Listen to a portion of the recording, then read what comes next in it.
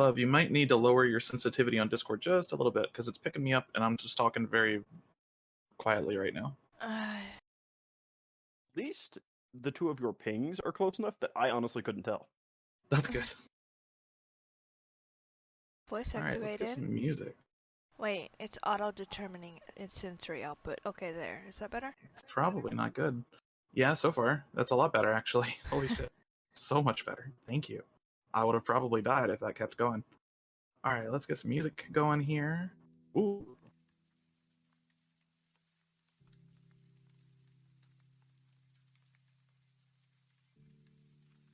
I'm going to turn that down to the normal volume. There we go. All right. Friends, welcome back to Dungeons and Dragons. It's been a really long time, probably like 2 months before since we played a session.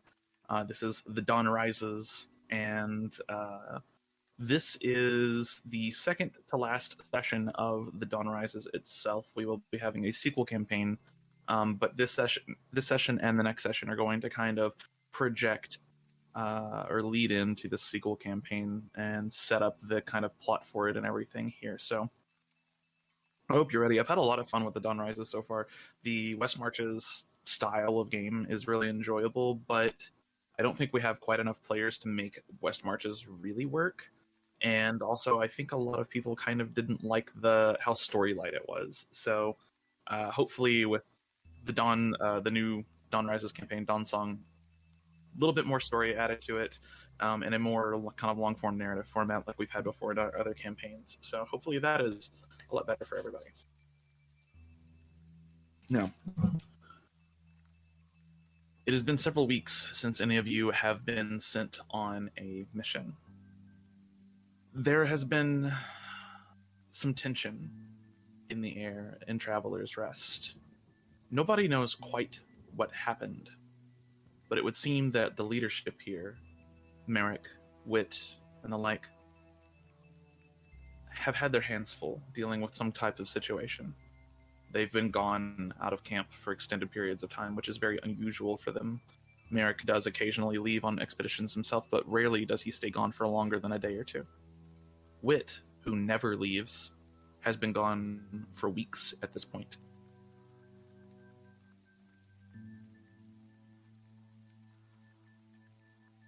It is a drafty, rainy day when Merek returns. He doesn't say anything to anyone.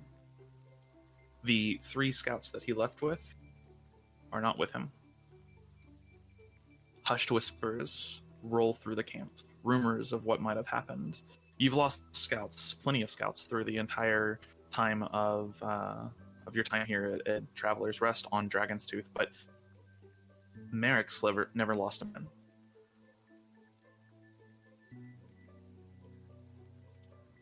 A few days pass, and finally, several of you are summoned to the war room.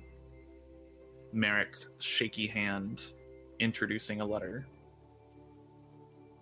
Unusual for him, as typically he simply summons with a brief description of the mission at hand. And instead, at this time, there is no commissioner's report.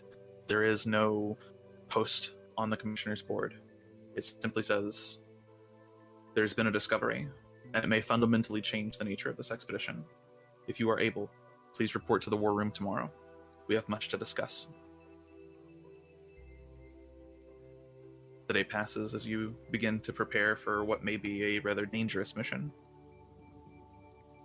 And as all of you wake the next day, find yourselves one by one filing into the war room, where you see Merek, badly hurt. A gash across his throat where it looks like something tried to slit his throat. A patch over his eye. Wounds all across his face, and you can see where his arm has been bandaged heavily at the shoulder. He has a glass of a dark liquid, probably a rum or whiskey, sitting on the war table that he is usually found at. A series of maps lay strewn about the table, many with seemingly just nonsensical markings on them. And you find one map at the center of the table. Looks somewhat familiar, but different. Upon arrival at Dragon's Tooth, you are all shown the kind of rough shape of the island. So you all have an idea of what the island in its totality kind of looks like, but this is a much more detailed map. And across several points of the island, you can see Merek has drawn a circle with an X through it. Probably 10 different locations. But it's curious. These are locations that you haven't made it to yet. Not even close. As you all filter in, Merek bids you each just take a seat, and as you do so, he kind of grumbles under his breath. There's a scout nearby, Liren, and he kind of nods to Liren, and Liren brings all of you a drink of your choosing.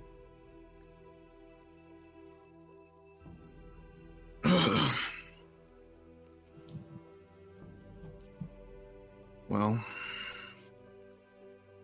the nature of this expedition has been changed on a level that is hard to truly describe.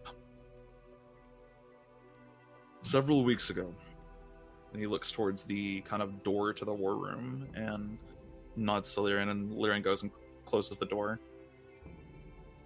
Takes a big draft from his whiskey.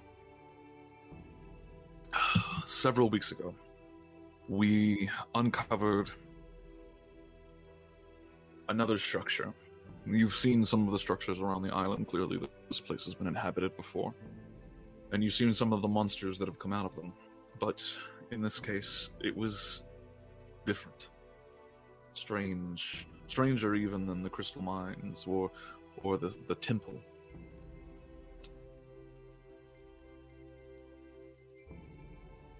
We ran into some creatures from this particular structure, and managed to capture one, though they were extremely violent, and were surprised to learn that it was sapient in some way.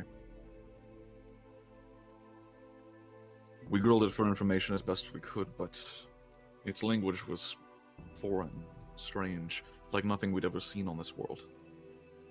This creature's not from here. It's extra-dimensional or extra-planar, or whatever you want to call it. I'm not a wit. But it had a lot to say about us as, and he kind of gestures around the room, as a people, as a culture, as a species.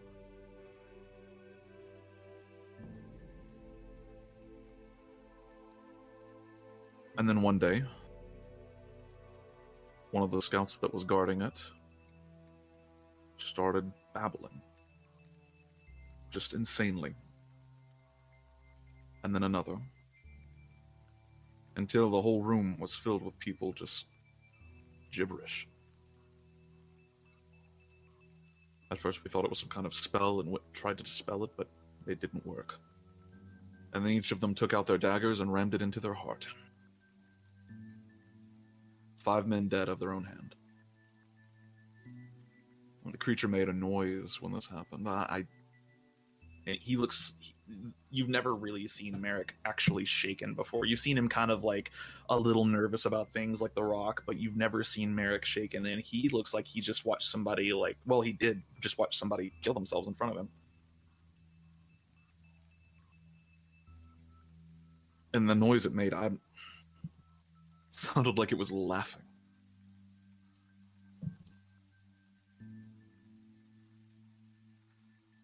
Liren, go get it. Liren, the half-elf, kind of rushes back into the back room where Merek usually sleeps and starts pulling out this huge carcass. It's probably about 8 feet tall, and you immediately notice the features on it. It looks vaguely insectoid in appearance. It has 6 arms that sprout from its back rather than like its sides or anything. And each of these arms seems to contain a number of small pincers along the kind of length of the arm itself. It looks like a praying mantis with tiny claws all along its arms rather than teeth. As he drags it forward, you see it's been completely and totally bisected straight down the center. Pretty much somebody with a sword or a heavy axe did this. We killed it. I killed it.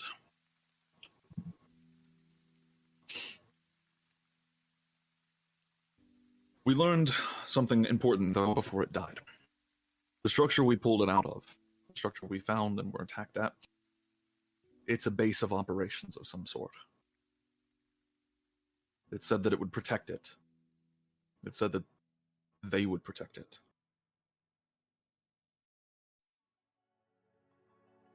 So we went further in and tried to see what we could find. Wit was there. I brought all of our best scouts. What we found at the bottom was a chamber with a doorway.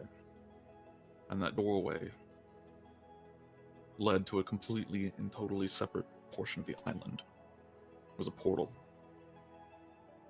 But when we activated it, we were attacked. This time not by bug creatures with their psychic laughter.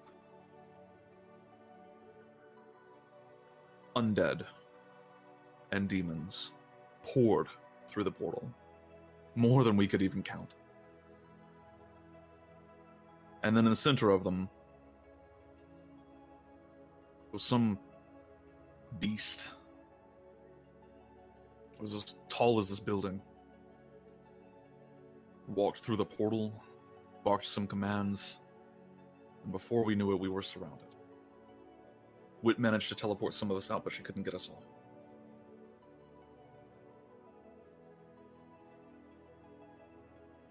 We've done a little bit of investigating since then to try and determine where this portal came from, who built this portal, and why it's being protected.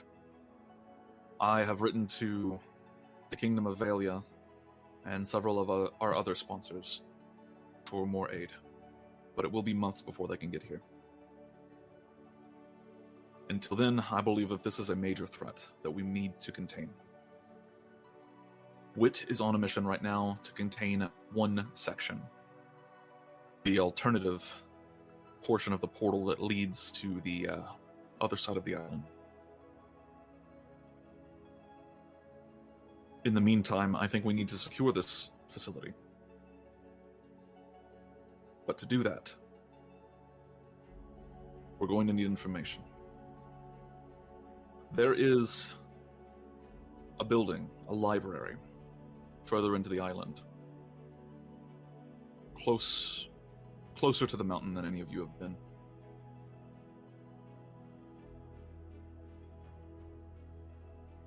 We believe that this is going to have information on this portal. We want to know how to deactivate the portal and keep it closed. We did send a team of scouts to go in and recon the library itself, but they didn't return. We believe this mission will be highly dangerous. So bring your best. Additionally, this needs to be kept under wraps. We can't have everyone in Traveler's Rest knowing that there is a major threat sitting on our doorstep like this. Up to now, it's been troops of undead and robots and fairy tales, but this is a serious problem. And panic is the last thing that we need. I called you here because I trust your capabilities and your ability to keep secret. Can you do this for me?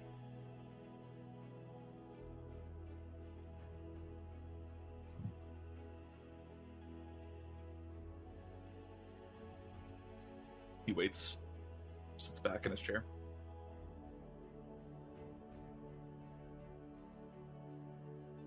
Are you in? So we're going to a library to kill things? We believe it's going to be guarded. That's why these scouts didn't return. You're going there to retrieve information. In this case, you're basically acting as scouts. A little more heavily armed, however. So we're the heavy scouts. Yes. I think we were already acting like this. In some cases. Hold on. Is this like Is there like a pay upgrade here? Is this like a promotion or? He kind of grimaces for a second. Yes, I'll give each of you 1,000 gold if you complete this task. I mean, that. Yeah. Okay. Yeah. Yep. All right. Yeah. I'm in. Yeah. That's I 6 was in months' the wages. thing, but sounds like we don't have much of a choice if we want to get out of this place alive. This is my concern. We could retreat and abandon the island, and that is our next step if we cannot secure this facility. But we've already spent incredible sums of money. And I'm not entirely convinced that the Valian monarchy, nor the Valian parliament would allow this to happen. Of course not. Plus, who's to say it won't become a bigger threat eventually, making its own nation and then corrupting everything around it. That is possible. We don't know the scope of the threat itself. It could just be a small army. It is an army, however. It is an army made with demons, undead, and whatever that thing is. Demons tend to want. He just seems to get lost in thought the second that you mention whatever that thing is. Never seen anything like it. And I'm too old for this. My adventuring days are done, but you all have proven more than capable. Has Wit never seen one? She's not sure what it was either. Some kind of demon, but she's not certain. Wouldn't be the first big oversized baddie we've had to face. A gesture in the general direction of the giant bug that I arm wrestled to the ground. Speaking of that, I have my suspicions, and so does Wit in Ishtar, that the insect creature here, and he nods to it on the ground, was perhaps a member of this hive mind that you've discovered. It's possible. It's mutating. It mutated what that guardian was. If that is the case, it made 5 of my men kill each other, or kill themselves. Well, there was that incident at the mine where people were slowly going nuts with those journals that I gave you. Could be something of similar effect.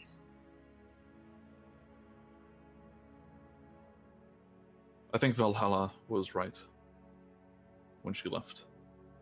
I think we needed to investigate sooner, but that's neither here nor there. You can depart when you're ready. Do not tell anyone where you're going or what this mission is. If they ask, simply state that it's just some recon work.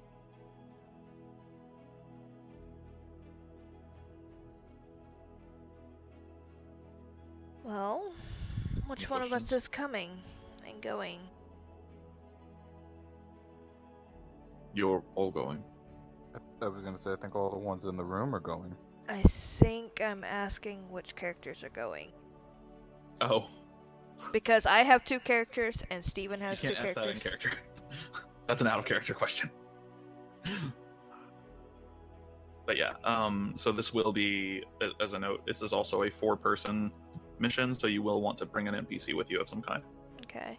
I suggest we figure out who we're bringing first. This is also going to be somewhat of a hard mission in terms of the difficulty scale that we've been using. It would be labeled hard.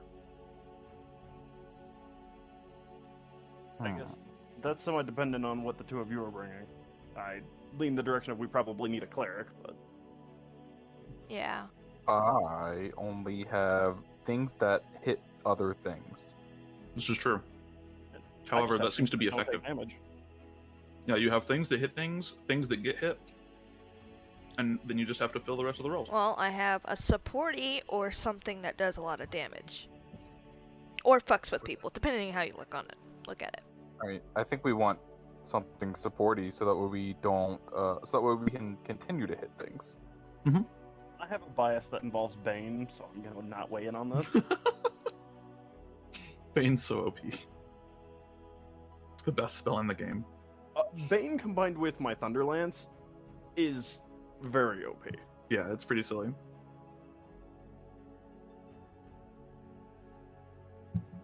Oh. So, Eve, the decision's yours here. Are you bringing your Warlock or your Bard? Roll for it. Okay. The dice are our gods. Sure. That's I'm gonna go ahead Violet. and- All right. So you have your Warlock. You have Steven. Are you bringing Glarg or Glarg, yeah. Clark? Okay. So you have a Warlock, an Artificer, and a Barbarian. I can bring Azzy, who heals Yeah. and has Revivify. For the NPCs, you've got, if you want a healer, you've got Azzy, Skylar. There's another one. Oh, and Art can kind of heal. I'm guessing Art's a paladin. She is a paladin, yes. I'd probably vote Azzy. I think we have had the best luck when Azzy's been around. Yeah. I believe so. I also think she's been the most common NPC because we kind of threw Frey under the bus after he didn't hit a thing for an entire mission. He landed one attack an entire fucking session. That's because he had advantage, though. Yeah, he only landed that one attack because he had advantage. Yeah.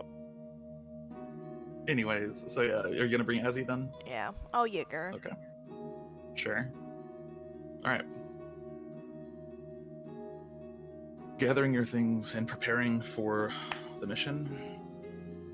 Are you guys ready to set out, or does anyone have anything to do in town? We might want to buy healing potions.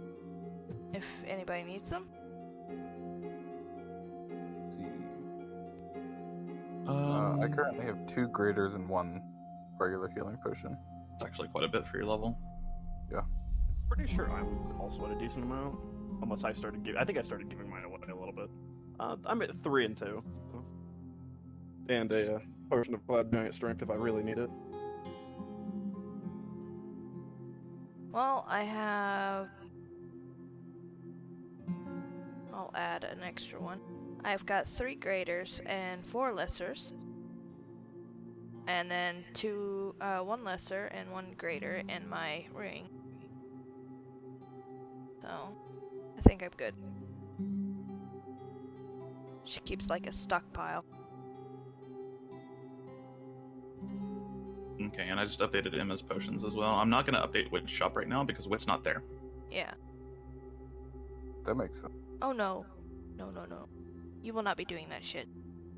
Where's the pan to speaker? No. Oh, was there a panda speaker? Yeah. Wow. This happens sometimes. Every time that it updates the core module, you end up having to disable that. So. All right. Well, if everybody's ready, Yeah, as ready as I'll ever be. setting off out of camp, you begin the journey marked on your maps. It is not a terribly long journey, surprisingly, towards this library that they've discovered. Let's see here. We go 4, 6, 8. It's about 12 miles out of Traveler's Rest, which is about as far as you've been, really, but heading down this path, you note that this part of the Emerald Arms has kind of been underdeveloped. You have roads everywhere at this point. You guys have been here for months, and so you have roads everywhere at this point. And so the going is easy to most places, but you do note that this particular journey, the roads end rather abruptly and do not continue. And so the rest of it is traveling straight through the dangerous forest. Let me get my... All right, no roads. I guess that means we turn around. Or we run right into a basilisk. That big ass basilisk. Steven, what are you technically, race-wise? Goblin. Goblin. For whatever reason, my Uh, brain is thinking kobold, so... I do love kobolds. Meepo. But, yeah. Fortunately, my little goblin friend, I don't think this mission works that way. Traveling through the dangerous Emerald Arms, you are all too aware of the possibility of being ambushed by the plant people, the Surok, or maybe the strange clockwork devices and drones that frequently patrol this area. There's also been undead, plenty of undead in the area, which now you may have a hint of where they're even coming from, and also tons of Onkag activity. Not to mention giant birds. But your travel through the forest is relatively peaceful. Who here has... what are your survival skills? Low. Survival? Yep. +0. Mine is a +1. Mine is also a +1. Okay, what's Azu's? Azzy's? That would be wisdom, right? Yep.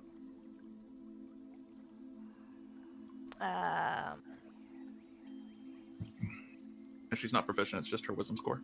Or wisdom modifier. +4. Okay. So that would be a passive 14. That's pretty good.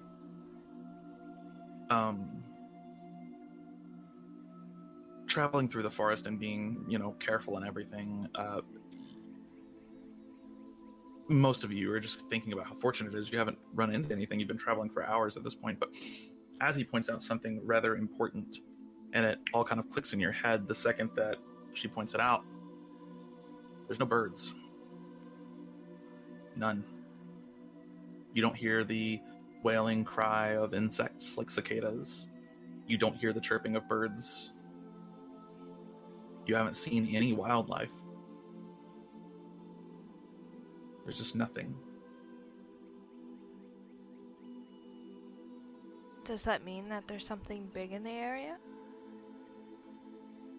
She says she's not sure. It could be something, a dangerous predator or something worse. That freaking elder dragon is what it is. The ground shifts beneath you as the dragon head merge. Anyway.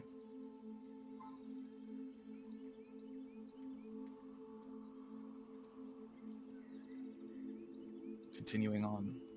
Also aware now, as you progress forward, of the complete and total silence of the forest. Nothing but the wind and each other's footsteps to keep you company.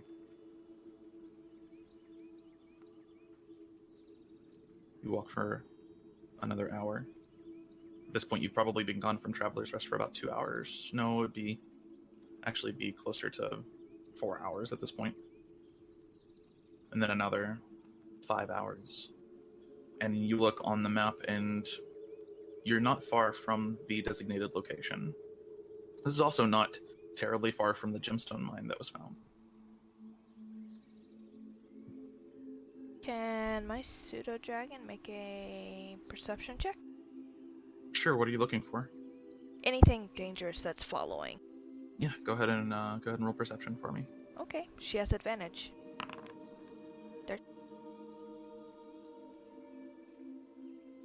Yeah, perfect.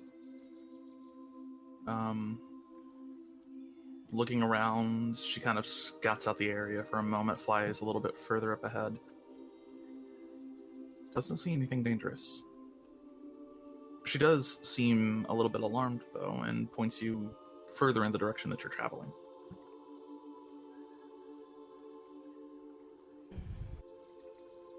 Also, Arc, you said your shield wasn't applying your AC? Yeah, I just baked it into an effect temporarily. Okay, Just to let me see make something real AC quick. proper. So you should have 23 then, right? Yeah. Okay, yeah. Because they updated the way that Foundry calculates AC, and so a lot of AC effects are kind of broken right now. I gotcha. Yeah. Enhanced Defense, Warforge, Repulsion Shield. Does that make your shield a +1? It does make the shield a +1. Okay, cool. Yeah, so that's 23. Perfect. She points you kind of alarmed towards the area you were already going to. There might be trouble up ahead.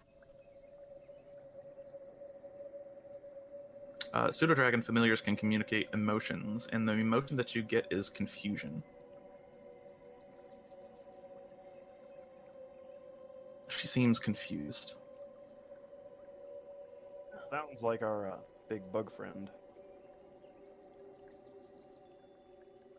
And his affliction. No. She spotted something. She's just not sure what it is. Can I sorry. look through her eyes real quick? See what she's looking at? Specifically? Yeah, are you gonna send her? Gonna send her back in that direction? Yeah. Sure. Roll another perception check for me. From her. 1 sec. The advantage. You kind of like lean against a tree here, and you all watch her eyes roll back into her back of her head. The dragon flits off. You don't see anything. She kind of is scouting out for anything dangerous and hiding. You don't see anything dangerous and hiding, but what you do see is the start of a road. As her eyes are rolled back, she cocks her head. Ha. The dragon returns. You see her blink. Either we got completely turned around, or there's a road up ahead. I guess as one of the engineers of camp, would I know where the roads would be at, or should be at? Yes, absolutely. And given your current location, to your knowledge, there's no roads here. As far as I'm aware, that's not our road. Exactly. Why? Hence the confusion. And as far as we know, there's no one else inhabiting the island. Nothing, no sapient creatures other than the drones, and some of the undead have shown like an actual sapient intelligence. That's about it. And so have the Ankeg. And yeah, some of the more advanced onkegs have as well, but you know why that is. They're a hive mind. And Ankegs don't build roads. Yeah, they build tunnels. Not what I wanted to link. So she could have given me an image.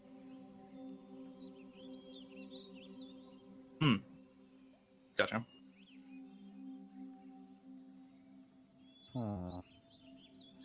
So we've been on the island long enough to know, like, which. First off, actually, what time of day is it? You would have gotten to Merek at about 7. You've been out for 5 hours, so what is that? 3 about noon. Okay. And we've been on the island long enough to know, like, where the sun sets and rises, to know Yes. like what's east and west. Yeah, Okay. absolutely. Okay, and then we know which direction we've been traveling, so like we Yeah, would be you able know- to determine which way the shore is. Absolutely. Okay. And given the position of the sun, it's not really hard to do once you've been shown how to do it once or twice. You just kind of look up, get the position of the sun. You're still traveling east. How worn does the road look, my friend? Violet, you've seen it. The others haven't. Make a Violet can just make me an intelligence check here. Sure. 18. 18, pretty good. You're not sure exactly how to properly build roads, but you do know what old roads look like, and you know what worn and used roads look like. This is not one. This is a fresh road. Parts of it aren't even finished. It's a fresh road. It's hardly been used. It looks fresh. I mean, if it's a new road, then it might have an end to it. We might be able to find an end. Maybe we find it It's the direction Maybe we're there's going. another.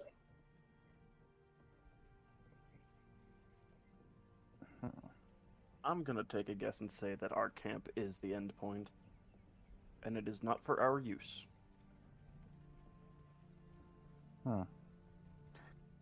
What was the name of the kingdom that is in charge of the expedition here to the island?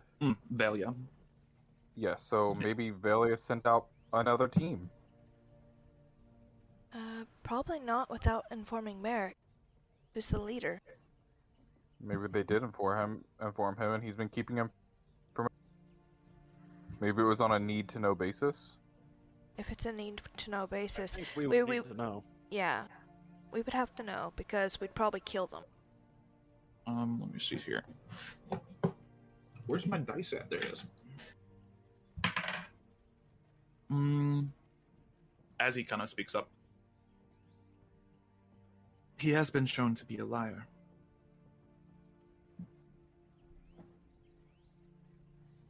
Merek? See? Yes. Withholding critical information is lying. It's the same thing. Yep. See, as he gets it. Well, Merek let's is a press human, forward a correct? little bit, and I'll have a closer look at the road and see. If What'd you it say, Steven? resembles. Merek is human, correct? Yeah, he's a human. Okay. I don't think anyone in this party is human, though. Nope. You're not sure what what Violet is. She looks more human than I Clashstar. thought she looked like an elf. Well, yeah, she looks like an elf, yeah. Oh, okay.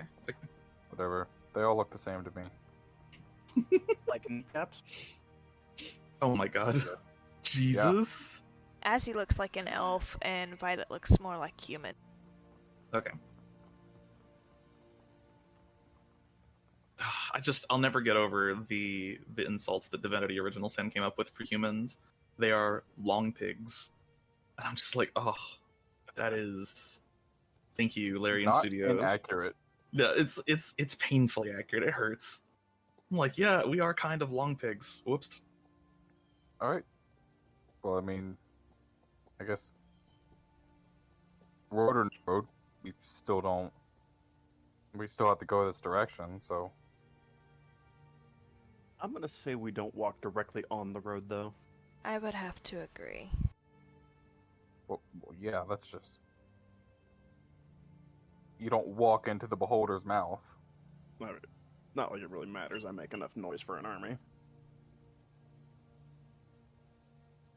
Pushing forward a little bit further in, you do find the road. And Arc, with your kind of engineering knowledge, and you've probably been on the teams that have helped design the roads around here as well. This road, number one, if whoever dug this did not consult you on it, as they are using a completely different method than you would use in these situations. And number two, this road is very fresh. Probably no more than a couple weeks old at most. The road snob. Listen, engineers got to take pride in their work. You got to have proper drainage on roads, You gotta have a proper lot of things on roads. right? Now these roads, if it rained heavily here, the road that you're looking at would probably fill up. It's actually a little concave. So Okay. Now, I'm gonna go more in depth on this. Does it look to be intentionally temporary? No, not necessarily. So not temporary, just badly designed. Yes. Are there tracks? Hasty, I should say. Yeah, it's hasty, and there are some tracks across the road. You do find boot prints. Looks like normal, like humanoid feet.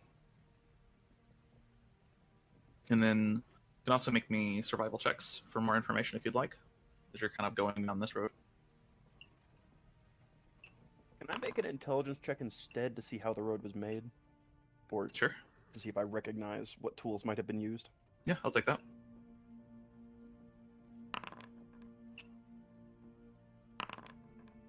Okay, oof. The dice. Apparently, I don't recognize the road. You see, It's hard to tell, and part of it is because it looks like it's been left unattended for the last maybe week or so, maybe longer.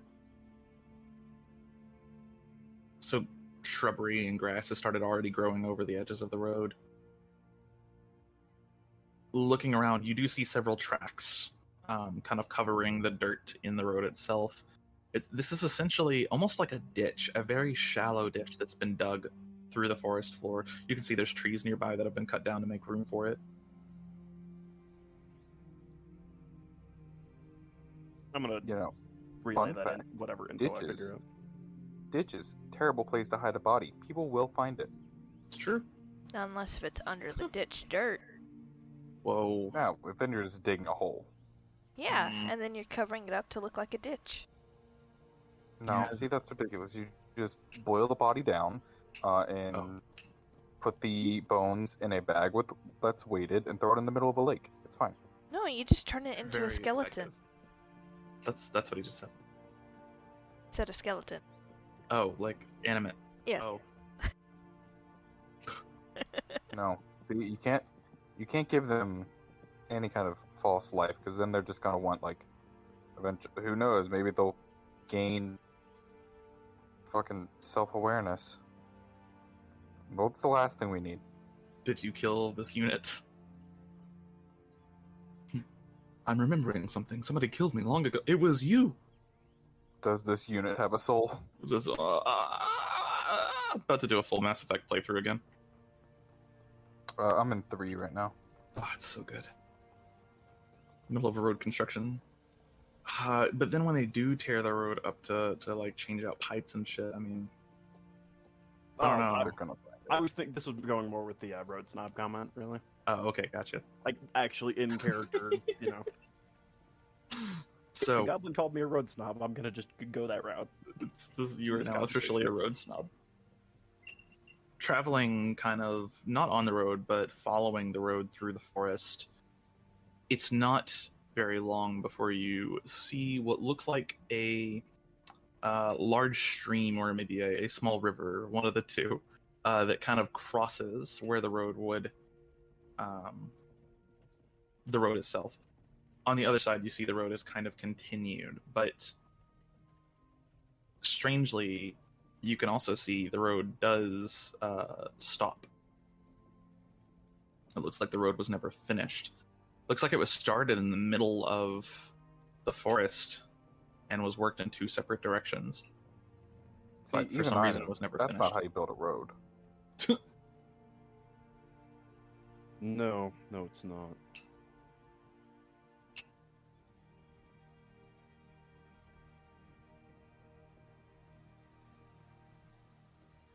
What are y'all's passive perceptions for me? 14. I think mine's 13. My Passive perception is. It is a number. It is. It's your perception score plus 10. 14. Okay. And what's Azzy's? Azzy's is a lot from what I remember. 17. Okay. Double 14s, 13, 17. Y'all have pretty good group passive perception overall. So, currently you find yourself at the top of a kind of hill. You see much of the forest below has been kind of cleared out, and you're now in this section where the forest, you're almost like on the edge of the forest, or at least in the middle of a large clearing, one of the two. And you're standing up on this hill. You see where parts of the hill have been kind of fortified with rocks, and the road kind of winds down the hill itself. The road also travels outwards at the base of the hill towards the river, and then across the river is continued, but then abruptly stops. You do see, among all of the dirt and grass and trees, from your vantage point, a weapon in the dirt just across the river. A long spear of the same style that the scouts use, stabbed into the ground. those of you who are familiar with military theory, which I imagine Glarg would be, would recognize this. This is a sign of danger. This is a last stand. When you see weapons like this stuck into the ground like that, this is a signal to others who might be looking for you that you are probably dead and that this area is dangerous.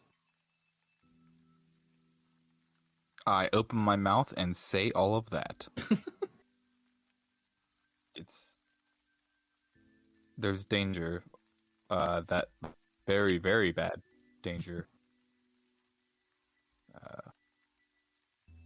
We should take even more care moving forward.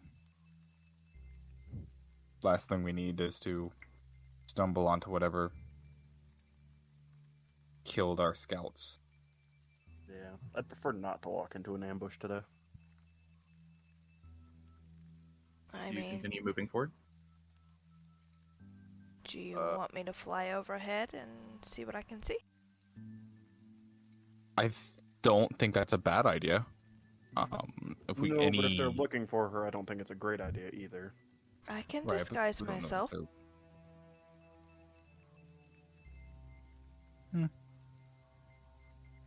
As like a bird? No, I can conceal myself in an illusion. Yeah, and I would say the birds honestly would stand out almost as much as she would right now, considering we haven't seen any. Oh yeah, that's right. It's worth a shot. Sure. Better vantage point and view around us wouldn't be a terrible idea. Yeah, Can I make a stealth check to hide? Yeah, go for it. Okay. Let's see here. 18? Okay. There's lots of like built up piles of dirt and rocks all over, and you kind of find one with a good vantage point to kind of survey this area and also keep yourself relatively hidden from anyone that might be observing down below. Yeah. Let's see, what kind of... Does anyone have a spyglass? No. Okay. Would that be considered a tool? No, it's not. Okay. I mean, like, could I just, in theory, like, pull it out of magic air with the Tinker's tools, I guess is my question. No. Those are only, like, actual toolkits, like Smith's tools and stuff. I have a crowbar. Don't think that's gonna help. No, that's for hitting things. Actually, it's for opening things. You could still hit somebody over the head with a good wallop. Well, yeah, but I'm not gonna, and that's not gonna be my first choice. Azzy doesn't have anything either. Okay, I'll scout a little. I am going to... Where the hell are my features? There they are. Elemental Gift, and then cast Major Image. I did not want to put it too late.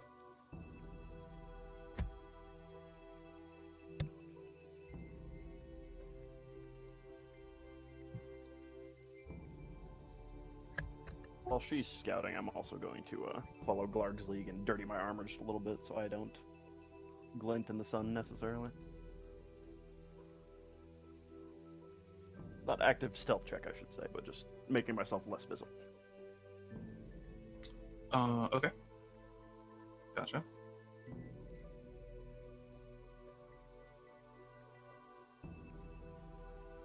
Alright, what are you doing, Eve? And then I'm going to fly a little bit outwards to try and get a good vantage point over the both sides of the lake, river, to scout, to look for danger. Okay. Keeping pace with the major image. Gotcha. So as you fly up into the air, the major image kind of projecting the sky, basically, more or less turning it into an invisibility cloak. That's fucking smart. Right. Go ahead and roll me a perception check. Very well. Can I get advantage with Ember's help? Sure. 23. Okay. 1 second.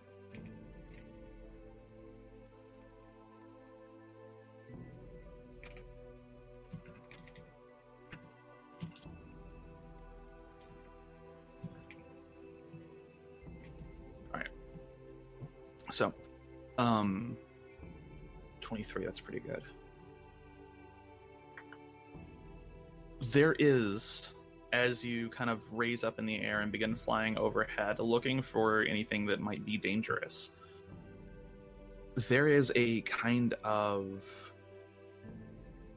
weird shimmer in the forest. It appears to be moving.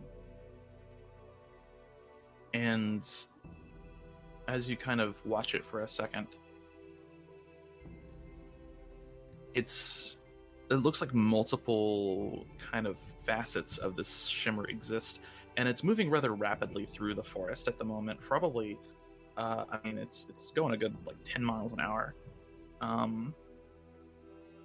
heading straight towards the river where the two roads meet. And then you catch sight of another one on the other side of the river. And this shimmer, you're not sure what it is, but it's barely visible. Okay, something like invisible or something. It's using Possibly illusion. something that's masking its presence, similar in a way that you are. Okay. Yeah, I go back to them. Okay.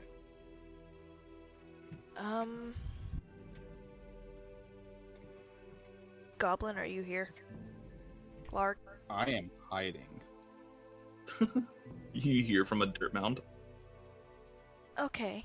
So, there are two groups. I don't know how many there are, but they're using a similar method to what I was using just now. One's headed to the river right now, and the other one's headed to the opposite side of the river, coming towards it. So in our direction. Yeah, both of these shimmers are kind of traveling loosely in your direction. And they are moving fast. All right. So, I mean, if they're maybe they already know that we're here, or maybe they're just coming to get some. Maybe they're thirsty boys and they want to get some water. Which I'm going to ask Eve this question, but obviously she won't be able to answer. Which one was closer? The ones on your side of the river were much closer to you than the ones on the other side. Yeah. Well, shall we turn towards the one closest and deal with it first in hopes that the other one doesn't get here in the time that takes us to deal with it? Sure, we can do that. Can I make a major image do noise loud enough to make it come towards us? You could, yeah. I can make it come towards us. But you might want to cover your ears.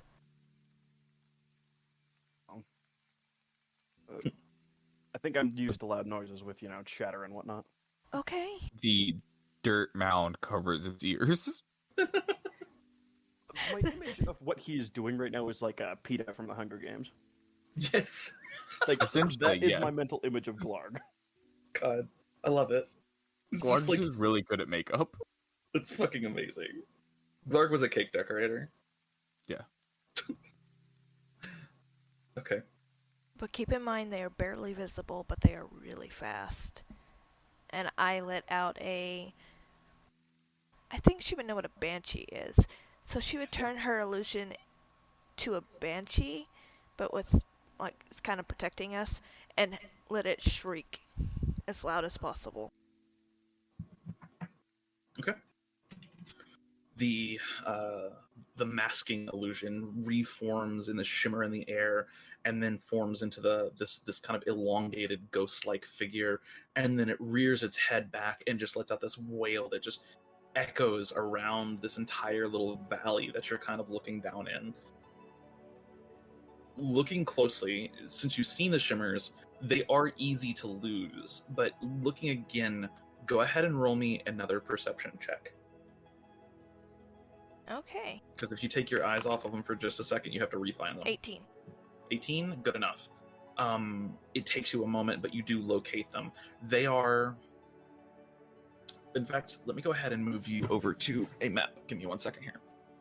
Ah, fuck.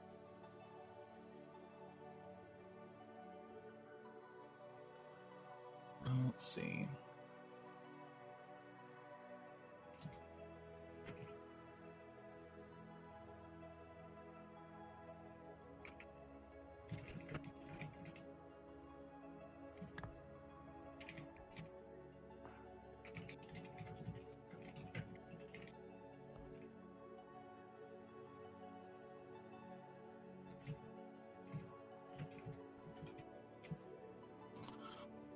Alright, and then your character...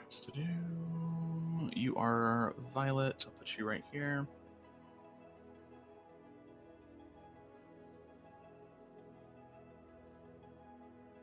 And then Glarg Ratsbane. I'll put you right over here.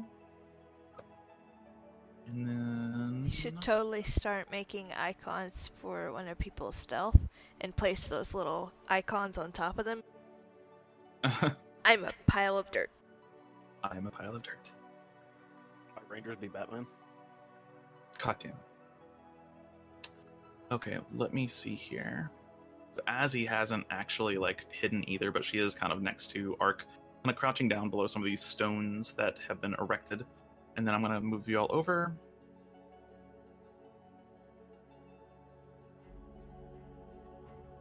Super zoomed in. Do I need to place a template of the illusion? No. So it's see here. a 20-foot cube. So It doesn't matter because you're not using it for yeah. the image, you're using it for the sound. Yeah. Yeah. So as the sound just echoes out across this little valley here, you do catch sight of the kind of shimmer in the air. It's in this area. Is it coming towards us? Right now, no. It seems to have just stopped moving. It stopped moving.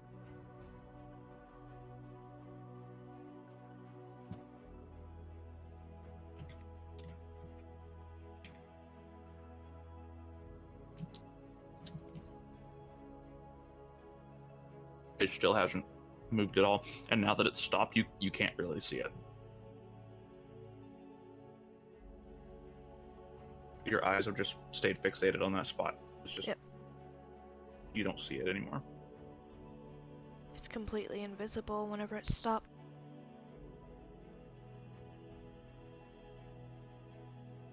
Anybody feel the need to throw a ranged projectile at it?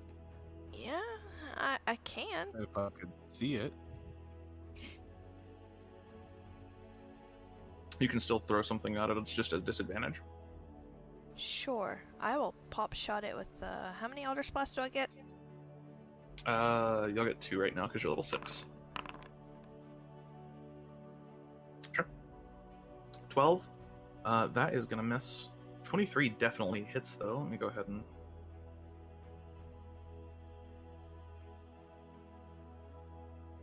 Okay. So 7 and 3. I need to roll something here. We're gonna wait this a little bit because this is a lot bigger than the other part. So we'll do... Yeah, I'll do it like that. That's a 20, so you're gonna hit this one.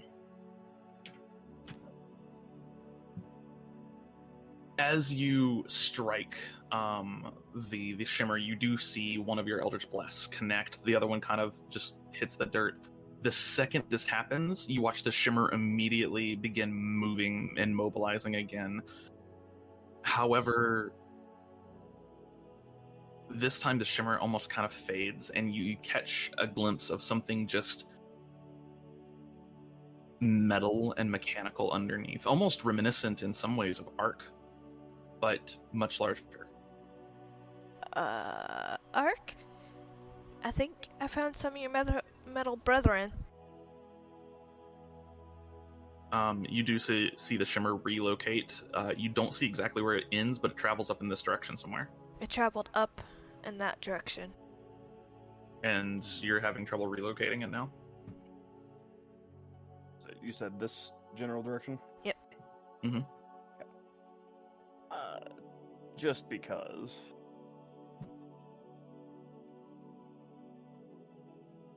No, I'm gonna hold off. That's not big enough. Pablo's a big boy, but he ain't that big. What about Pablo? Oh, he's a big boy, but he's not that big. Oh.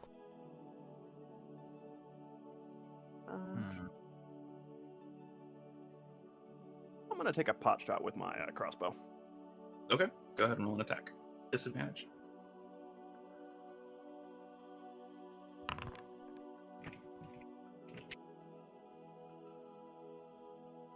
Okay, 11. Yeah, it just sinks into the dirt.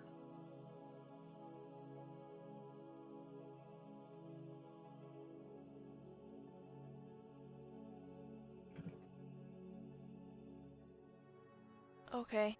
The shimmer is just gone now. You're looking for it and looking for it, and it's not there. So we just know that it's over in this here direction, correct? You know for certain it's somewhere in this kind of general area. Got it.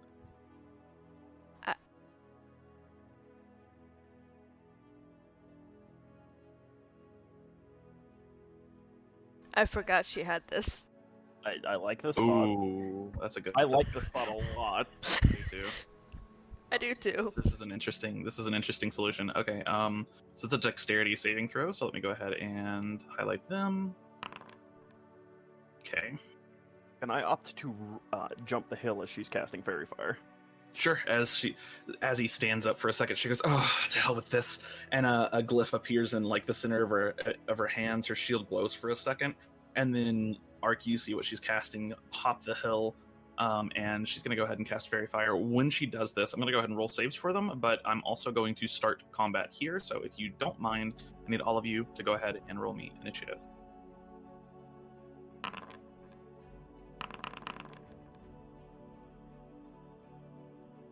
Initiative. It's been too long. Initiative. Click my token and Utility. yeah. I've just been clicking it off the sheet. I don't have my sheet. I couldn't find it on my sheet, so it's like, eh. Man, those deck saves on the first two. Right? Well, at least we got one. We know they're there, and they have no choice but to fight. I mean, they could run away, but I mean, there's always a choice. not when I get close enough. There's not. No.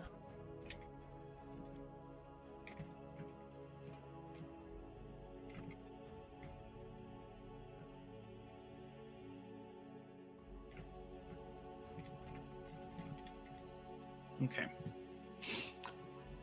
So let's see here. That's Arc as he. Okay, so we're gonna go ahead and begin combat here. Let's get some combat music.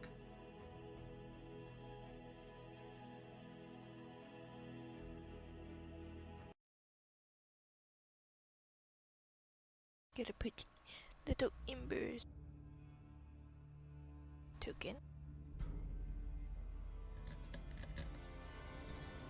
Okay.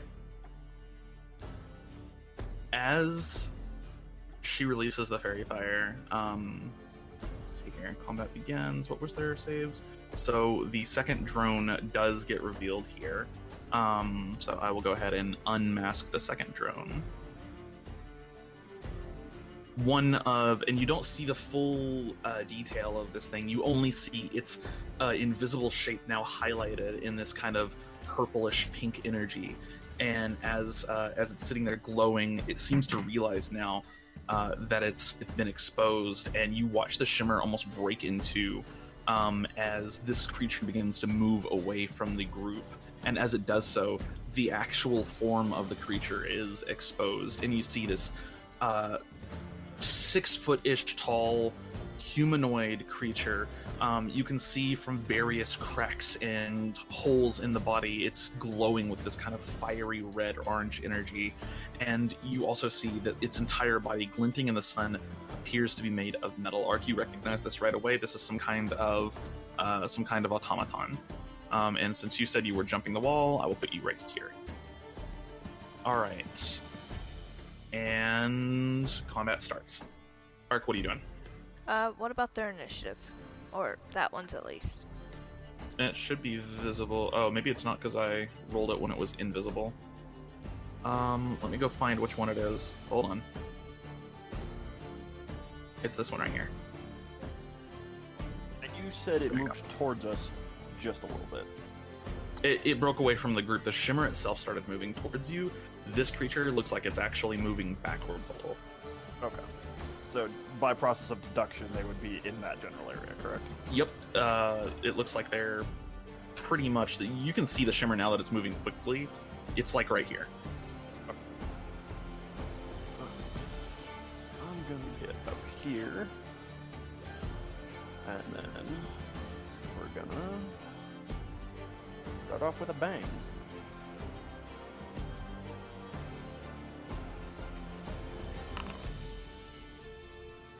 Thunderwave? Okay, gotcha. So that is a Constitution save. I hit the front of the shimmer straight back into the other one. Nice. Okay, and both of the drones succeed. However, the Taskmaster fails here. That is a concentration check for the Taskmaster. Okay, that is a success. You see the shimmer just disrupted completely, and for just a moment you see this large, multi-legged, floating mechanical creature floating just a few inches off of the ground, along with another one of these kind of humanoid automatons.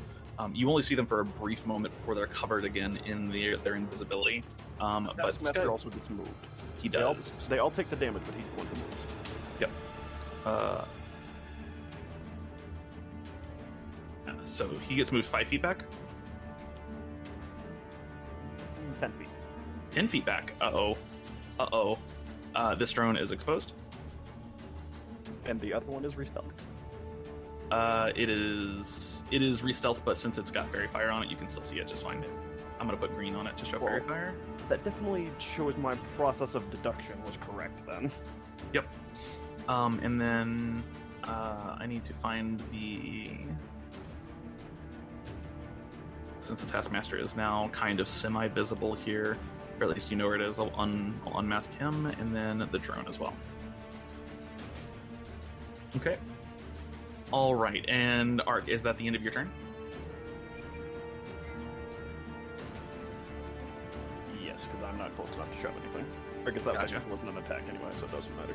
Okay. All right, Ark, that's going to be the end of your turn, and Azzy's turn is up next. Yep, Azzy is going to... What is her potent cantrip? Potent cantrips, it allows her to add her spellcasting modifier to the damage of her cantrips. Okay, she's gonna Toll-a-Dead this one. Okay. Or can she see that one? That one's invisible, right? No. Yeah, but it's got fairy fire on it, so... Okay. Yep, Toll the Dead, that is a wisdom save. That is a failure. And does that include her modifier? It does not, so what's her modifier for? Yep, so that's 18 points of necrotic damage. Shouldn't it be 2d12 since it's entered? Yes. It should And be. and don't forget to give them all the 7 damage from me. Yeah, I will. Oh, never mind. It's just the one that fails. Yeah, it's just the one that I thought it was fails. Nope, just the one that fails. The rest of them take half. Just 3. Yeah, for some reason her cantrip that I added ages ago is gone. Whatever. Just roll me 2d12 for now. Okay. Roll 2d12. Okay, nice. 12, and then so that's 16 points of damage. I will fix this. 1 second. As she points out, and you see the little chime break over its head, it's just dropped to the ground for a second, almost seems to writhe in agony, curiously, and then rights itself, gets back up, and pulls out a sword and equips itself with a shield. So at the end of Azzy's turn? Yeah. Aggie. All right. Give me 1 second here. He's gonna hold an action. All right, Glark. Oh, right. So let me measure the distance real quick.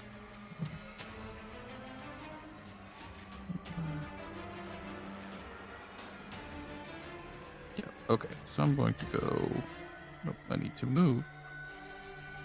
Is that a tree or a rock? It's a tree. Tree. Okay. Just the shadow was Oh. big, so it was making me think it was the rock. It's a That is pretty big shadow. 45. Jesus. He is within 10 feet. He is. I am going to first off. Oh, shit. Is he engaged with what's He's not up, engaged with Arc? anybody. You Okay. were hidden, and you can roll me a stealth check to maintain your hidden as you're running forward, getting behind this tree here. Yes. Let me see what their passive perception is. It's not bad. Okay, yeah, it's not 21 though. Yeah, so you are currently hidden for just this briefest of moments. All right, and then I will bonus action rage. Okay, perfect.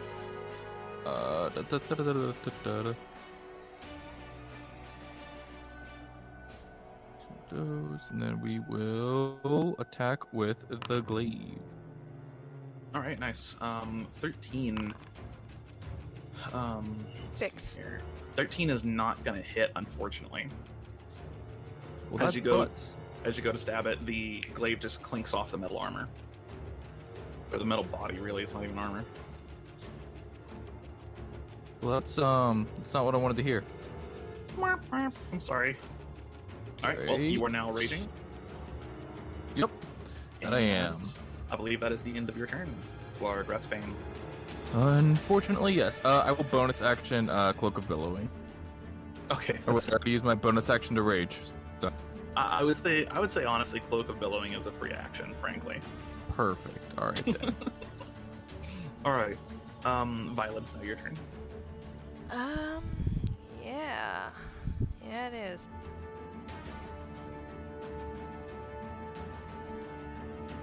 They're automatons. Mm-hmm.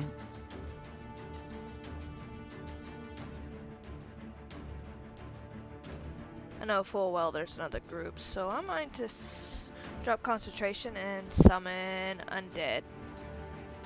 And I'm going to summon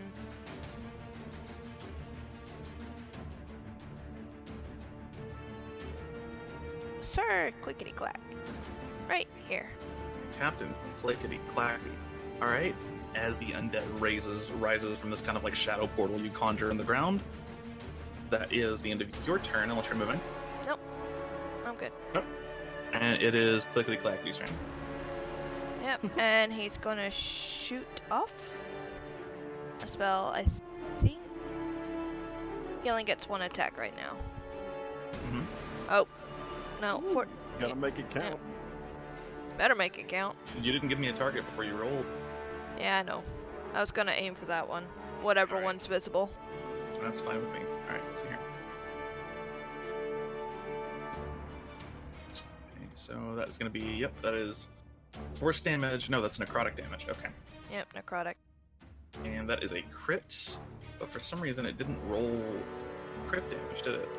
Did it? I don't think so. No, it didn't. Do you want me to roll it again? What the? I can't even click it to make it a crit now. That's because I had to manually program it. Oh, Lordy have mercy. Okay, that would be why then. So it is another 7 damage on top of that, so that is 17 points of damage in total. And that is enough to just take out this drone completely. As the skeleton mage points a finger forward and unleashes the grave bolt, it strikes this just basically like just recovered drone as it gets up from its agony, and then immediately it goes back down and stops moving. Are you within 10 feet of that? You are not. You are quite far away, actually, so. Okay, that's the end of Clickety Clackety's turn. Yep. Okay, it is this guy's turn. Gonna hold an action. It is the Echowork Taskmaster's turn. Seeing that it doesn't have the ability to maintain its invisibility, or there's no benefit to maintaining its invisibility, it is going to drop its invisibility and reveal itself. This 10-foot tall automaton with not any kind of humanoid shape, arms just kind of placed haphazardly along its body. It's floating just a few inches, 6 or 7 inches above the ground. And it seems to be fueled by some kind of internal forge. As you can see from just like the other drone that's with it, you can see there's some kind of combustion going on inside its body. And it is going to go ahead and... oh, I should have looked at that earlier. That's fine. It's going to go ahead and rush you down. And it's going to make 2 slam attacks against you. 15 and 20. It's not. All right, as you manage to kind of lock yourself in combat with this thing and fully engage it, 2 massive slam attacks against you. You manage to block both of them with your shield. And that is going to be the end of the creature's turn. It is this drone's turn, and it has just been had an attempted stab, an attempt on its life, and it's going to go ahead and engage you, Clark. It's going to make 2 Warhammer attacks against you. 21 and 20. Hey, both of those hit, but I have to tell you, I am already spoken for, so you cannot Okay. engage me. Ah, damn. That's unfortunate. Well, it's going to be 16 points of damage. I believe that is going to be reduced down to 8 because you are raging. Yes, sir. All right. And then that is the end of the Echowork drone's turn here, and it is now this guy's turn. So that is going to be... I need to measure here. Do-do-do. Okay, they could actually clear that. That's kind of funny. Yep. They actually can get quite a ways. And then the Taskmaster is going to put itself right here instead. Okay. All right, that is going to be the end of that. Arc, it's now your turn. You said it looks like they've got some kind of internal fire, right? Yeah, there's some kind of like internal forge or combustion system. Yeah, what's up? Hold on a second. What up? Okay. Yeah, there's some kind of like internal combustion system. You can see there's like literal flames coming out of the big one. Yeah. I'm going to shift around the outside here. Okay. And I'm going to start. I'm going to hit the little one that is attacking Glarg with a Thunder Lance. Okay. You do have advantage. 21, definitely gonna hit. So now he's got the little blue marker. Okay. And then I'm going to take the other stab, and I'm going to stab the big guy. Okay. 22, definitely gonna hit. Another 10 points of thunder damage here. Alright, as the lance attacks both of them, the drone that is attacking Glarg seems to respond rather quickly. The big one is going to use a reaction to command drone, and the drone that you just hit is going to turn around and make an attack against you. Yeah. Yeah, okay. Well, since it attacked me, now Glarg technically has advantage. It does. Yeah, Glarg does have advantage here because it's spun around. All right. Now, okay, question when it comes to shove. Uh-huh. Can I move it in any direction I so choose? It has to be in a straight line away from you. Away from me. Okay. Uh-huh. I couldn't shove its leg that is relatively close to me past me. Not really, no. You have to shove is in a straight line away from you, so you'd shove it in this direction. Or you can grapple it and pull it backwards. I'm going to go with a shove and try to flip it on the ground. Yeah, make it prone? Sure. I guess that's an That athletics is... Yep, that's athletics. check. I really need to get proficiency in this. It does, unfortunately, also have proficiency in athletics, so... Yeah, unfortunately... Almost didn't help it, but... Almost not, but even on a 1, it would have met you. Mm-hmm. So, unfortunately, as you push it, the creature is using some kind of force to keep it afloat, and it appears to be quite strong. Alright, is that the end of your turn? Yes. Alright, and Azzy's turn. Yeah, Let's see, Azzy's spell is gone.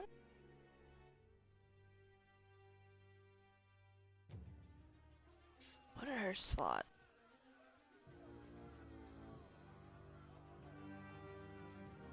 You just scroll down. Oh. She's missing some extra spells. Yeah, I was like, where are her spells? She should be, like, completely healed. She should only be missing a first level. Yeah. Yeah. I probably just forgot. She's going to toll the dead, the big one. Okay. Bottom number is what's hit. That works. Yep.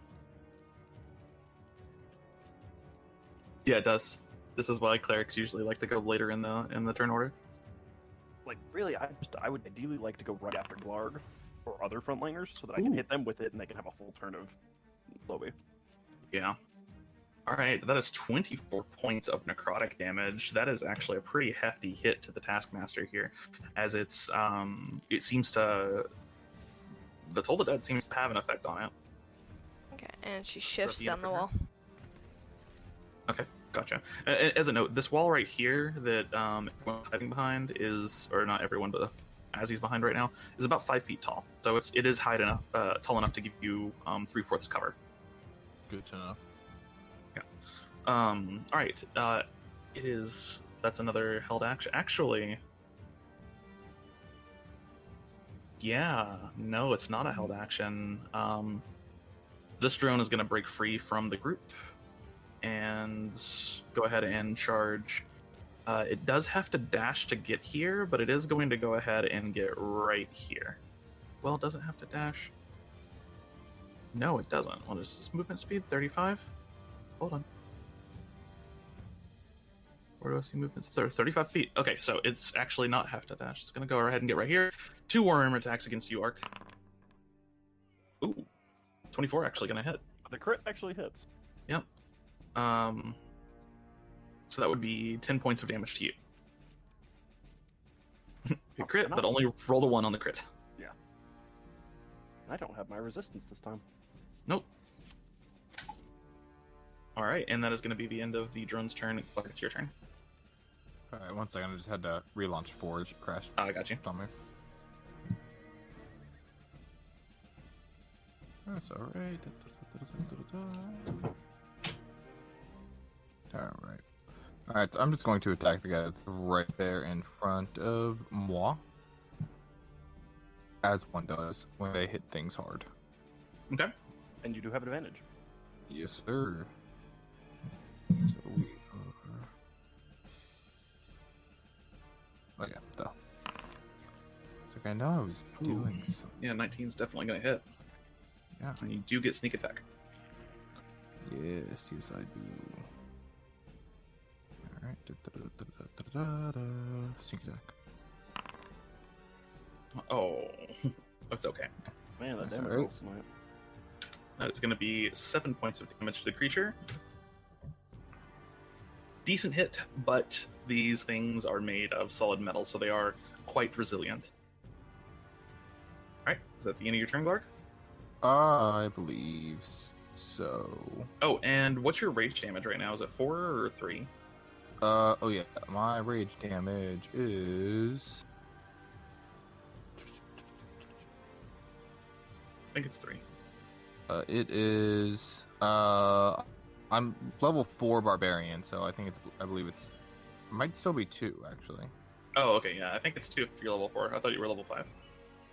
Nope, 2 in barbarian, 4 in barbarian, 2 in rogue. Gotcha. Alright, so it's 2 points additionally on top of that, and that is going to be the end of your turn unless you're moving. No. Moving does not, Not help on menu. right now. Gotcha. Alright, Violet, it's now your turn. Yeah, I'm gonna fly up 30 feet and start peppering the crap out of that big drone. Okay. It's going to snap its fingers and cast Earthbind. No, I'm just kidding. Alright, and yeah, 20 is going to hit. The 8 will definitely miss, however. 24 and 3, 7 points of damage. Is that the end of your turn? Yep, and then Clackety's gonna do the same. Clickety clackety. I roll to attackety. Yeah, that is not going to hit, unfortunately. End of your turn? Alright. It is now the second Echowork drone's turn here. He is also going to break away from his Taskmaster, and he is going to. Oh, you paused. Yeah, I was trying to hit space to move him. He is going to get right here and go ahead and make 2 attacks against Clark. 8 Or and 18. the 8 misses, the 18 hits. All right, that is going to be with raging. That'll be 4 points of damage. Yeah, still would have been a lot cooler if he didn't hit me. I'm sorry. He's been told to by the Taskmaster. He has to follow. All right, that is going to be the end of Drone's turn. It is Taskmaster's turn. Let me go ahead and measure out here. Oh yeah. Oh, okay. Taskmaster is going to move right here, just for good measure. And it is going to go ahead and use its breath attack. I need Glarg and Arc to go ahead and roll me a dexterity saving throw, please. Ooh! Okay. You said dexterity saving throw? I meet that. Nice. Both of you meet it. Both of you will take half damage, which is 11 points of I'm fire going to damage. take 0 damage and use my reaction. Oh yeah, you can do that with your shield master. Yup. Nice. Okay. Yeah, you block I the. have a thing. What was it? Shit ass. You have danger sense, which gives you advantage, Yes. and then you don't have uncanny dodge yet, do you? Or it's evasion that rogues get later on. Yeah. So like level 7, I think. All right. So yeah, Glarg, that'll be 11 points of damage to you. That's a hefty chunk of damage. Right. All right. That is going to be the end of the Taskmaster's turn. It is. Does he take double half damage for having rage? No, you don't. Oh well, he's a. Yeah. Hold on just a second. Come in. So, yeah. Are you Totem Barbarian, Glarg? Yes. Oh, Yeah. No, I am a zealot barbarian. Oh, okay. Then yeah, your rage won't affect fire. So. Nope. All right. Is this drone's turn? It's going to continue attacking Arc in this case. Odds for the totem It's gonna barbarian. try. That's right. Oz was the Totem Barbarian. And Seg in this campaign, Jordan's character was Totem. That's right. Yes. Okay. And then it is the end of that that guy's turn. He's not gonna. Arc's just got a lot of AC. Okay. I'm a This- attack. Right. This Taskmaster is going to position himself for a breath attack as well, No. and that is a 30-foot cone. Yeah, definitely leads straight back to him. Okay. And then dexterity saving throw from both of you again, please. Oof. What?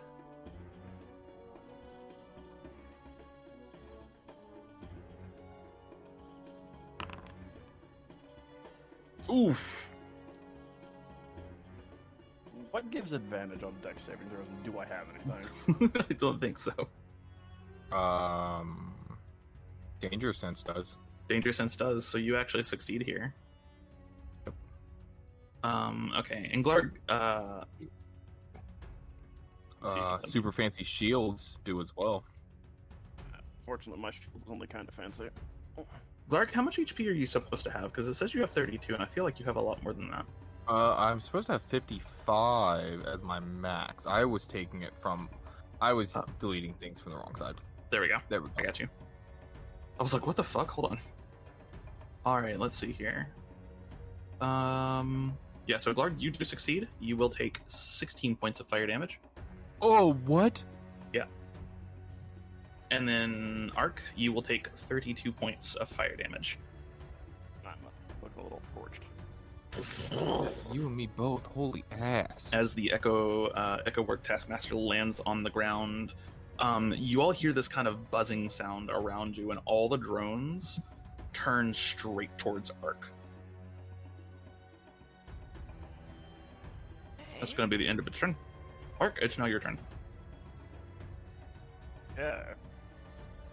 Alright. I'm gonna start with a bonus action. Where is that feature?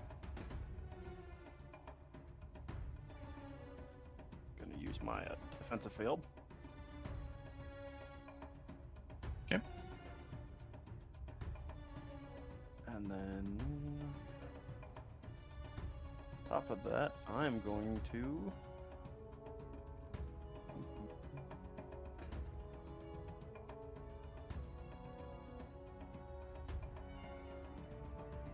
I'm gonna cast Blur on myself. Nice. Okay. All attacks against you have disadvantage. I'll put a little blue icon on you. Also, the blue icon on the drone and the Taskmaster will go away because Disappear. I'm not attacking them. Yep. All right. And is that the end of your turn, Arc? Yeah, I think so. Okay. Not Perfect. much I can do here. Okay. Azzy. Yeah.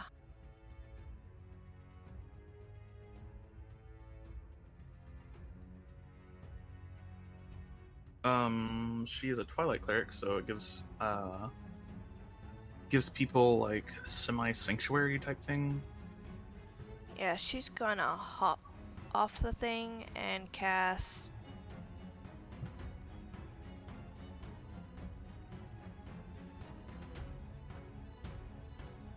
She is going to cast not Aura of Vitality, but Twilight Sanctuary, or yeah, she's gonna cast Twilight Sanctuary. okay. That's an action, 30 feet aura for 1 minute. When a creature ends its turn in the aura, she can grant them 1d6 plus her level temporary hit points. So that would be 1d6 plus 6. Also, I don't think these are undead, right? They are not. Okay. Not as far as she can tell. They sure look like constructs to her. Okay. Yeah. That's the end of her turn? Yep. Okay. Alright, is the drone's turn? Wait, It's gonna... she can bonus action heal, right? Okay. Who's I she can- healing? She's healing Arc because they seem to be wanting to focus him. Ooh, 15. That's Hmm. I needed that. Yeah. I was like, oh god, what do I do?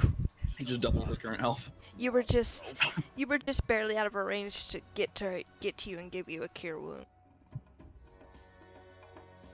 Okay. Oh, that hurt. I was. Nice. So I should be at. You should be at 30 health. Yeah. Yeah. Well, something's wrong there. Hold on. I was at 9, and then I've got the 6 Oh, from my temp the HP. 15 included. You're 6. Okay, gotcha. All right, so that is going to be the end of Azzy's turn. This Echoworks turn is going to go ahead and try to land some hits on you. 2 Warhammer attacks. Nope. Both at disadvantage. All right, and I think 23 meets my AC, so that's on me, right? but it's a or no. disadvantage. Oh, okay. You got blur. Yeah. All right, Clark. Cool. So I'm Both going of the to. both of the drones in front of you are facing Arc right now. Wonderful. I'm going to drink a potion Okay. because holy sweet mother of shit. Fucking breath attacks are scary, man. Breath attacks are the whole reason I have Shield Mastered. Yep. Because that stupid freaking lightning bird. We are level 6, right? You are level 6. Okay. Okay. Oof, that roll. Ugh. Yeah, not what you want. That is a bottom 25% roll. Big oof. Yeah. All right, and then we're just, we're just gonna hit him with the stick. Do it. Which one are you hitting? The one that's already been damaged. This guy. Here. Okay, gotcha. Yeah, 18 is definitely going to hit there. Go ahead and roll sneak attack for me as well. Alright. Ugh. The fucking dice Enrage gods are damage. not happy with you today. Oh yeah, and then -2 for rage. All right. +2 for rage. Well, -2 from its HP. Oh yeah. Yeah. All right, and Glarg, is that the end of your turn? I believe so. Let's fucking go. Get +9 temporary hit point. Sick. Perfect. Okay. And Glarg, that is the end of your turn. It is now Violet's turn. Yeah. All I can do is Eldritch Blast. Eldritch Blast. Eldritch Blast. Alright. And of course, I'm not gonna hit anything today either. And when you're fresh. And then clickety clackety. I roll to attackity. Oof. Nothing. Shit. Unfortunate. Alright, let's see here. And then 30 feet is what I wanted to move. Okay. Actually, no. I wanted to move. Stupid tools. Move! Thank you. Alright, right there. Alright. This Echowork drone is going to go ahead and he's going to go ahead and try to land some hits on you, Arc.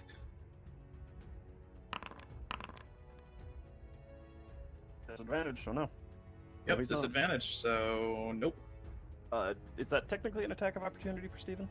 Nope, because he's Oh, still right, within... reach weapon. Yep, reach weapons. They have to leave your reach. Alright, Echowork drone's turn is over. It is now the big Echowork Taskmaster. Does he have Sentinel? I don't think so. Okay.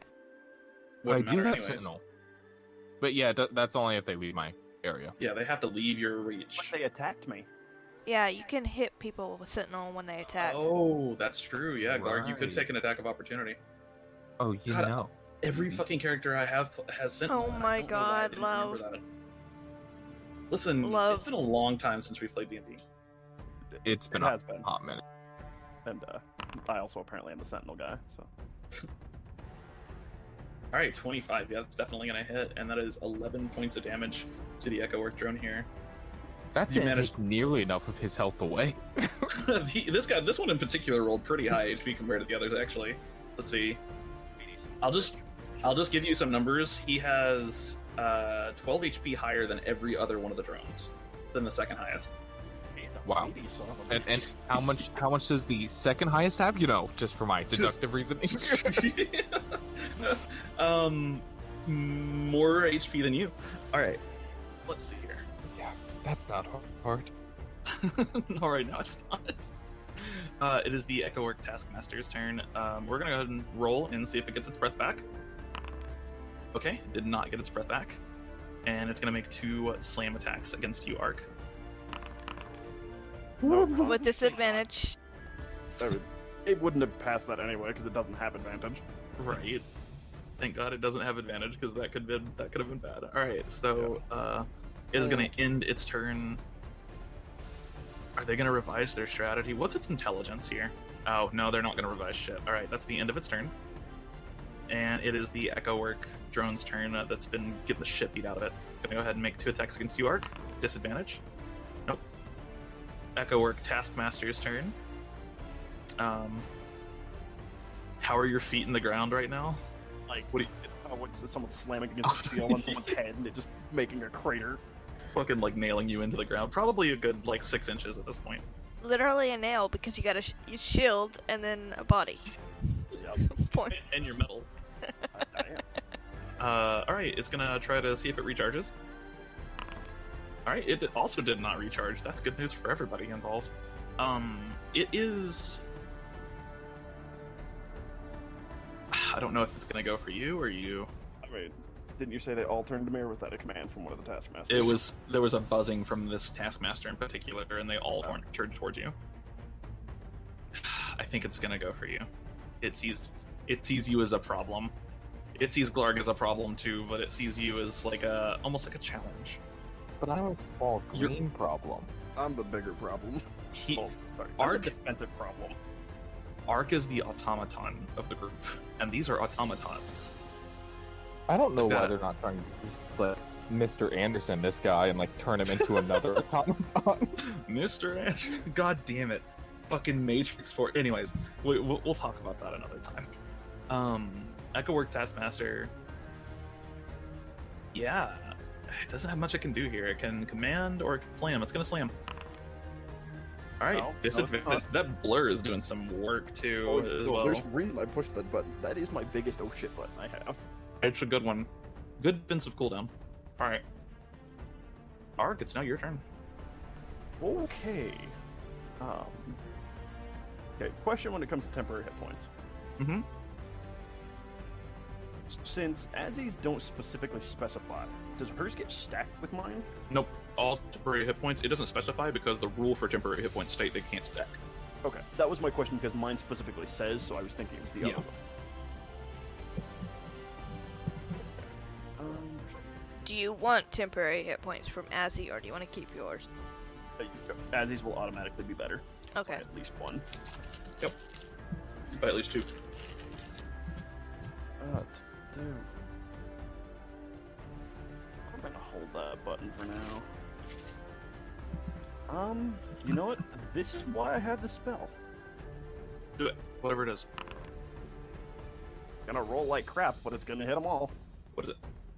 Lance Oh, burst. this is the it's sword burst, but it's lances. I like this. Yeah. Summon, Yeah, a bunch we'll of hit magic everybody. lances and just stab all of them.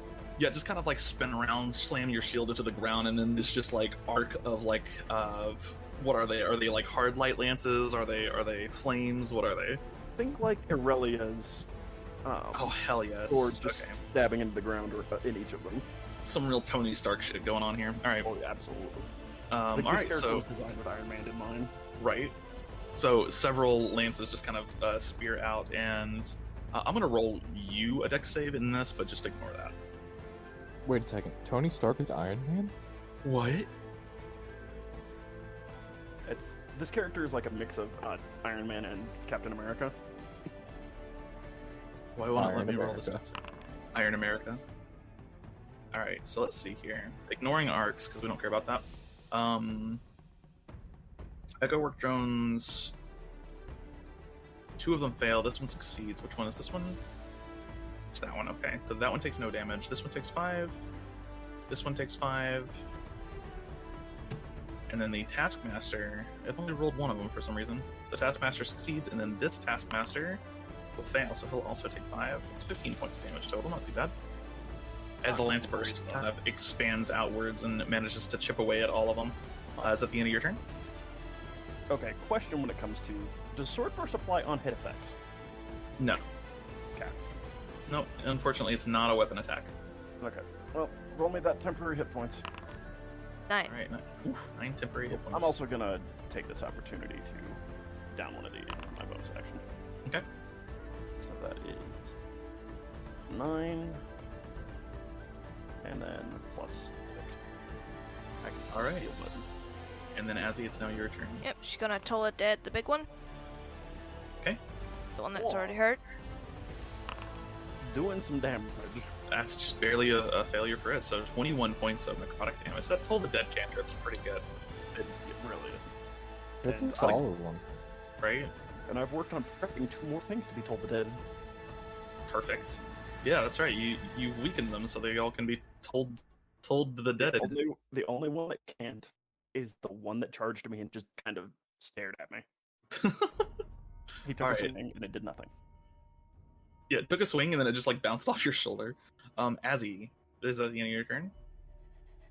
Alright. And she's gonna get temporary hit points because she technically ends her turn. Is this when it takes Oh. an attack or when it takes damage? Let's see here. It's when it takes an attack. Okay, can you use that? Alright, Azzy, that's the end of your turn. Yeah. And it is this Echo Work drone's turn. He's gonna keep following commands. 2 Warhammer attacks against you. No, he's not. Glarg, it's now your turn. Hey, that's me. It is. I'm gonna fucking kill this thing. Do it. You're gonna No, try. I'm not. You do have advantage, and 16 does I hit. do have advantage. 16 is this thing's 6. AC. 6, and then So sneak that's attack. 6, and then 8, and then another 2 is 10 points of damage. And Glarg, as you kind of pull your glaive from its back and then just jam it further in, you hit something critical, and this burst of flame just sprays backwards towards you. You'll take 5 points of fire damage. Good 4. good job for the temporary hit points.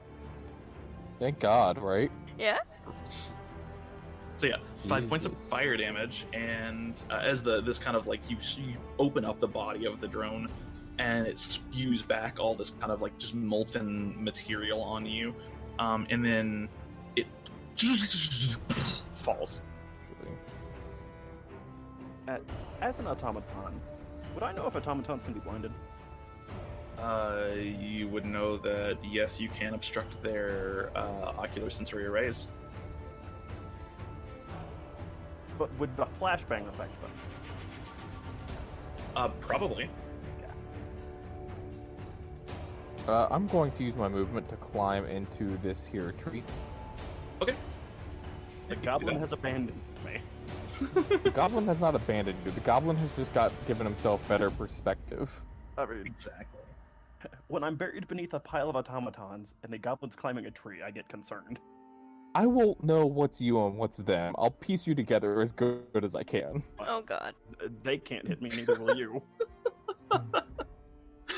Okay. You've managed to climb the tree. How much movement do you have? 45. Oh yeah, you could get pretty high up in the tree. You'd be Yeah. 20. You'd be like 20 feet in the tree right now, and the tree is only Yeah. like 25 feet tall. So. Yeah. All right, Yeah, perfect. I'm up there. I'll put you in the air for now. I'll say 20 feet in the tree. And Violet, it's now your turn. By the way, 11, your HP, temporary hit points get replaced with 11. Yeah, so Sick. instead of 4, you have That's 11 now. coming in clutch. Fuck yeah, it is. Okay. And then Violet's gonna fly here. Okay. And I need to figure out how to do the speed. There it is. She's 30 feet. Okay. Come So I on, don't remember Unslet. they have a breath attack. I'm 30 feet in the air. But true. Yeah, just I'll stay right here. be a reminder, your Warforged tank is currently very blackened.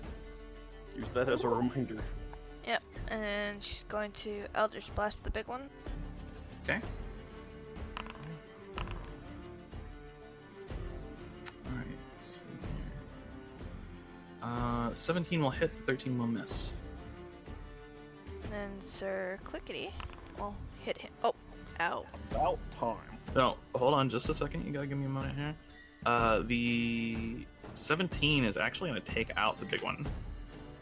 Okay, well, he'll go for the little one back there that you can see. So that'll be And- doubled. Gotcha.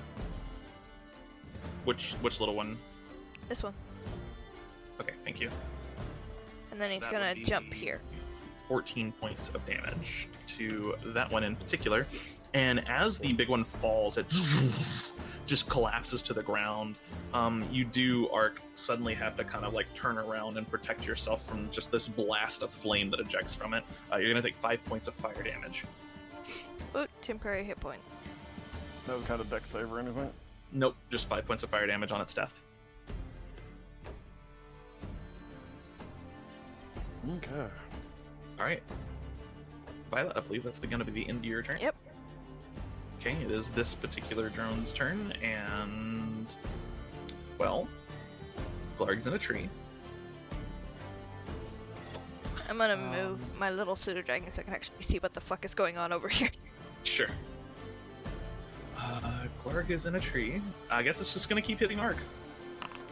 That's what it was gonna do regardless. Well, It's gonna try. Gotta put the old college try because I'm currently blurred. that's it. Yeah, and the Taskmaster is quickly realizing it's made a grave error here. A miscalculation. Okay, we're gonna see if it gets its breath back. It does. Not good. Not good at all. Yep. It's gonna move. It actually doesn't really have, or no, Violet's 30 feet in the air, so Yep. it can totally see her. Yep. And it can barely see Azzy. It could actually hit everyone here with this, I think. Nope, can't hit Clickety Clackety. And Violet is actually just outside its range right now.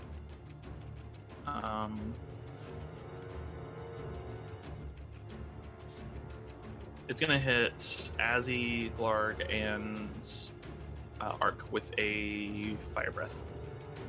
Need you all to make Oh. a dexterity saving throw for me. How tall is this cone? It's 30 feet. Well, I don't like that. I guess it technically only increases. The cone, it can only be as tall as you are far from it, mathematically speaking. So He would actually, not be in that cone. he would. Yeah, Glarg, you are not in this cone. However, Some the tree is shit, now on you fire. Stupid robot.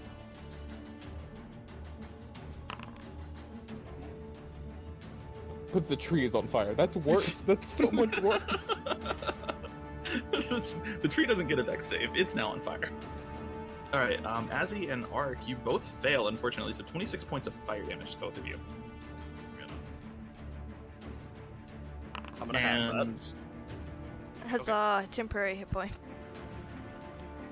and then That the barely. Taskmaster is gonna go ahead and issue a command as well, and some buzzing comes out from it. The two drones next to you, Ark, start shifting their stance quite a bit. Thank God. They're going into drunken monkey. She isn't concentrating. I don't know what you're trying to do, you stupid thing. All right, and that is going to be the end of the Taskmaster's turn. Ark, it's now your turn.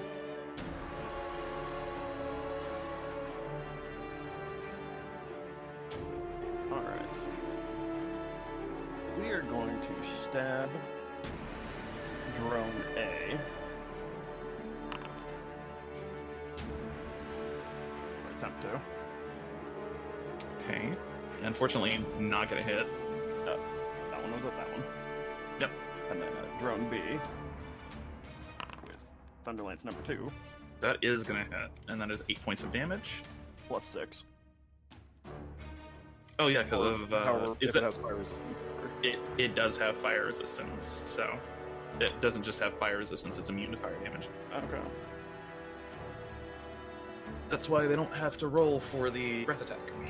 Well, it's also currently marked blue as well. Okay, gotcha.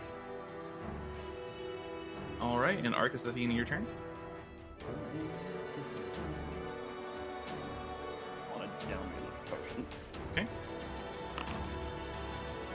9 more temporary hit points. 9. 9? What is that roll? Ugh. That is literally as close to. 8 is the minimum roll, so. Yeah, that makes me angry. Oof. Oof. She is going to toll to dead that one. Okay, go ahead.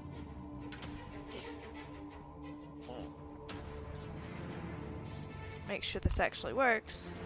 Nope. Just hold on. I can fix that. I'm gonna go ahead and roll its saving throw. If fails. Freaking hell. Where are the sheets again? It's been so long. Help. It's just in the little people under players and adventurers is where Azzy's sheet is. There. Oh, so 17. just double click or token. Okay, 17. 17 points of damage. That's a pretty good amount of health. Knocked off. That thing is it's now kind of shifted its stance. It straight up just both of them drop the warhammers that they have. Is that the end of your turn, Azzy? Yep. All right, this drone is going to go ahead and try to grapple you, Ark. I need a athletics check from you or acrobatics, your choice. Oof.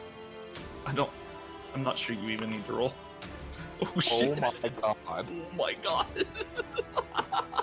Don't suppose Blur would give me any kind of advantage on that, would it? No. You do meet it though. The defender, if the defender meets the aggressor's roll, then the defender succeeds. So, oof. All right.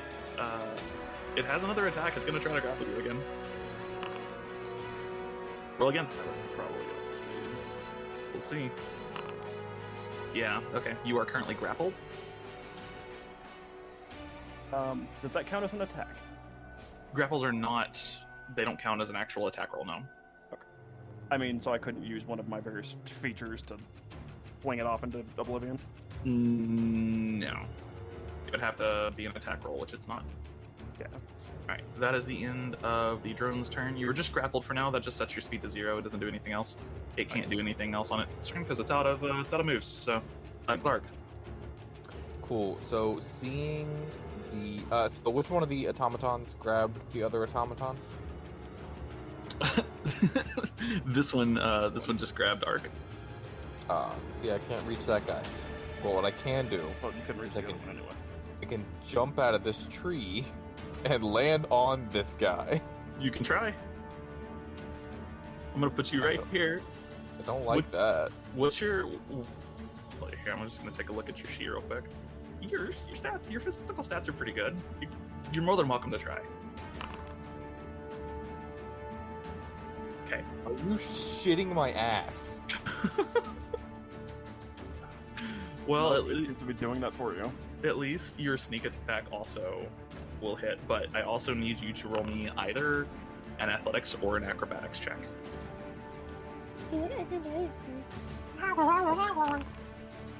Okay, 16. Leaping from the tree, as the flames are burning up towards your feet, you manage to leap straight away from the tree. Glaive point down as you leap towards this poor, unsuspecting robot, and land, penetrating the body straight into the ground, basically, just using it to break your fall. Yes, I wouldn't say that the check has advantage, but I would say that the robot has disadvantage on living. So you will take just a tiny bit of damage here, but I'm going to split the fall damage between you and the robot. I'm good at doing things where I split the damage with the thing I'm falling on. This is your signature move. Okay. Oh, low roll, but that's okay. This is a critical hit.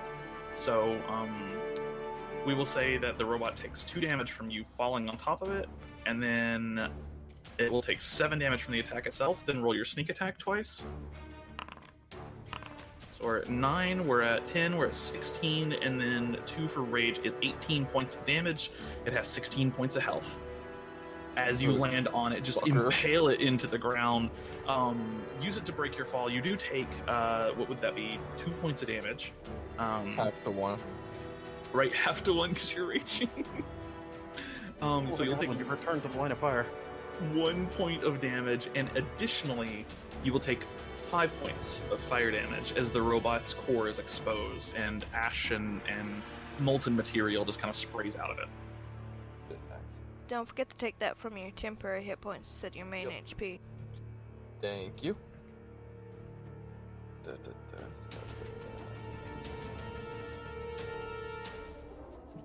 Is it just one of us, or is it an AoE that takes the death damage? Oh, it would be both of you in this case. Yeah, so Arc, you'll also take 5 points of fire damage. Anytime one of these dies, anything within 5 feet of them takes 5 points of fire damage. I'm assuming do the big ones do more damage? Have we? Nope. No, it did the same. Okay, It's I 5 was points. just making sure. Yep. All right, So and that will be the end. perfect. Let's see. Okay, Glug's turn is over. Violet's now your turn. Get 8 temporary hit points replaced with the other ones. And then Violet's gonna actually fly up again to 40 feet. Okay. And she is going to attack. Okay. Once I figure out where it is. There it is. The big one. Okay. 26 is going to hit. The 14 will miss, unfortunately, but the 26 does. And then 24 also hits, so that's going to be 19 total points of damage. Decent little chunk of its health there. However, it is still in fighting shape. Is that the end of your turn? Yeah, 1 second. Yeah, I'm gonna then move there. Okay. All right, and that is the end of your turn. It is now the Taskmaster's turn. Let's see what happens. Ah, shit. All right. It can't hit all of you, but if it moves right here, it can share space with a drone. And, well, it doesn't even need to move right there, actually. So if it does like this, Skelly Boy over here is 30 feet. So, yeah, okay. Everyone but Violet will get caught in this breath attack. Oof. Really high, too. Son of a bitch. The dice gods have not favored you today. I'm Thank looking God at for your advantage on dex saves. right for real. I have 26 health. Ooh, you do have some temporary. I do have 8 points of temporary, so that would I still would have just barely survived. Yep. All right, You know so what? I'm Sir just gonna Clicky, straight up take it. Sir Clicky succeeds. Let's see. Yeah. So Azzy and Ark will fail and take the full 31 points of damage. Are you gonna show me his health? Why isn't it show me his health? I don't know. That's weird. He has 20 hit points. Yeah. So he would take 15 points of damage. We'll just know that he has 5 hit points left. And then how much does that take? 30? Azzy will take the 31. And then if you succeeded, you will take 15.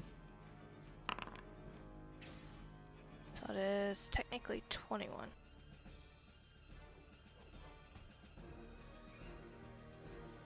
You can just subtract the full 31 and it'll automatically take away the temporary. It's fine. All right. It doesn't count as an attack roll, does it? It does not, no. It's a saving throw. All of these things that require me to get hit, I'm not getting hit. Or I want to be hit. Well, you've made a character that can't get hit. I know. Really, it's more the bonuses from them. All right, that is the end of the Taskmaster's turn. Arc. Okay. I'm just in a fucking world right now. Oh god, I just saw your health. Yeah, it's a 3.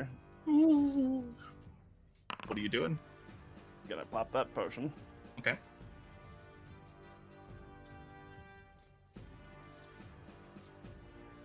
Okay. And then we're gonna swing at the big guy to start with. 24 is definitely going to hit. 8 points of damage to him. We'll swing at the little one.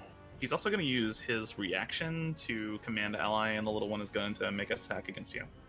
Does that give Disadvantage? up his grapple? No. Oh, yeah, he's holding a shield with the other hand. He can't do it, so he doesn't make the attack, I guess. Because he's grappling you with one hand. He has a shield in the other hand. He can't do anything. No, never mind. But then, because he's grappling me, I'm just gonna double down on the big guy. Yeah, that's also going to hit, and that is another 7 points of damage. Big guy slowly getting hit here, slowly getting hurt. Is that the end of your turn? Yes. Okay, Azzy, it's now your turn. Arc gets 8 Yep. temporary I was hit like, where's points. my bonus HP?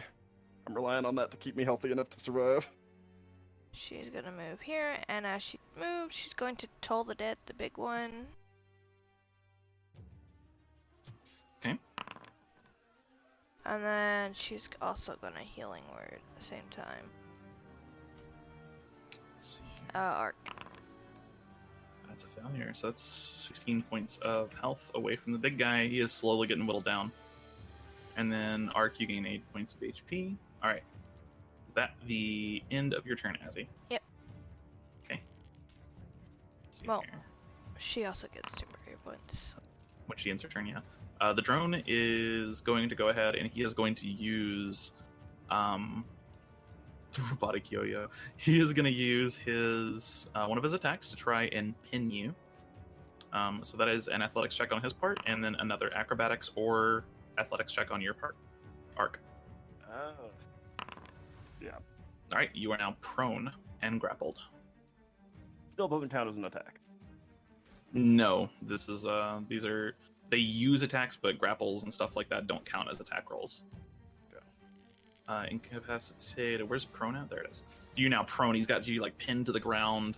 I think that restrains. No, it just sets you prone, and then he's going to he's going to make an unarmed strike attack against you by headbutting you. So we're gonna roll the Warhammer.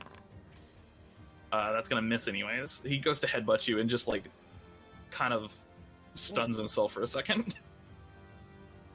All right. No, because I want to catapult this guy off into oblivion, but Sorry, it's not your fault. I built this character to read. Glarg. That is my name. Alright, so first things first, we're going to. If he's pinning me, he's technically on top of me, right? Kind of, yeah. So also You don't prone? share the same space. He is. I think he does make him prone as well. So he would also be prone. Giving Glarg that juicy advantage. Yep. For the small robot guy, right? Yep. Yeah, okay. Yeah, I'm picking up what you're putting down there, robot man. Want a robotic skull in my hands. Nope. Hey, guess what? Not gonna help you at all. And you don't even have double attack, do you? I do not. So, yeah, unfortunately, 8 is not going to hit as you go. It's hard to even get the glaive to attack, but unfortunately, unable to hit, and the cape just starts billowing backwards. Billows so hard, it almost kind of, like, takes you with it for a second. I could only hope. Violet, it's now your turn. 9 temporary hit points.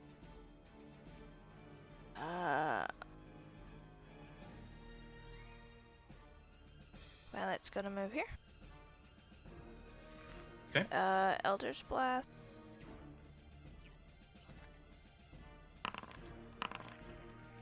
The big one. Okay. That's definitely, the 8 is going to miss. The 20 will hit. That is 11 points of damage. And my skeleton's gonna move here and Pew-pew. Yep. It's like 2 different warlocks. Okay, that's going to miss. Yep. And is that the end of your turn? yep. Oh god, okay, let's see if it gets its breath back. Please fucking roll one. Okay, it does not get its breath back. At this point, it's going to go ahead and it is going to try and grapple. This is an interesting conundrum it's going to find itself in. It's going to try to grapple Glarg. So Glarg, I would need a athletics or acrobatics check from you. Your choice. Okay. As it reaches down with its many different like pinchers, several of them grab you, and it begins to slowly lift you up off the ground. It's also going to make a slam attack against you while it's got you grappled. This doesn't give it advantage or anything, just a normal attack. 11. Gonna miss, I think. And as it's now like lifting you slowly off the ground, you're now 10 feet in the air. And it is going to move 10 feet this way with you. And just slowly begin like carting you off. Ooh. I'm going on a trip. Going on a trip. No, it's not. Or a date. Oh yeah, you can make an attack of I'm opportunity. gonna fucking swipe at its legs. 9 does not hit. Alright, Arc. Yeah. What? So being prone does not restrict any of my abilities, does it? Not really, no, you just can't move. Melee attacks against you have advantage, and ranged attacks against you have disadvantage. That's pretty much it. Okay. You are prone and grappled. How confident are you in your Constitution saves there, Steven? I am the most confident in I have a lot of false confidence, you know, but I have a plus I'm gonna 5 roll on my with it. Constitution saves. Okay. Thunderwave? Okay, that's a good roll. This freaking drone is getting launched. Excellent. What? Okay. That's a success, okay. And then the drone? Oof. The drone does not get launched. The big one also succeeds, but that's still 8 points of damage to each of them. As you turn around and slam like the lance butt on the ground, the thunder wave echoes out. Unfortunately, however, I have 0 movement, so I can't stand up, can I? no. You are currently pinned to the ground. You can use your action to attempt to break the grapple, but that's pretty much it. All right, it's going to be the end of your turn. Not that dire yet. It is now Azzy's turn. Yep. Let's see. Is Glarg still within 30 feet? I can't tell. I mean, Someone tell me. Is he? yes. No, he's 30 or 35. Yeah, it's 35 from you. Okay. So he doesn't get a temporary hit point, sadly. So I didn't take any damage, so it doesn't matter. But I guess technically I could go up 1. But... come on, give me that. There we go. As he's gonna move here and toll the dead, the big one. Okay. Ooh. Pretty good damage. Okay, let's see here. Okay, that's a success. Does not take any damage. And then I believe that is all. Alright. That is going to be the end of Azzy's turn. It is this drone's turn, and it is, it really doesn't have much it can do here other than try and drag Arc with it. So, does it give up the pin? That's the question. I think it would, because at this point it's yeah, okay. It's gonna drag Arc. It's gonna go ahead and use its action to dash. Arc, you are no longer pinned. You are still prone, but you can actually stand up now if you wanted to. And then this guy is no longer prone. He's gonna spend half his movement. He's also gonna dash. So that gives him 15. That gives him. Wait, hold on. 35 divided by 2 would be like 17.5. Yeah, but it can't do that. So we round down with movement, from what I remember. So in that case, he has 15 feet of movement plus 35 because he's dashing. Yeah, go ahead, look. So that would be 50 points of movement, 50 feet. He's gonna go ahead and drag you, but the 35 gets... strength check because I weigh a fucking ton. No, that's basically what the athletics check is in the first place. Okay. He has you grappled. At this point, he can move So you at you will. can make another one. No, I gotcha. no. These guys are. Oh, whoops. These guys are also pretty strong. I kind of figured, considering I can't best them to save my life. Yeah, they're not pushovers by any stretch of the imaginations. The big ones are stupid strong, but the little ones are tough too. He's gonna get to drag you right here, which is 15 feet. He had 50 feet, so he can drag you another 10, which would be right here. As they start dragging both Glarg and Arc towards the river. All right, that is going to be the end of this guy's turn. Glarg. All right. So first things first, I'm going to try and escape this thing's clutches. Okay, that's an action to try and break the grapple. Is that? It's a athletics or acrobatics check, your choice. Well, athletics, please. It's gonna go ahead and resist you with athletics. Hold on. I fucking Founder just crashed on me again. No, it's okay. We can wait for a second.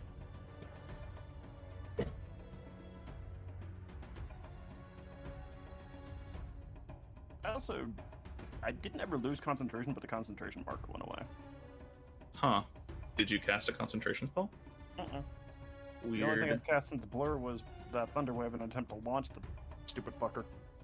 Yeah, no, you're still concentrating then. I don't know why that went away. It's really strange. Loading back in now. Alright. 15. I should definitely beat that. Cross your fingers. Alright, now that I just said. Motherfucker. Cool. Suck my butt. I'm so sorry. I can still make an attack while I'm... Or no, that's an action. No, it's an Never action. mind. Yeah, so you have a bonus action and no I'm movement. just going to wallow in self-pity. Okay, perfect. The cape continues to billow. Yes. All right. That's going to be the end of your turn. And perfect timing, love. Violet, it's your turn. Okay, thank God. Bathroom. Feel better. Okay. Violet, right. She is going to Eldritch Blast. The big one. Okay. 18 is definitely going to hit. That is 10 points of damage. And she's essentially just keeping pace with them. As she points and orders Ember to go down and start stabbing. Okay. Sure, that'll work. Okay. Because I can bonus action do that. That's right. That will be a failure. Would it be with advantage? No, because you don't really have flanking here, as it's just kind of carrying Glarg with it. Okay. It's also facing this direction. It's headed towards the river, so.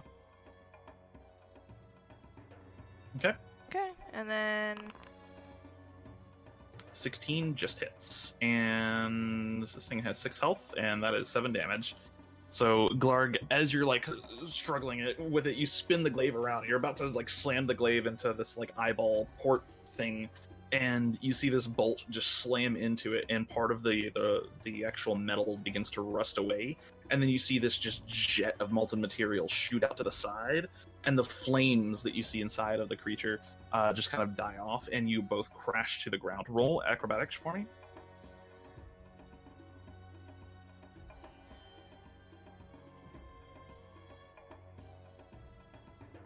He might have said be right back. Oh, did he? Oh, okay. I'm gonna put him right here. Oh no, he's there. 10. You do land prone. You will take just a tiny amount of damage here. 2 points of damage, halved down to 1 because you are raging. and Ember would take the damage of exploding bit. Yep. But- Actually, I'm no longer raging because I did not attack last turn. Okay. Well,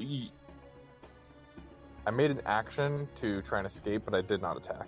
that's true. Yeah. Okay, so you're no longer raging, so you'll take 2 points of damage plus another 5 from the creature's like molten stuff, and then Ember will take 5 damage as well. Nope, I pinged the reaction. I can do an reaction and my familiar gets resistant to that damage. Okay, so she'll take 2. Did I receive temporary hit points at the end of that last turn of mine? Nope, you were just outside of the range. Okay. Yeah. All right, and that is going to be the end of your turn, I believe, Violet. I think I also need to take my -5. At this point, the drone is going. It's kind of fucked. All right, Ark, it's now your turn. It's not going to do anything yet. Okay. You're still grappled and prone, but you're not. You're able to stand up right now. Well, I'm gonna use half my movement to stand. Okay. And then I'm just gonna get fucking stabbed twice. Perfect. Okay. Both of those are going to hit, and that is 7 and 6. Quite a chunk of its HP. This guy's pretty meaty, but 7 and 6 is 13. And he's still standing, unfortunately. Still has you grappled, but only just you're no longer prone. And he's now Yeah. just trying to grab you, but at the same time, like realizing that this is now futile. I'm also gonna attempt to use my Shield Master to knock him to the ground. Nice. Okay. And that is he will roll athletics against you as well. Yeah, manages to hold on, but so far he's looking pretty hard. Is that the end of your turn? Yes. I also Alright. realized there was probably a Fire Breath that I would have been fine on. Oh, I well, keep forgetting to add my Dex save or my Shield AC to my Dex saves. make sure you do that. All right, and Azzy. Yeah, Azzy's gonna move here, and she is gonna toll the dead, the one that's currently still alive.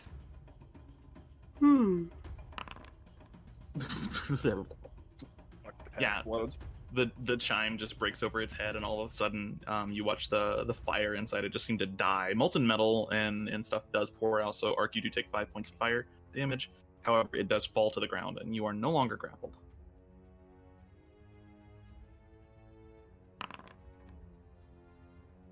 And At that, least my con saves or something tonight.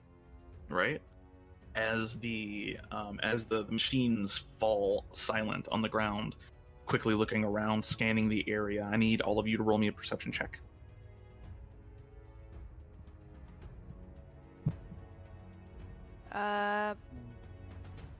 Ember would get a perception check with advantage. Okay.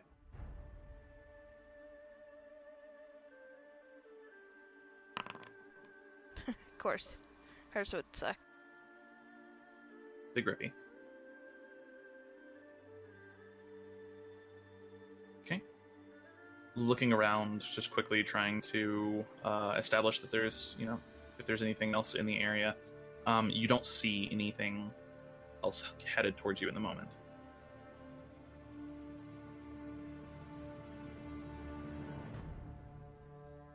Seems that there's relative safety here, at least for now. But now that you're closer and you're on the ground, you see the signs of previous struggles here. This appears to have been some kind of ambush spot for these creatures. And it looks like you may have found where the previous scouts disappeared from. Yeah, and it looks like they've made a walking path. into an ambush. And with that, we're going to go ahead and take a little bit of a break, folks. Probably like 10 minutes here. Huzzah! Oh, We got ambush. about... Yep.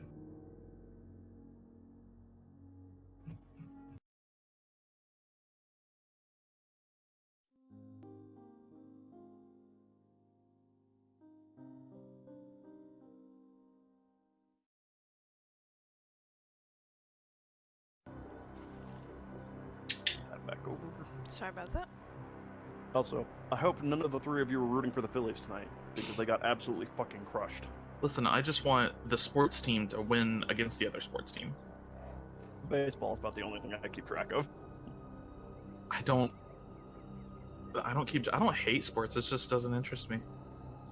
I used to like soccer, but Yeah, it didn't really interest me until it was something that I could talk about with my nephew, yeah, fair. and like us being able to talk about it and whatnot. That got me more into it, and actually going to a major league game also kind of helped, because just baseball is the cheap sport to go to.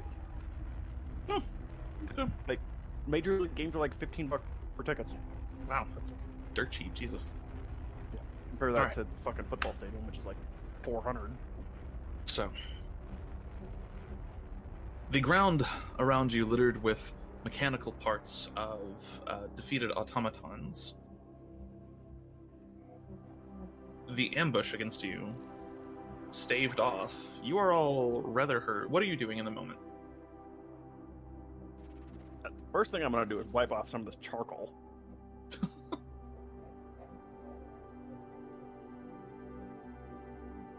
And then I suppose I'm going Yes, to... I'm back. And then I suppose I'm going to approach the big guys with an engineering mindset and examine them both. Sure. See Make a- what interesting things I can find. Make an intelligence check for me. Intelligence or investigation? Investigation's fine. And then, Clark, what were you doing? I was going to ask if we had enough time to take a short rest. In the moment, it seems like you might. Sick, cool. Just gonna... I definitely think we're going to do that once I'm done with my investigation. We'll find a tree. 18. The automatons in front of you are designs like you have not seen before. They don't appear to be running on any form of arcane batteries or electricity or anything like that. Instead, what fuels them, as far as you can tell, is some kind of internal combustion engine.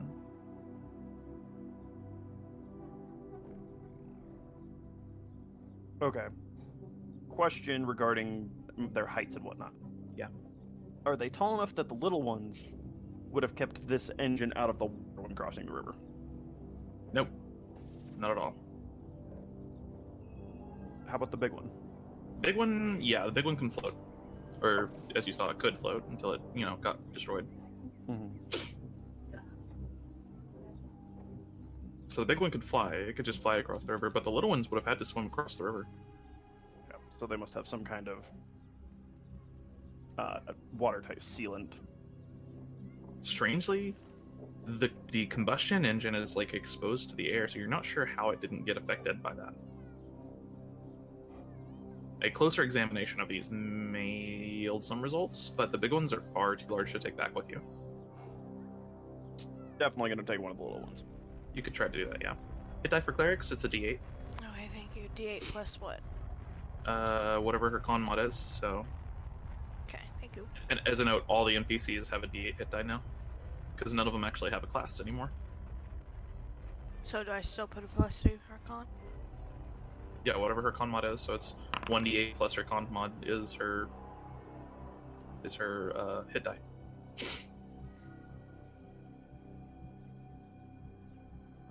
What would you need me to roll to take an engine out of one of the little ones? Well, the engine is kind of almost their entire upper torso, so you would need to just separate the legs from the upper torso, and then you could carry that with you. It'd weigh about 50 pounds, though. What just Sorry, could that- happened?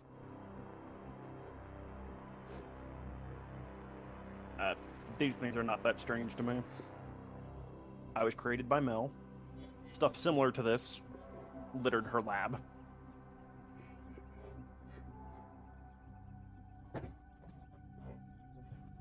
Nothing this big, or really with this kind of power source, but still not terribly different.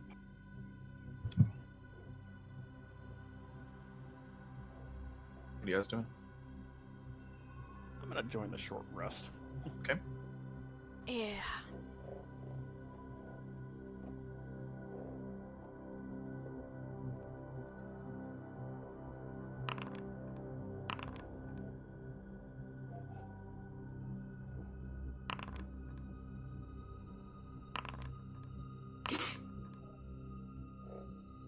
It ain't good enough. Okay. Sitting down momentarily, just trying to get yourselves a rest in. You do hear, off in the distance, a loud buzzing noise, similar to the one that you heard from the Taskmasters that you had fought earlier, although this sounds much, much further away.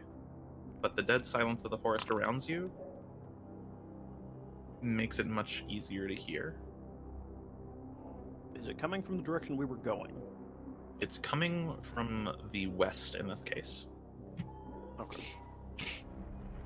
So not in the direction you were going, nor in the direction you came from.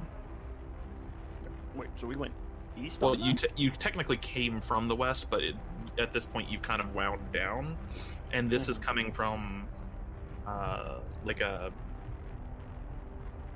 further south than the direction you came from. I got you. So off somewhere in the woods randomly. Yes. After looking at the big ones, does it look like they are what's responsible for the roads that they've created? Looking Like at with the them, markings on the with the bottom of them have left a gouging in the trail and whatnot. not really, no. These roads look like they were made with regular tools.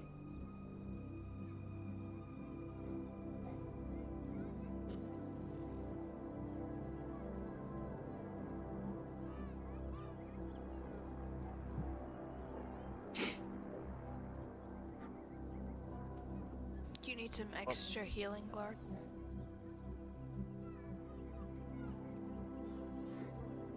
Yes, always. Fuck it, always. Well, Azzy will do a cure wounds on you. Level 1. Hell yeah. Clark, which space do you have in your backpack?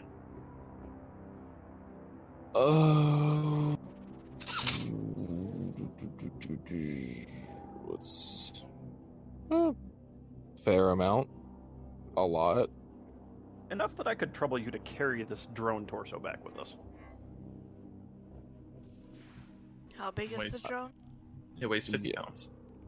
Yeah, sure, yes. I could Excellent. just... Never mind. Clark got it. My armor is too heavy and I can't seem to carry anything in addition to it because I'm a fucking intelligence tank. Oh, well, I was gonna suggest that we put it in something a little more secure and not weighing anybody down. That's fine. I mean, I can carry it if we need me to. Either or. On a I would scale just like of to bring it back to throw in the 240, workhouse. yeah, on a scale of 0 to 240, We could say that I'm using about 82.5% of my. You Okay. can carry twice my weight. I can carry 240. You can carry twice the weight that I can, and you have an extra 20 pounds from not the armor that I'm wearing. I'm a strong boy, and I don't pick shit up. See, I It's really true. don't have anything I don't need. Yeah, it's just you can only carry 120 pounds and your armor weighs like I 70. just shunt my things into my little respite. That's fair. This lime is making me lose my train of thought. Blah, blah, blah, blah. Because it's terrible. Limes are delicious. Yeah, as like an ingredient, not as a base thing. Do you not like margaritas? That says an ingredient. Yeah, I mean, as an ingredient. It is, but I prefer my margaritas strong enough on the lime side that all you taste is lime. No, Fair. you just put more tequila in it. The more tequila you have, the less anything you need. Or if you really want to get weird with it, just make a pickle juice tequila. Ugh. Pickle juice margarita, I mean. I hate pickles, I- man. I'm not good. opposed to that. It's I pretty would- good. I would try it, but that sounds very Gross. country. Pickle juice, Uh, I mean, it is. The last time I got sick from drinking was because of a pickleback. Ooh, yeah. Never got al- drank. I've never drank enough to even be tipsy. So Oof. I've had alcohol poisoning from Fireball whiskey, and so now even just smelling cinnamon makes me sick to my stomach. see, I also have I have the alcohol tolerance of a Norseman. I have So depends on what I've eaten that day. Sometimes it's a ton. Sometimes I could take like 2 shots and I'm out. So anyway, go ahead. so the loud buzzing noise that you hear from the west does eventually stop, and you do kind of off in the distance see this huge flock of birds just trying to like leave, but then you just see this huge jet of flame off, probably you'd have to like get up on the hill to see this, but probably a mile away from you to the west, you just see this massive jet of flame just engulf a flock of birds. Well, I think we know what happened to the birds. And I guess which way we know not to go. Well, is that the position we gotta go? No, further south is where you have to go. Okay. Yeah, let's go. Let's not alert them to our presence while we leave. And Okay. in hindsight, I'm definitely going to say have Violet stick the engine in hers so that when we cross the river, it doesn't Thank end you. up with too much water in it. Okay, yeah, hand it here. I finished taking one of the arms off and just kind of chuck what's left of the body her direction. Okay. Oh god, this thing is heavy. She like picks it up. She shunts herself, and Okay. you just see a ring fall to the ground. And then she pops back out. That thing is heavy. As he throws the ring in the river. Oh, fuck you, bitch.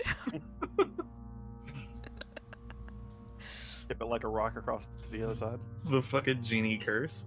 It'll Anyways, be a long rest before I can get that back out, but Well, I won't need it until we're back at the workshop if we make it back. yeah. continuing to the south. Crossing the river is a fairly simple task for all of you. The river at this point is actually rather shallow, and so you can just wade across it for the most part. There's some parts that are a little deeper, but easy enough to cross. And then continuing south, the road does abruptly end just a short distance south of the river itself, but it's not far after that ends. Within this kind of enclosed area in the forest itself, trees surrounding every inch of it, you see a building.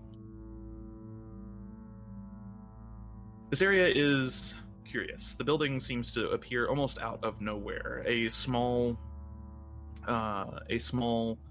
brick or cobblestone kind of foyer area leading up to it stairs raise up to large oak double doors, which are currently wide open. As you approach it, you can see many tiny constructs going in and out of the building. They seem to be carrying what looks like materials: wood, grass, large leaves. Each of these very tiny constructs, no bigger than, say, a spoon.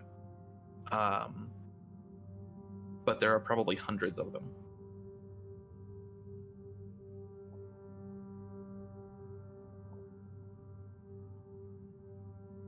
Do you approach? Should we do caution or?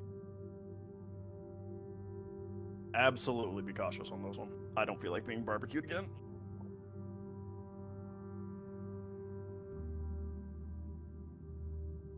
Okay.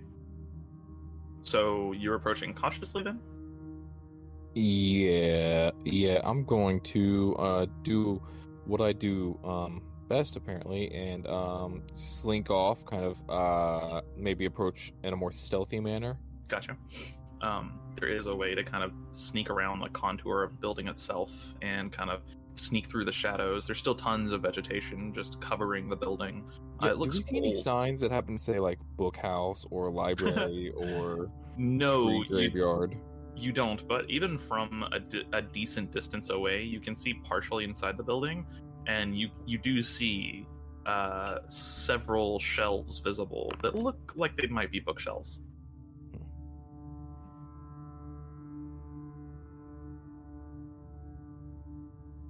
Okay. Is scurvy a concern? God damn it. Yeah, easy enough for you to do, Glarg, as you kind of slink around the trees and get into the shadow of the building itself, hiding in vegetation. That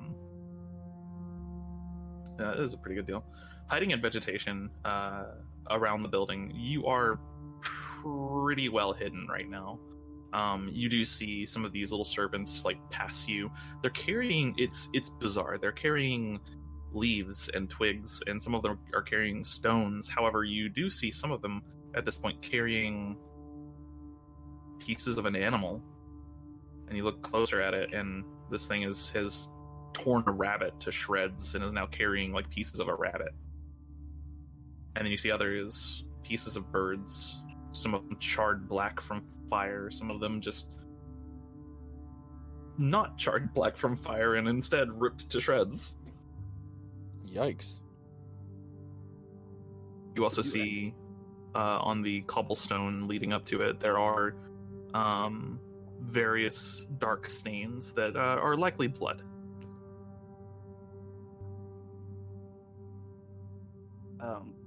So, Bane of Rats, would you like some fried pigeon? Buddy, I am hidden. Yeah, he's off in the. Actually, you guys have no clue where he is. He disappeared into the vegetation. You're like watching, and then all of a sudden you look around and he's just gone. I'm sure the goblin will show back up at some point. Not unless he wants to get paid.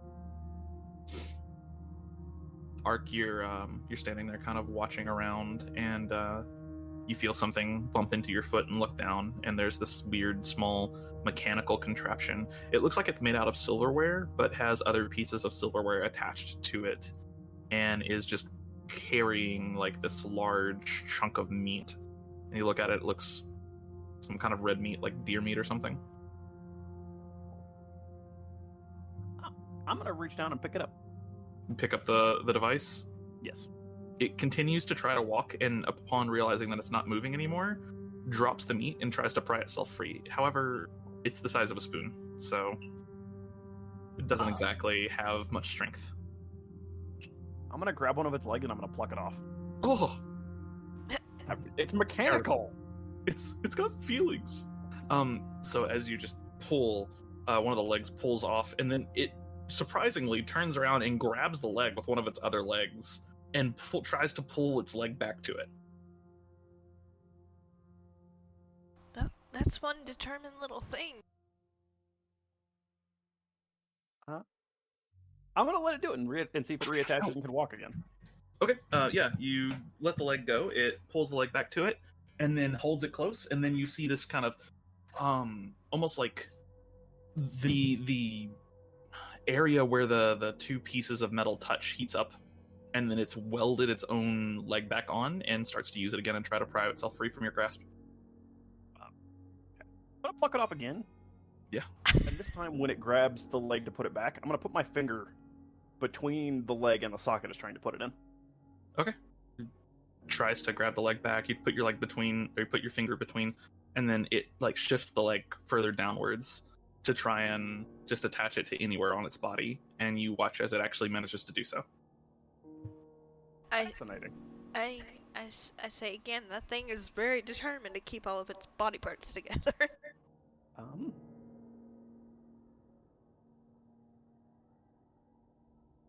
Does anyone have any kind of sack? Pulls out a few pouches. These?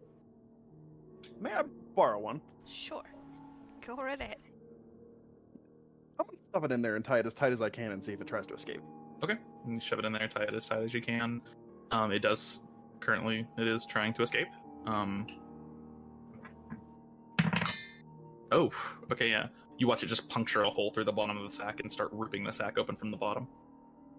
It seems to have at least some sort of limited intelligence and awareness. It's not complex, but it is able to process information.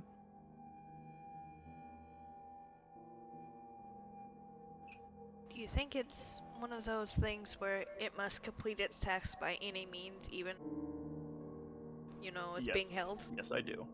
And I wish that I had a tiny metal box to put it in. Drops out of the sack onto the ground and it picks up the meat and starts walking away with it. It doesn't run away from you, it's not hurrying, but it just grabs the meat and starts continuing. Fascinating. I'm just gonna let it go back to what it was doing. Okay. You watch it walk into the building and disappear. Doesn't a dungeoneering pack have a chest? It does. Big wooden chest. As he pulls out a chest, I can do that. Pulls out a chest. It's on her back. Yeah. Next time we come across one of these spoons, I'm definitely going to put it in your box. See That if it did can not break come out. out right. Phrasing. Phrasing. Okay. Do you guys enter into the building at this point? Shall we go, or? At this point, I don't see why not. I'm cautiously looking for pressure plates. Yeah, while I'm approaching, can I investigate like the surrounding of the building while Ark is torturing a small defenseless creature? prefer the term examining. Yeah, so investigating the outside of the building. The building itself seems to be constructed of some kind of pale stone. There's no paint or enamel on the outside of the building. It's just this very functional, for lack of a better word here, almost brutalist architecture. There's no like other entrances or any exits, like just the one on the front? Looking around, there are 2 windows on the back of the building. And then there's 4 windows on the back of the building, and then there's the entrance, the actual door in the front. Okay. You gonna try to sneak in one of the windows, or go through the front? Yeah, if I can get up high enough to one of them. I don't know how high up on the wall they are. They're big. It's reminiscent of like a church, almost, in some ways. So they're kind of like a large, like... Yeah, they're huge fucking windows. Which is, it's curious too, because the surrounding area around them is just nothing but trees. You can't like see the sun or anything from there. And so easy enough you would be able to get to one of the windows. Do you have thieves' tools on you? I don't. Okay, that's fine. So no.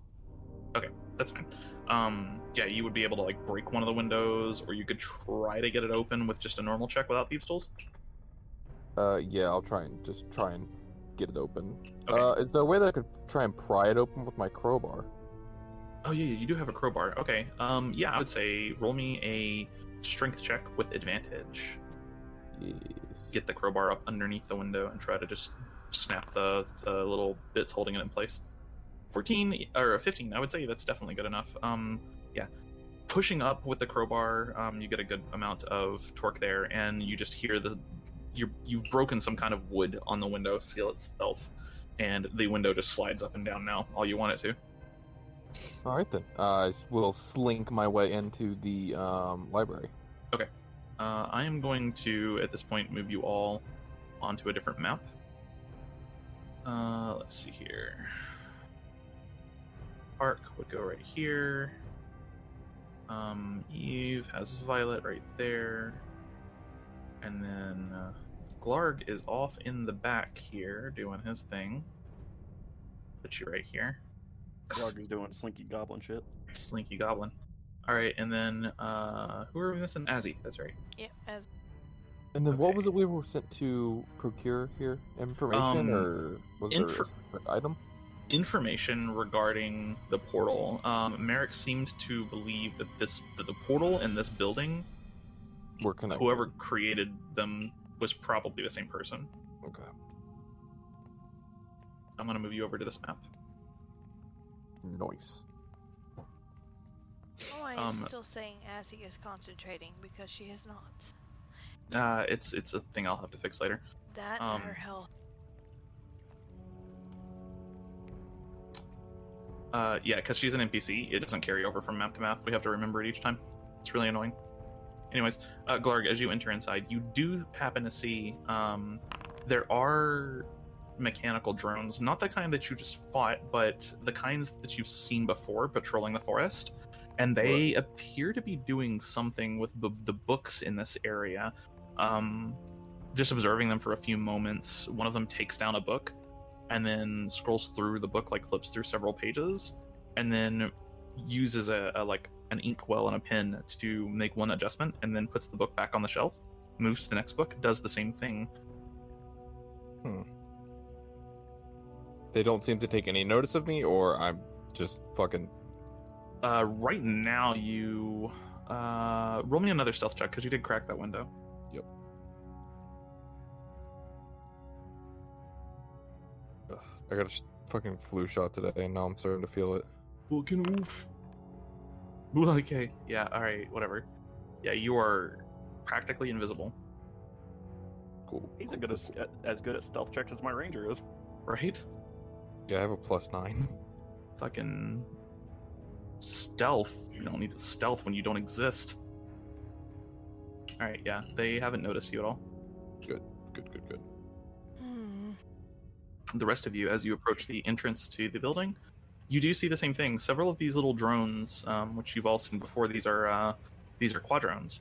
Several of these drones are now just making their way around to various books. Interestingly, after watching them for just a few moments, they seem to be repeating the same action over and over and over and over and over and over. They go to the same book, make the same adjustment, and then move on to the next one, and the next one, and the next one, and then they repeat those like 10 books.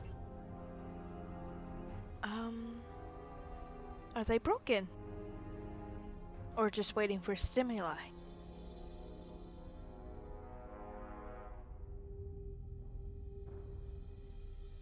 Do you enter in?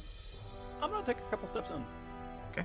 Enter in. There are dozens of those little tiny servants everywhere, and Glarg, even you at this point, like there's so many of them, even you are having a hard time like avoiding them. One of them just walks straight around you. It definitely knows you're there, but it doesn't seem to give a shit.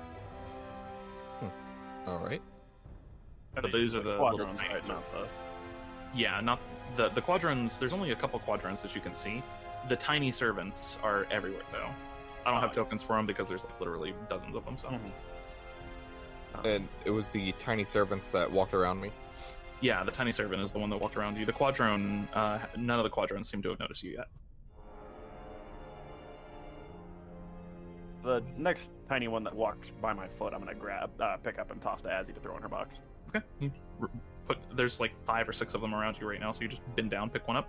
This one's got a bundle of like leaves and moss and vegetation in its grasp, and you just toss it over to Azzy, and she puts it in the box. Well, now hopefully it stays there till we get back to camp. Hopefully. It hulks out and kills Azzy. Either that or lights the box on fire. It could find a way, maybe. I don't know. All right. Within the library itself, you see a series of books strewn about everywhere, disorganized. You see shelves in the floor.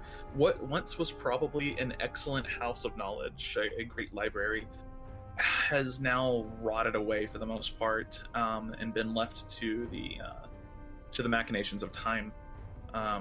Much of it is cluttered and just completely messed up.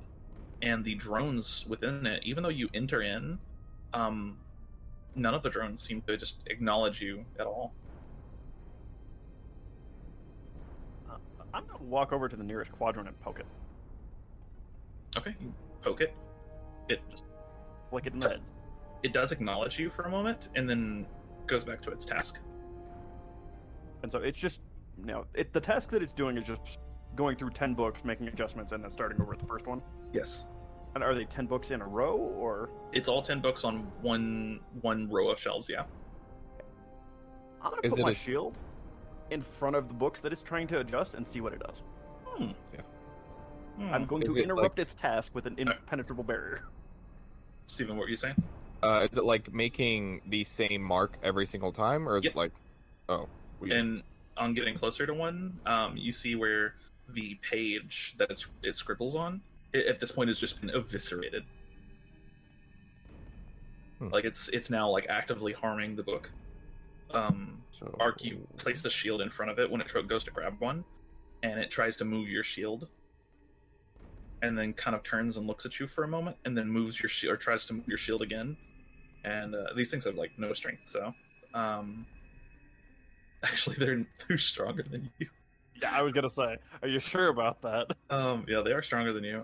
It's gonna try to move your shield. Roll me a flat strength check. Fucking. Okay, yeah, you managed to. It's a battle of the noodles here. Neither one of you is particularly strong, but in this case, you managed to hold your shield flat. And after a moment, it just kind of stands there and stares at the shield. Just gives up. It's like, nah, fuck this shit, yo.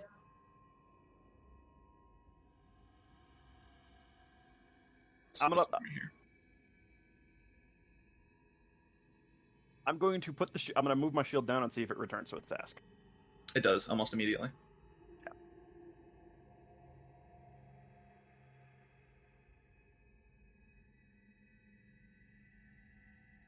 And now it's what, just 4 or 5 quadrants just eviscerating the same 10 books?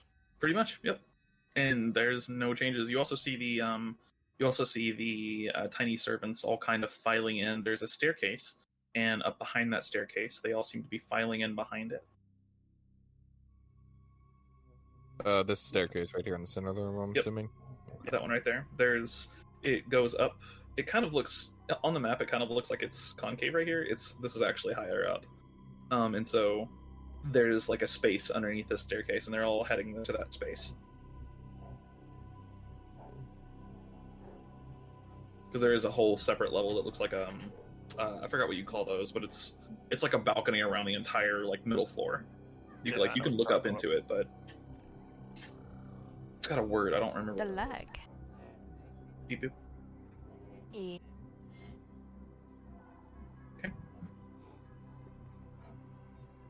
It's about this time you start seeing quite a few of these tiny servants bringing in what looks like bird wings. One of them has a bird head. Some of them have entire birds. Just dozens and dozens of them with nothing but birds. I'm gonna check this pile, but Okay. Make an investigation check and tell me what you're looking for. I'm looking for specifically, any good reads or like something that would be interesting to a mage, in general. Sure. Go ahead and roll investigation. Forbidden secrets, etc. A lot of the birds are charred, Ark. Most of them are. Are any of them still smoking? Yeah. Some of them are still like slightly on fire. So it's safe to deduce that these birds are the ones that we just You just watched get eviscerated. Yep. Violet, reading through, just kind of flipping through. Most of these books are old enough to not even be like recognizable or legible anymore. You do find a couple, and interestingly, you're looking like for familiar titles or things that are written in common. Number one, nothing in this stack is written in common. In fact, you don't recognize the language that it's written in at all, whatsoever. Even furthermore, almost every single book in this is handwritten. There's no print, which Velia, the world you're in, Arya, does have a printing press. Interesting. She wants to take them all. Yeah, you can't read the language on any of them. It's fine. I still want them. Do you have Eyes of the Runekeeper, actually? Not right now, no. Okay. Gotcha. Yep, you don't recognize the language? Well, I'll put ones that are still, not degraded in a small pile. You can put, you can just note that you have 3 high quality, or just 3 strange journals. And I will read them later when I get Eyes of the Runekeeper. Okay. So, can I turn to this quadrant that's right here and I don't know, I guess try to speak to him, be like, hey, like just ask him like what is your current objective or your current task? Okay. Make a persuasion check.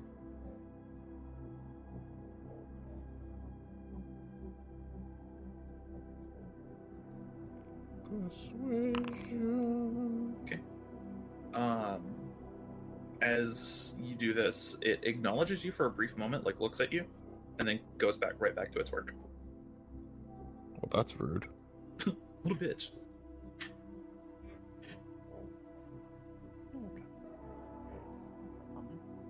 I'm gonna follow the trail of tiny bird, or not birds, the Tiny servants? Yeah. Sure. Yeah, likewise. Following it up behind the staircase, you see that they are entering into, there's like a cellar door, like a trap door behind the staircase, and down below you see that there's just a line of these constructs just leading down below.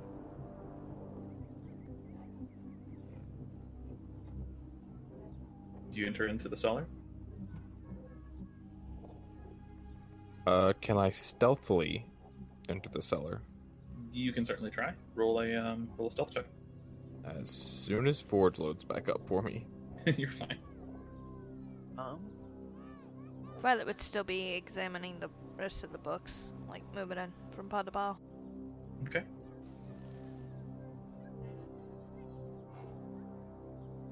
Yeah, Violet, you get, we'll say, just moving from pile to pile, we'll call it 10 handwritten journals that you get, or 10 strange journals.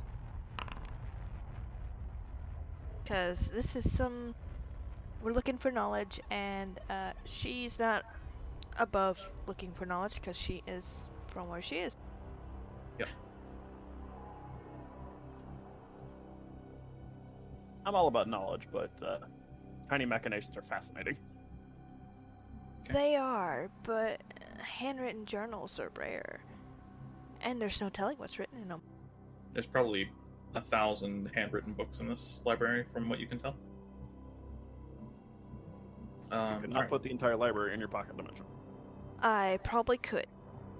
1,000? No chance in hell. I How big would is your try. pocket dimension? You said it I was was more big talking as a about bag of mobility. holding. As big as a bag of holding. So 500 pounds. Each book is, there's probably 1,000. Yeah, you could fit 1/10 of the books in the library in your pocket dimension, and that's if it was empty. True. If each book is just a few pounds, which a lot of them are, then you're looking at anywhere from like 3,000 to 5,000 pounds of books in this library.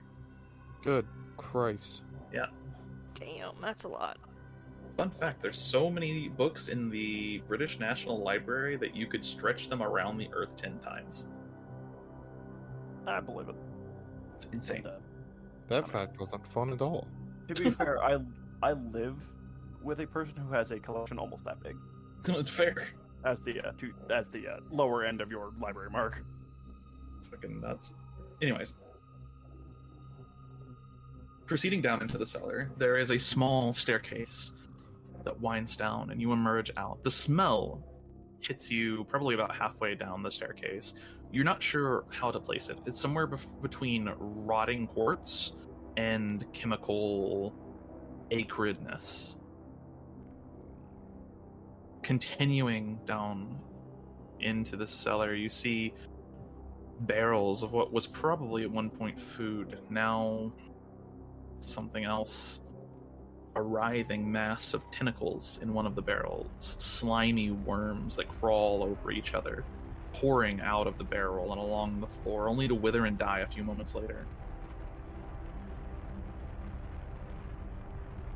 Hey, Glarg would call up to Ark and be like, so, I don't know if you noticed the, weird cube guys, only making the same marks in the books over and over again, and the tiny robot guys, bringing food down here. It seems as if these things were never given a new directive. That's kind of what I'm getting. When I blocked the path for the one drone, it seemed very insistent that I move. Yeah, just keep doing whatever they're doing. And is there a way that we can open them up and see where their signal is coming from? Maybe intercept that and give them a new signal? I'm gonna pull a wrench out of my toolbox and be like, we sure as hell can try. Do the quadrants have like a antenna on them or anything like that? They don't. Hmm, Not that you can see, anyway. gross. To be fair, there is a spell that lets you animate objects this small. Well, the quadrants are big. They're actually... No, I meant the small, tiny ones. Yeah. Yeah. But they're small mechanical things, like... Yeah, and which do their purpose. Like, you can give them a repeating task. Right, but a spell would only last for so long if they... Not unless if these- it was permanent. I think it would be easier to just mass produce some small robot guys, give them a all like command / command all, and then follow this directive. Okay. We're in a little bit of, I guess, I need the DM to weigh in here a little bit. Sure. Would Mel have ever tried to create something of similarity to the smaller guys? Yeah, you've actually seen something very similar to the smaller ones. This is definitely some kind of altered tiny servant spell, though it's executed in a way you haven't seen before. Okay. So it's less of a tiny construct. Well, they are tiny constructs, yes, but they are tiny constructs animated by magic. I gotcha. So Yeah, 'cause- everyone's right. Kind of, yeah. Mel actually knows the spell, so you probably would have seen her use it. Yeah. That was kind of where I was going with this. I'm like, do I just have insight to this that I don't know I have? Is there anything else in the cellar? Yeah, are you going further in? Yeah. Okay. Against my better judgment, yes. Kind of creeping a little bit further in, you see the walls now. The walls are like a tile, basically, and you can see from between the tiles, there's this kind of pink-red, slimy substance that just seems to be seeping out of it. You actually see it spreading along the tiles, almost like a slime mold. And as you continue forward, you see little tendrils of this stuff seem to separate from the wall and almost reach out to you, like they want to take you. Ew, gross. They're tiny, so they're easy to avoid, but it's some kind of slime mold-esque creature, perhaps? You're not sure. Continuing in, you see the hallway. There, you're kind of walking in the corridor. You see the corridor split into two. To the north of you, there looks to be what once point was probably some kind of bedroom.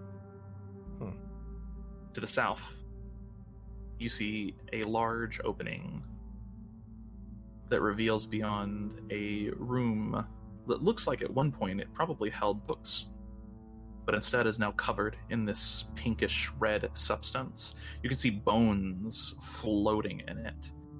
You can occasionally see the bones sink below the surface of this weird substance, which doesn't cover every inch of the room, but does cover like large puddles. And then occasionally the bones will just reemerge in a different area of it. Gross. So I will report back to Arc and Violet what I found down in the tunnel, because I think that the information we seek may be in a hidden bedroom, more likely than in a library. Yeah. And while he was scouting that, if there's any loose bricks or boards or anything along the walls, I would like to take one and put it in the path of the little drones. Okay, gotcha. God, you're such a dick. You do put shove some this kind of tiny shelf basically in front of them. They very rapidly form a little ladder and start just trailing over it like ants. I was more curious if they would pick it up and move it or just go over it. So They just go straight over it, like the zombies in World War Z. Really, the ant's description was perfect. Yeah, Glarg, you arrive back at the top of the steps. Yeah, I pass on the information that I collected. Okay. Also, it looks like there may be some kind of goo creature. I couldn't tell if it was alive or not, but there were definitely bones floating. Do you want us to try and look at it? You see Violet with a book open. I mean, I think that the information we seek is probably not in a library. It's probably a little bit, if it's secret information, it's probably in a room that is hidden behind stairs. Yeah, or upstairs, hidden in like a wall or something. That works too. Or heavily guarded quarters. But I guess we could go down there first. Because I would like to check over every inch of this place, just to be sure. Yeah, why not? Let's go to the... And maybe stop them from killing all the wildlife in the area. Yeah. Hey, Ark, can you grab one of the quadrants and bring it with you? I will try. Okay. You just grab one of the quadrones. Yeah, I'm gonna go back here and attempt to drag the one that I messed with earlier. Okay, it's gonna go ahead and resist you. Make a grapple check. This is athletics for you.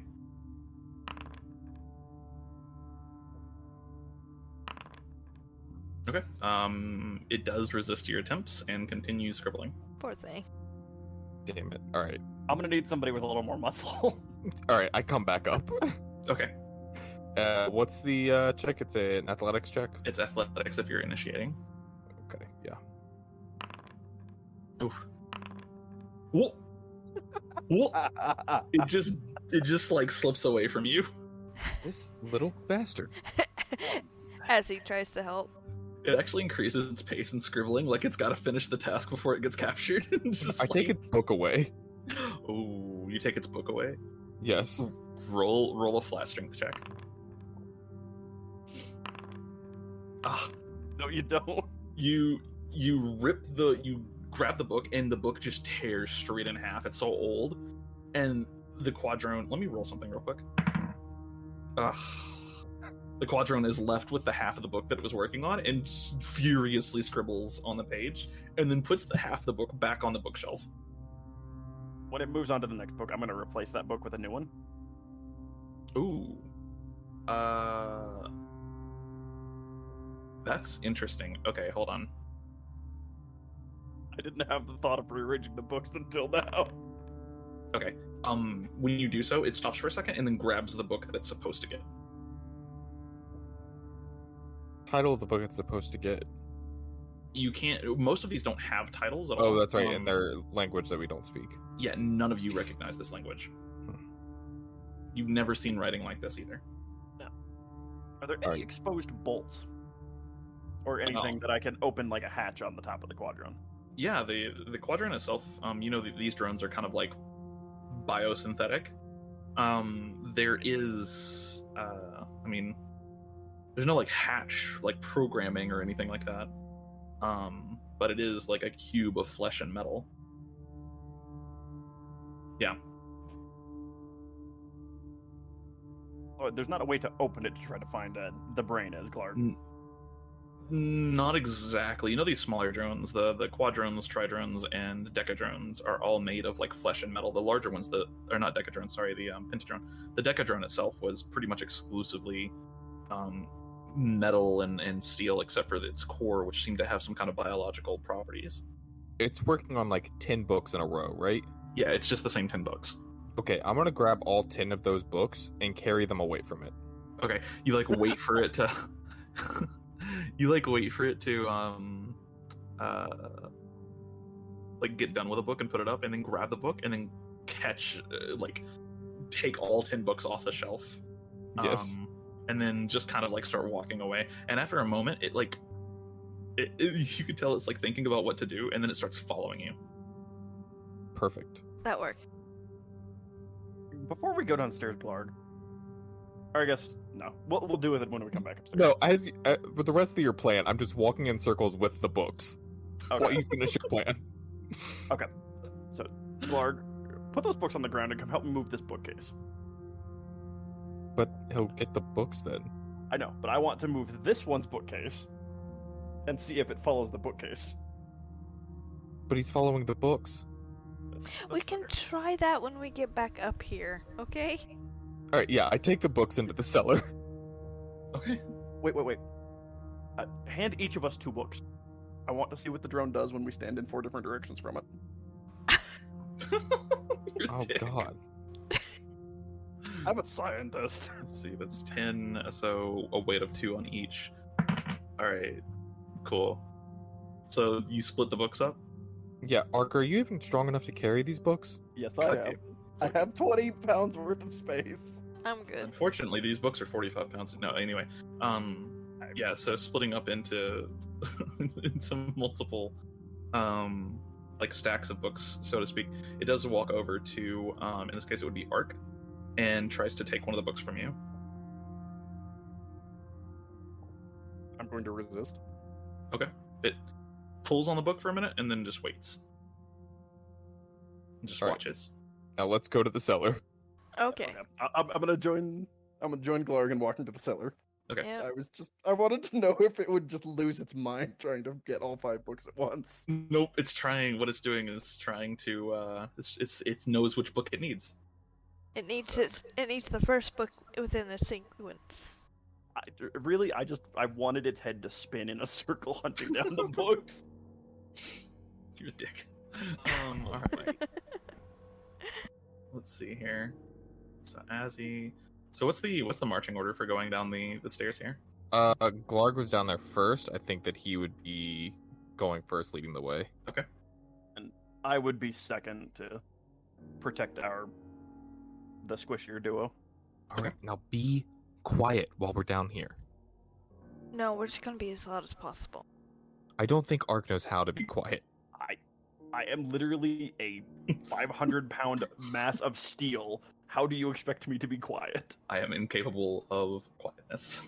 Can I suppress sounds with the major image? It's like Ark gets arrested in like a mall parking lot. And the cops like, you have the right to remain silent. And Ark's just like, yeah, but not the ability. I am incapable. There we go. Fucking amazing. All right. Let me find the quadrone token real quick. There we go. All right, I'm gonna move you all over. Yeah. You knew we were going to get sidetracked by the quadrones. Oh, yeah. Obviously, that's why there hasn't been a second encounter yet.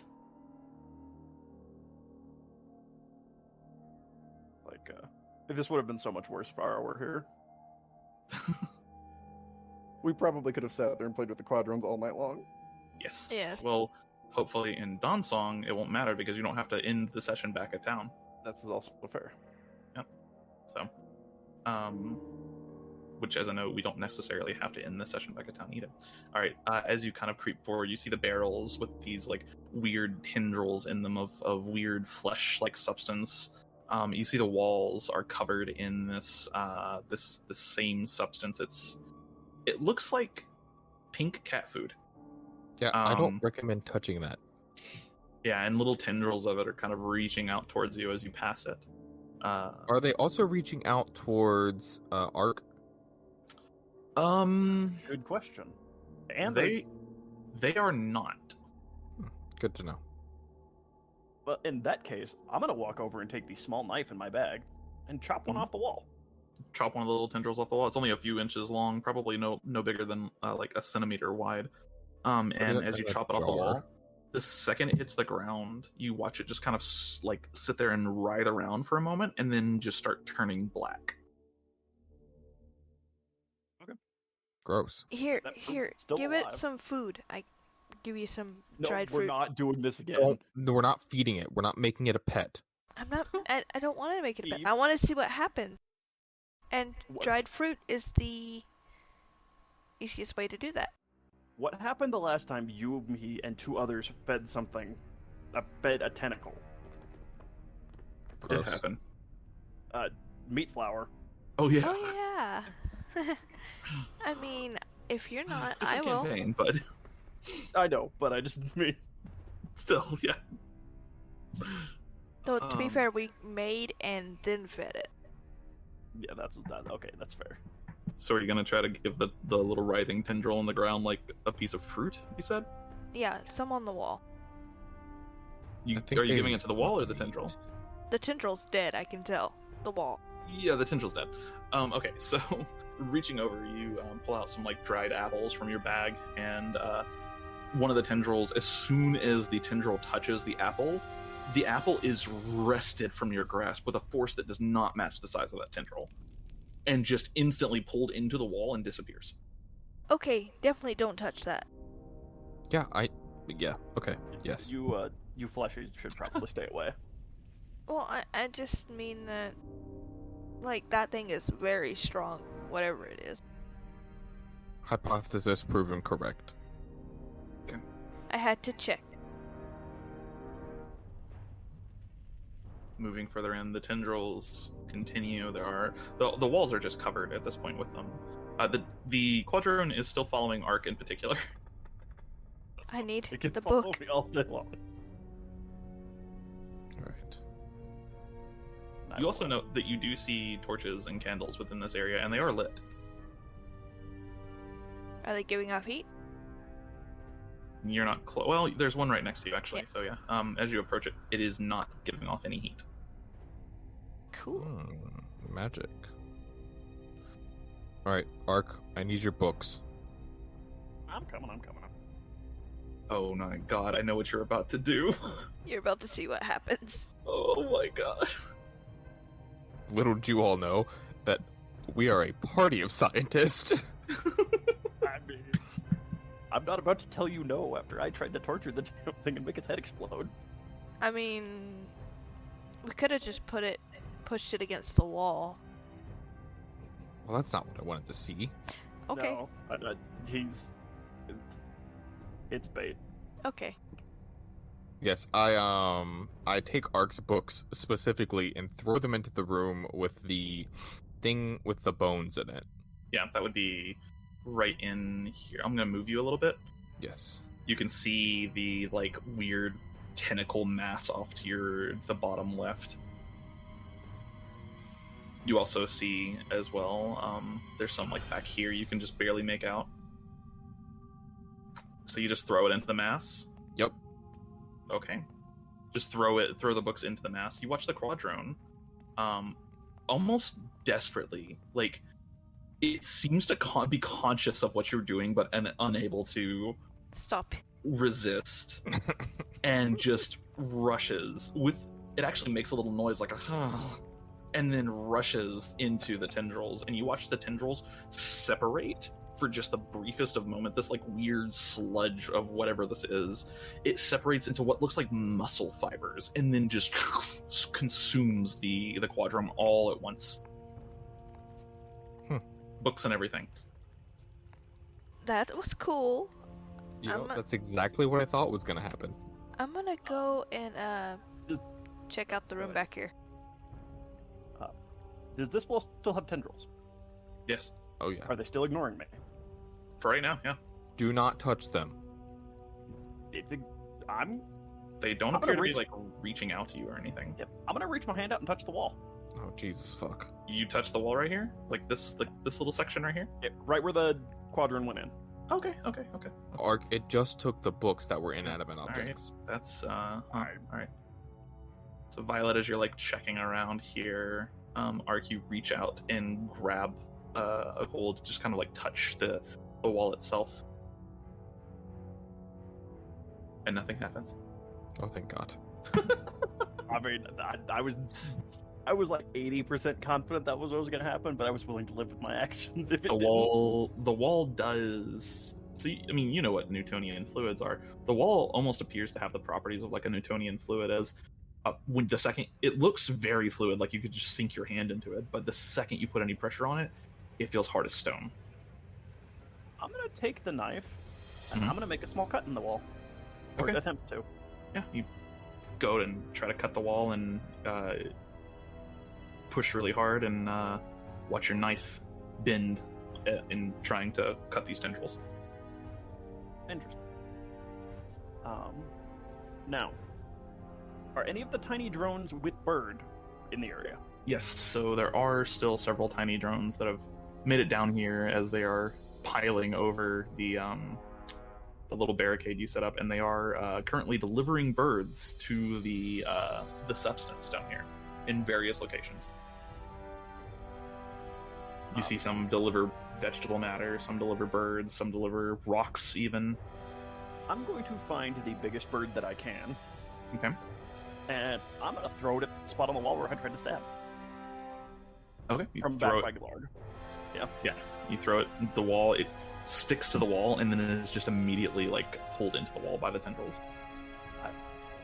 My mental image with that was just like throwing Play-Doh against the wall. Pretty much.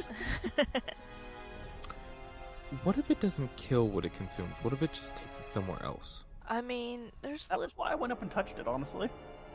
Yeah, but you're not living matter. You're just a. I wanted to find out where the quadron went and or find the mechanical bits of it. The quadrant left still over. has small, fleshy bits. It does. But when it was done consuming those small fleshy bits, all it would be left with the mechanical portion.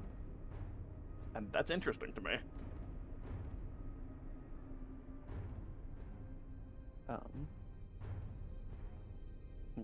It's probably floating around just like all those bones inside that liquid. If it's even a liquid. Really not. It's more like a stone wall when you touch it. I don't recommend that those of you with flesh touch it. it's more like an ooze. I'm gonna wander down here towards the area that looks like a stomach. Yeah, sure. Kind of wandering down here, you do see this large set of tendrils just kind of covers the entirety of the room. There is some kind of strange substance running through a channel in the middle of the room. And this substance seems to be just watching for a minute. This is some kind of excretion from the ooze itself.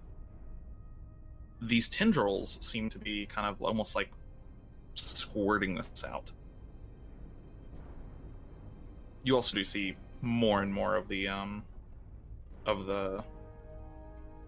slime kind of covering everything in this room. And then yeah, Violet, you're checking the room. Go ahead and roll investigation, please. Okay.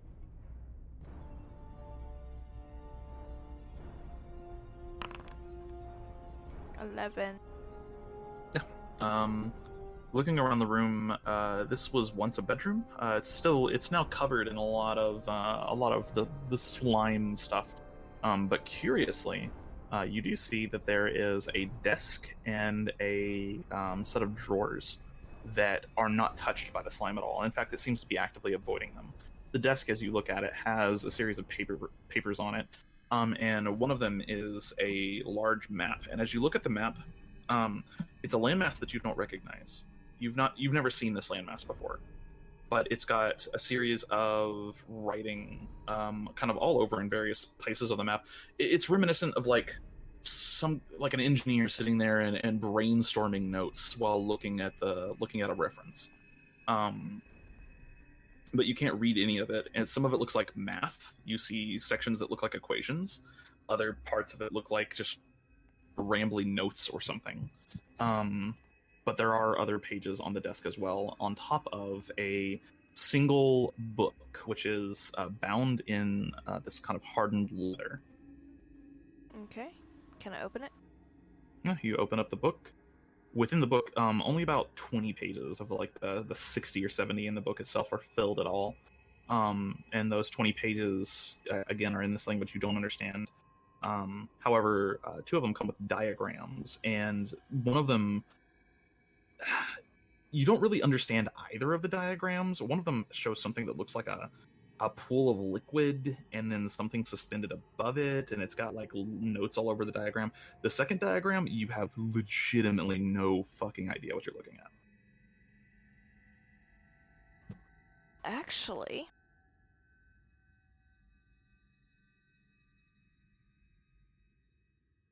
Comprehend languages? yes. You can read the writing. You still don't understand the second diagram. It's far too complex. That's fine. You don't know what it's about either yet. But as you shift through it, this is an engineer's notebook, basically. This is reminiscent of notes you've seen from Arc or Mel in many ways, though it seems to be talking about something called the confluence a bunch. You see it mentioned like 6 or 7 different times. You also see something about slipstream space, and you have no clue what slipstream space even is. I'm gonna chalk it up to whatever is connected to that place that we went, where Mel and Ark decided they were going to pop a vial, the big vial thing. The notes. Was Violet there? That was Seeker. No, that was Violet. That was Violet? That was Violet. The notes are in the same handwriting. I remember because I got jumped by a telescope monster and then I popped into my ring. Yep. Yeah. The notes are in the same handwriting. So, same person? Possibly. Probably. Okay. Alright.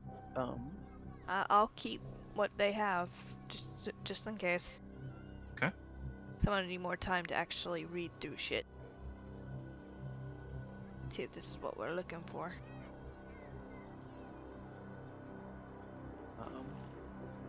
I'm gonna grab me another bird. Okay. And I'm gonna drop it in the pool of goo right here. Yeah, you drop it in the pool of goo. The bird just dissolves almost immediately. I mean, instantaneous. Interesting. So, stomach acid. Pretty much.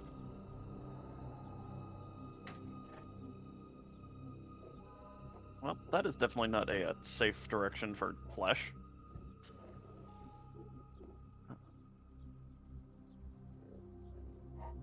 I'm gonna take a crossbow bolt and put it metal tip down in the acid. Okay. Metal tip down. Takes probably another like 5 seconds. The bird dissolved in maybe a second flat. I mean, it's instantaneous for that whole fucking bird. The metal tip probably like 5-6 seconds before it's just completely gone. But it does eat through the metal. Yeah, you're looking at like xenomorph acid here. Yeah, it's kind of what I figured, but I wanted to 100% make sure that it wasn't just trying to dissolve flesh. Yep.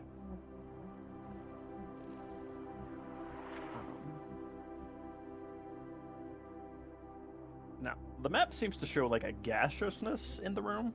There is some kind of like vapor you can sense in the room. I don't know if you've ever handled acid in real life, but it does vaporize, and if you handle like muriatic acid, it will just eat your fucking lungs. Yeah, So just got done taking a couple chemistry classes, so there you go. Yeah. So it's a similar type of thing. There's not a visible gaseousness, but you can tell there's some like kind of fumes in the room.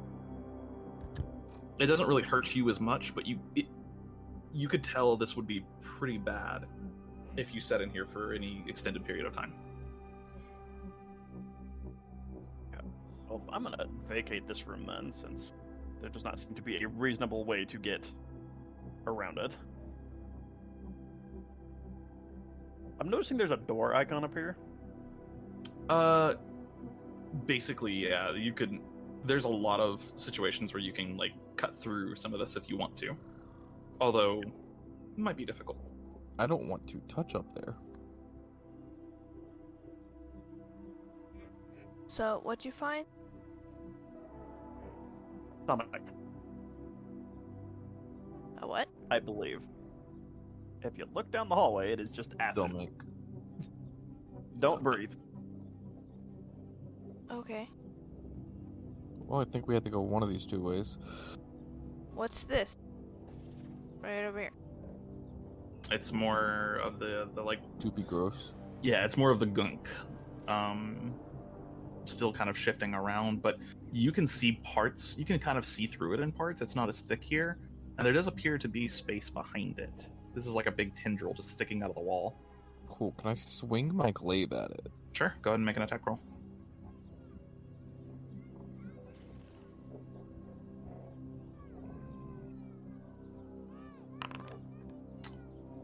Yeah. As it strikes the goo, it does cut through a considerable amount of it, but the goo does kind of like reform itself over just a few seconds.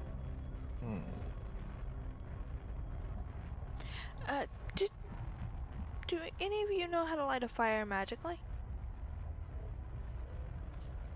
Not today, I don't. I can light a fire non-magically. Okay. I want you to light these little oily flasks of water that I have on fire. Cool. Yeah, I'm gonna grab a torch. Okay. And light that, and then light her Yeah, I'm gonna oily flasks. I'm gonna put oil all over the tendrils. Okay, so you light a torch. She oils the tendrils. Are you just setting them on fire? Let's see what happens. Fuck it. Sure. Okay. I'm gonna stand back just a little bit. I've had a bad experience with fire today. As you as you touch the torch to the oiled tendrils, they do just combust almost immediately. And you even hear this like screeching noise coming from them. Like this is gonna be kind of gross. If you fry bologna, you can push it into the pan and it makes this like weird kind of noise. Fried bologna. Yeah, right. It's that noise. That noise comes out of these tendrils. And many of them just burn away to a crisp. They do not reform. Okay, The so fire seemed to be exceptionally effective. wait. Behind the tendrils, as they are burned away to a crisp, behind the tendrils you see a lone no, actually this wouldn't be alone. You see 3 separate human-ish skeletons. One of them is definitely that of like a halfling or a dwarf or a gnome, but the other 2 are like elves or humans or people that are 5-6 feet tall. All of them look like they were armed up until this point, but none of them have any of the any flesh or anything left on them at all. In terms of a list of the Just scouts that went skeletals? missing, yeah, just skeleton. There's no ligaments, there's no flesh, there's no nothing, just bone. Okay. You can even see where some of the bones have been cracked and there's like the marrow has been extracted. Gross. Ugh. The word marrow gets to me more than it should. It's pretty in terms of a list of the scouts, you don't have a list of the scouts that are missing right now. You're sure that Merek does, though. I guess my thought there was, do we know the races of who is missing, and or could these be them? It very well could be. You do see their weapons are still intact, although any wood that was on their weapons is gone. It's just metal left. And you also see some of their belongings. You see glass is still intact, and you see metal is still intact. You don't see anything else of any kind of other material still around. So would their tags still be there? Their tags, you do see several tags around their necks, yes. Well, let's grab the tags and grab whatever supplies they had. And on inspecting the tags, these do appear to be Valiant Scouts.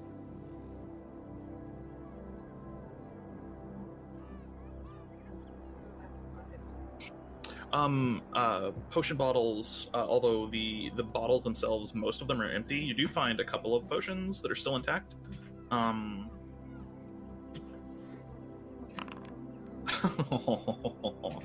anyways. Okay, so you're gonna find 1 greater and 4 lesser healing potions. I chugged like half my potion stash. Yeah, I think I only have 1 potion left. I think I have 2 lessers. Well, 2 normals. they're I should yours. say. I'll let you decide who gets what. I'll for sure take at least one of the lessers. I mean, we can. Yeah, Yeah. I'll take. What do you? I guess. the- What do you have some- for stock, and we can just even our stocks. I've out. only got 1 greater left. That's all I have. Okay. So, Well, then, can I snag the greater and 1 lesser, and you Yeah. can take the 3 lessers, and we'll have an even stash? yeah, 100%. You divide up the healing potions. You don't see any other potions on them. You see like dagger blades and other things, and you see some potion bottles which have been emptied.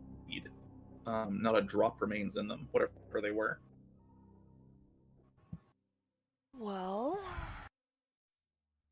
I wonder if he sent several scouts. Wouldn't surprise me. Well, we know how to get through that wall, or we can try to go through what mess is down there. Points to the acid. I can remove the vapors, but I only have 1 spell left, and then I'd have to rest again. I'm having a similar thought. I guess. Is there any kind of light in this stomach room? Just the tiniest amount. There's like a candle off in the corner. But it is a candle that is fire. It is fire, but you've noted that the fire around here doesn't seem to give off any heat. It's magical fire. Hmm. Which, as an artificer, you know this is a continual flame. I gotcha. And it's so. But. A continual flame can ignite things. It cannot. It cannot. Okay. Nope. Continual flame gives off no heat, and it does not spread like normal fire. Well, I'm gonna go to. I'm gonna take a piece of wood off of this crate back here. Okay. I'm gonna light it off of Glarg's torch. Sure. And I'm going to encourage everyone to go up the staircase over here. Are you going to attempt to light it on fire? I'm gonna throw it in the acid room and see if it explodes. Okay, I have a spell for that if you're okay with just letting me rest afterwards. If it doesn't work. Let's just go with the tried and true blowing things up just in case. Oh, you have fun with that. I'm gonna put my shield down as a bit of a blast barrier and hope to God it protects me if this explodes. That's kind of cool. All right. So I'm gonna chuck the flaming piece of wood down into the acid room. Okay. Give me a second. I'm just reading about if acid is a viable explosive or not. I think the Depends on fumes the are. It does. It depends if Lessers the are just breakdown called involves hydrogen. Lessers are just called healing potion or potion of healing. Yeah, I looked in multiple compendiums, but the only one that came up was the greater. Let's see. If I just type in if I go to shared and then items and then just type healing, there's a potion of healing. So you want to go to shared compendiums, items, shared, and then just type healing. Yeah. Oh, okay. And there's one called like normal or something. Ignore that one; it's useless. Sure, Okay. life. Let's see. So so you're gonna go ahead and throw the flaming wood into the acid room. I am, but I'm gonna have my shield between me and the room, and I'm gonna be on this corner right here. Okay, make a dex save with advantage. Okay. Where is that sheet?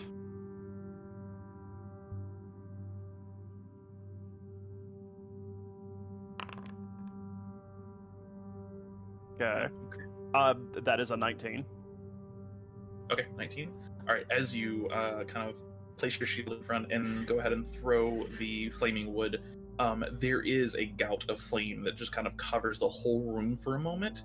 It is not explosive in nature, as the pressure in the room is rather low.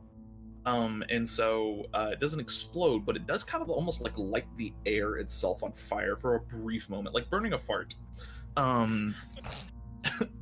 And there is a gout of flame that kind of does come back towards you. With a 19, easy enough to just kind of shrug it off. You will take half damage, which is just 2 points. I'm gonna react to that and just absorb it. Oh yeah, that's fair. So yeah, you won't take any damage. The fumes in the room have been cleared out, though. With your knowledge here, they will accumulate again rather quickly. Okay, sorry about that. All good.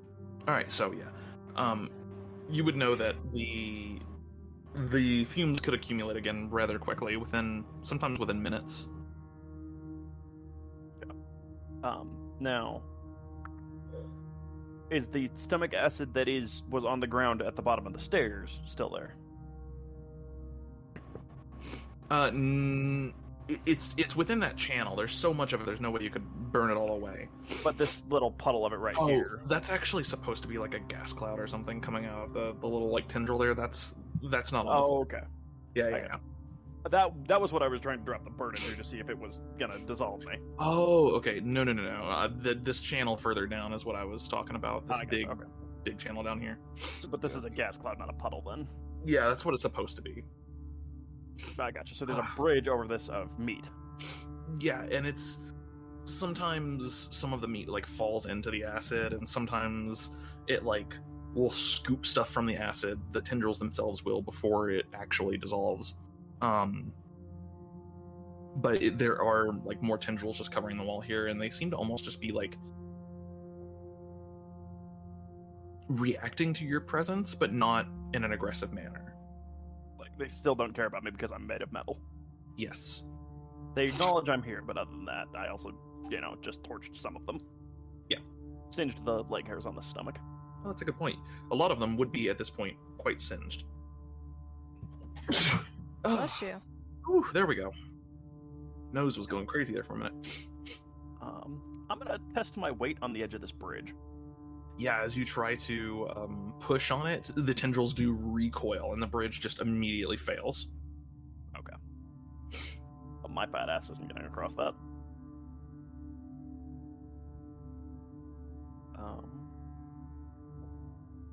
Glard, did you notice anything that would have be structurally sound enough to get us across this vat of acid? I mean, we could probably pack up enough quadrons to do it, but This is a giant. Yeah, I was gonna say there's like a bookcase. Bookshelf might be wide enough, maybe. In the back, in that room back there, there's a bookcase. I guess I'm gonna try and move that. Yeah. I'll give him a hand. Sure.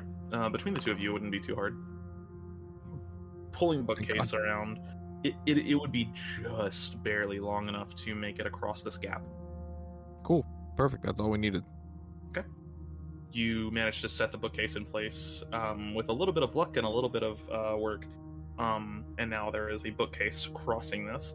I will note that you do watch some of the books, even though they're not touching the acid, are already starting to like wither on the edges. Okay, we need to be quick about them. Okay, quickly search that area.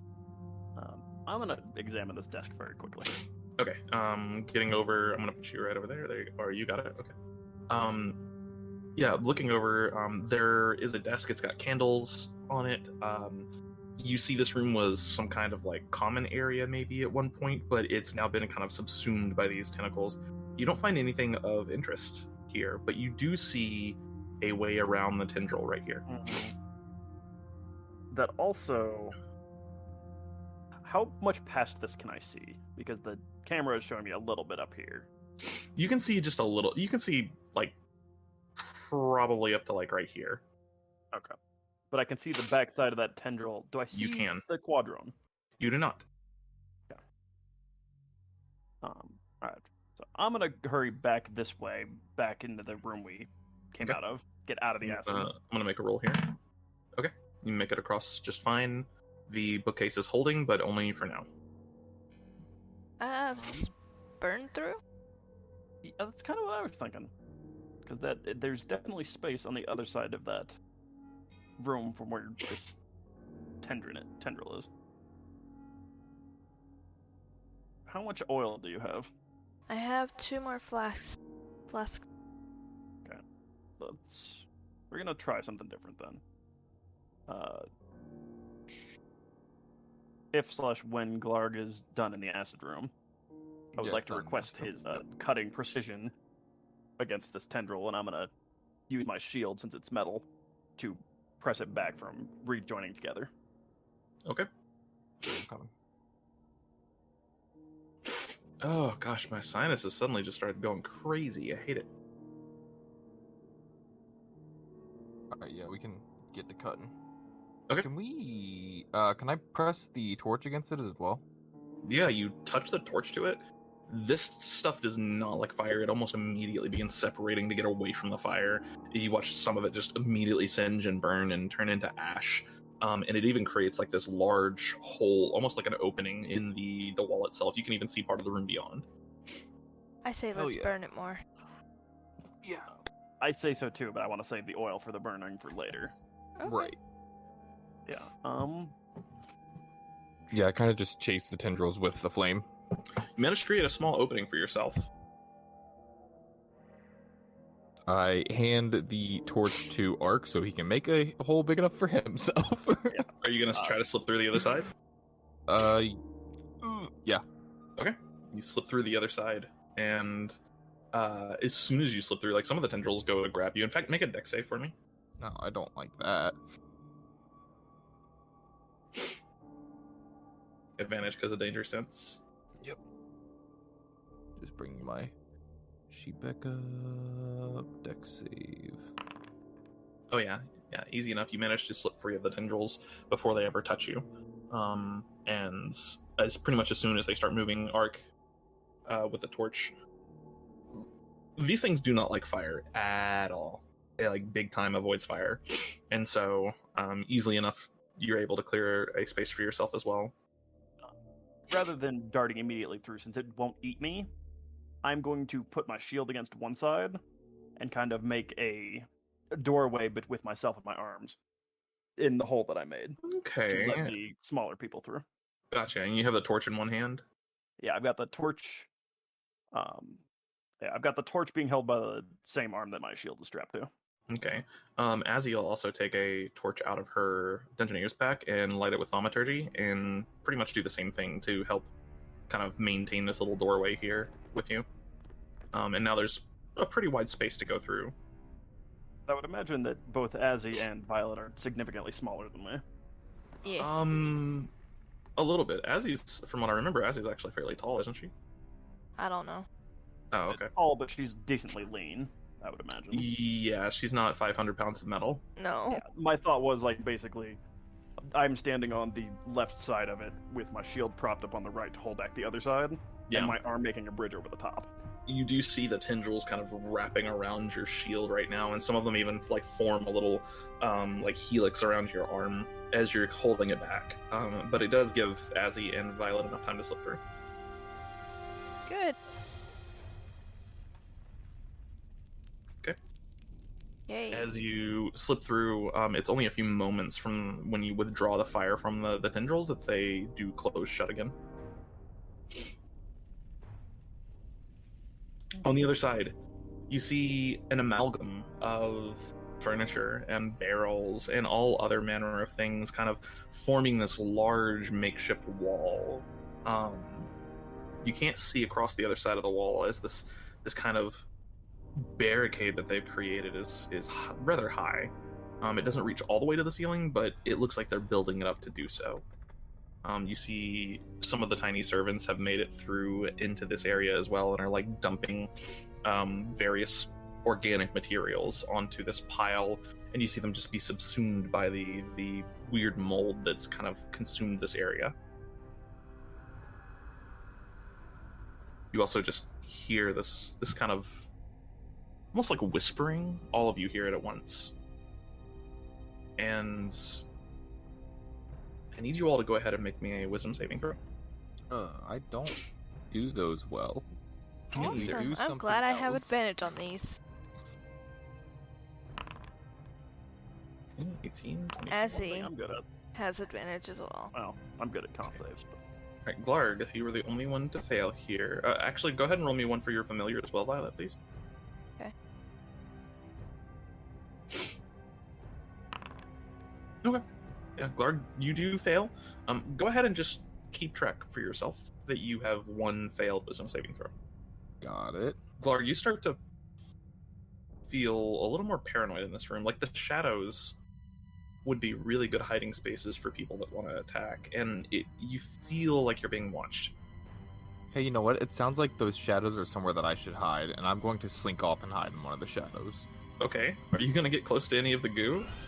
I'm going to try and avoid it, but, you know, I'm a little scared right now. Hey, up there is far better. Just like moving over here and like crouching next to this little wall. Don't talk to me, you cop. Are you a cop?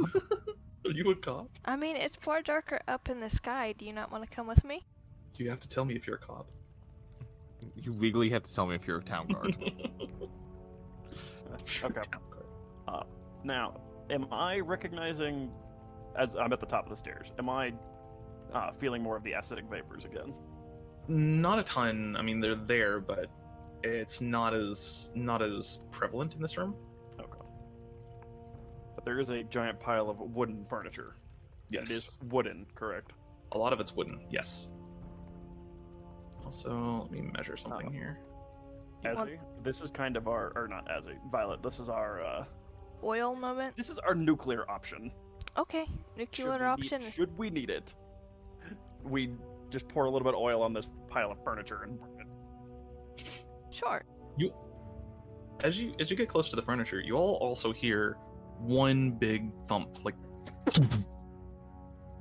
just this echoing, like the bassiest of bass drums. I'm going to hand you this oil. I hand it to Art. I'm gonna be up there.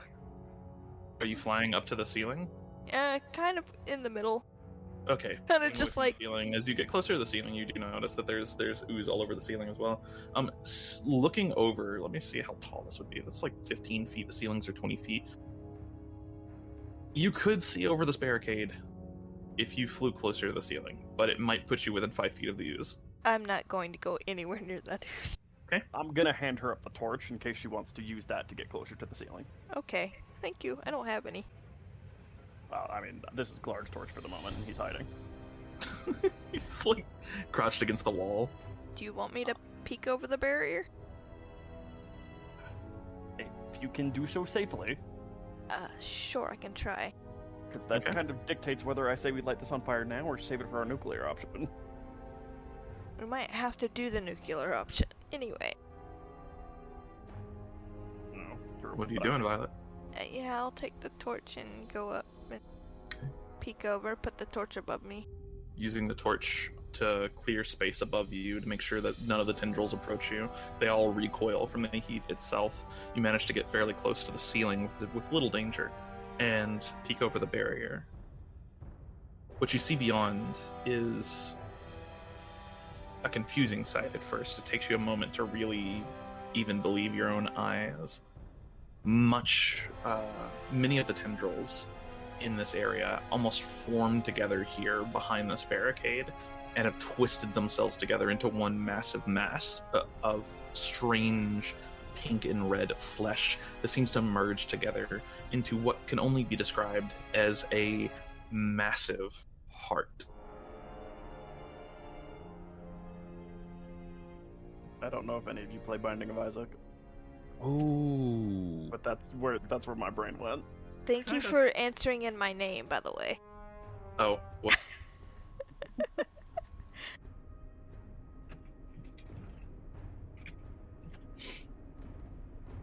is it pulsing? Right now, Like, does it have a heartbeat? so far, no.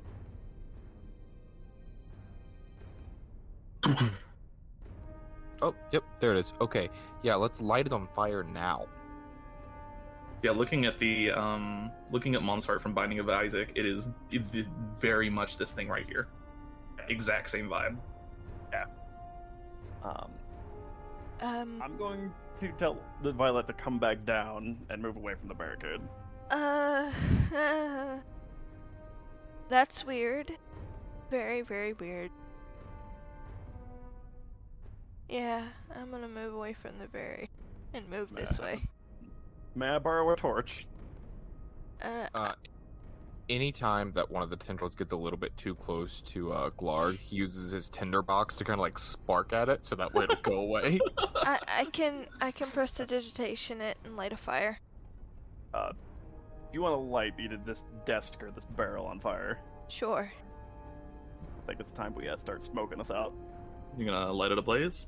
Fuck yeah. Okay. As you do so, it catches and goes up in flames. Bunch of dry wooden furniture. Who would have thought? Immediately the fire starts to spread, and you hear this screeching sound again that you heard earlier when you burned the tendrils away, but amplified, echoing throughout the room itself. You hear the heartbeat slam 3 times in a row, and suddenly from the northern side of the room, you can see this large pool of what looks like acid. You see something emerge, something massive, and begin scurrying towards you. Nope. Additionally, actually, let's go ahead and get some initiative rolls. Let's not. I'm also gonna draw on the map where the fire is now.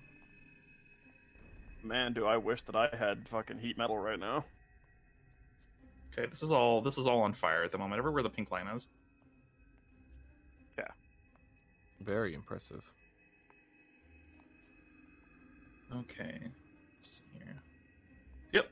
Y'all just go ahead and roll me some initiative whenever you are ready.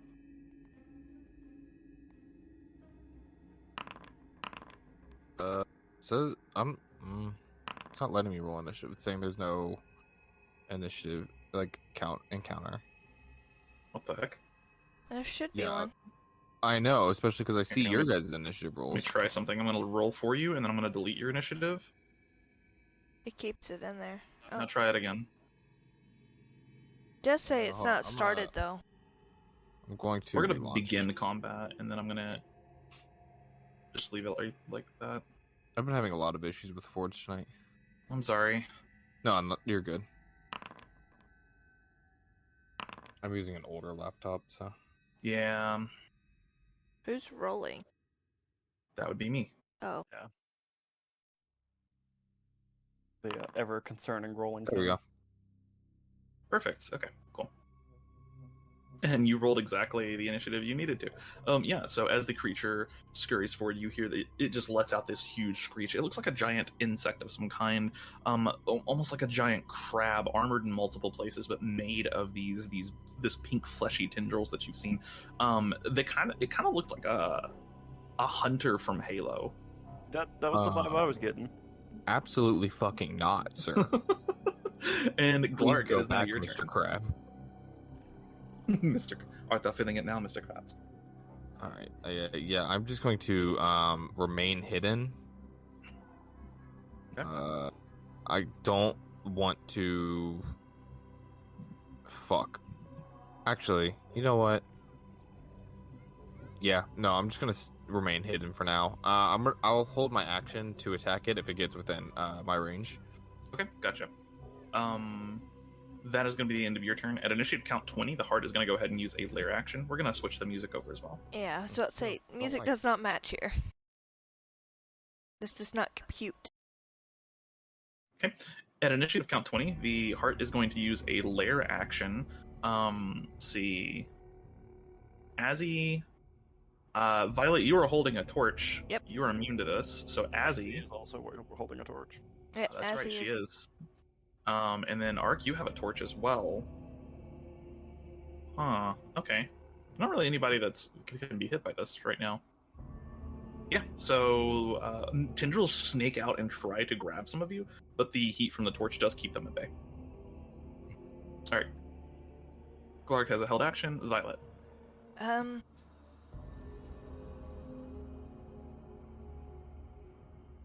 Oh, this music. I only have one spell slot, and help.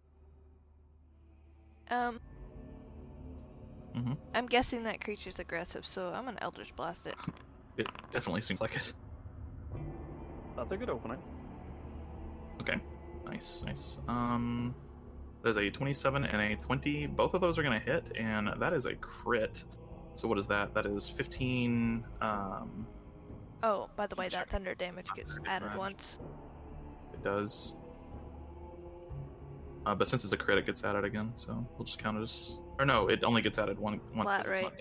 Yep. Okay, it's not resistant to thunder. I had to go check something. Alright, so that is 15 and 18 points of damage on the first one, and then another 16, so let's see here. No, because the thunder damage is only once per turn, right? Once per turn, yes, that's why it says once. Okay, good. Just making sure. I'm sorry, I don't memorize all your class features from the random shit you're playing. Alright. Violet, is that the end of your turn? Yep. Perfect. It doesn't do any bonuses for critting. It did 2 extra damage, that's it, unfortunately. I meant the extra thunder doesn't. No, it's flat rate. No. Crits only affect dice rolls. They don't affect flat modifiers. Yeah. I gotcha, okay. Yep. That'd be insane. That'd be so cool. Alright, Ark, it's now your turn. Okay. I'm going to... I guess... Would it be an action to tuck the torch between my arm and my shield? I'd say you can use your bonus action to do that, to like position it correctly and stuff, so that you're still holding it. Basically, so that it's heating the tip of my shield, like the flame is at the. I got you. Because of the positioning and stuff, I'm gonna say you can do that, but you're sacrificing 1 AC if you do. That's fine. I will Okay. drop to 22 AC. Okay, so just remember you have 22 for right now. So sacrificing 1 AC. Oh no. Yeah. Still got 22 left. And then I'm going to. Oh, some lasagna. Lasagna. I'm gonna move over here, and with the tip of my shield, I'm gonna use my action to light this desk on fire. Okay, I got you. This- Yeah. Here. Okay, gotcha. And then I'm gonna move back. More fire. Oh god, that's not what I wanted to do. Where's my freeform tool there? Yep, so this desk is now just on fire. Okay. Then I'll move back here and be a barrier between Glarg and the hunter. Gotcha. At the end of your turn, the champion's going to go ahead and take a legendary action, and it is going to cast Fear. And this is only going to affect... Violet is outside the radius, so this would only affect Ark, Glarg, and Azzy. I need you all to roll a wisdom saving throw, please. With advantage for Azzy, 16. Okay.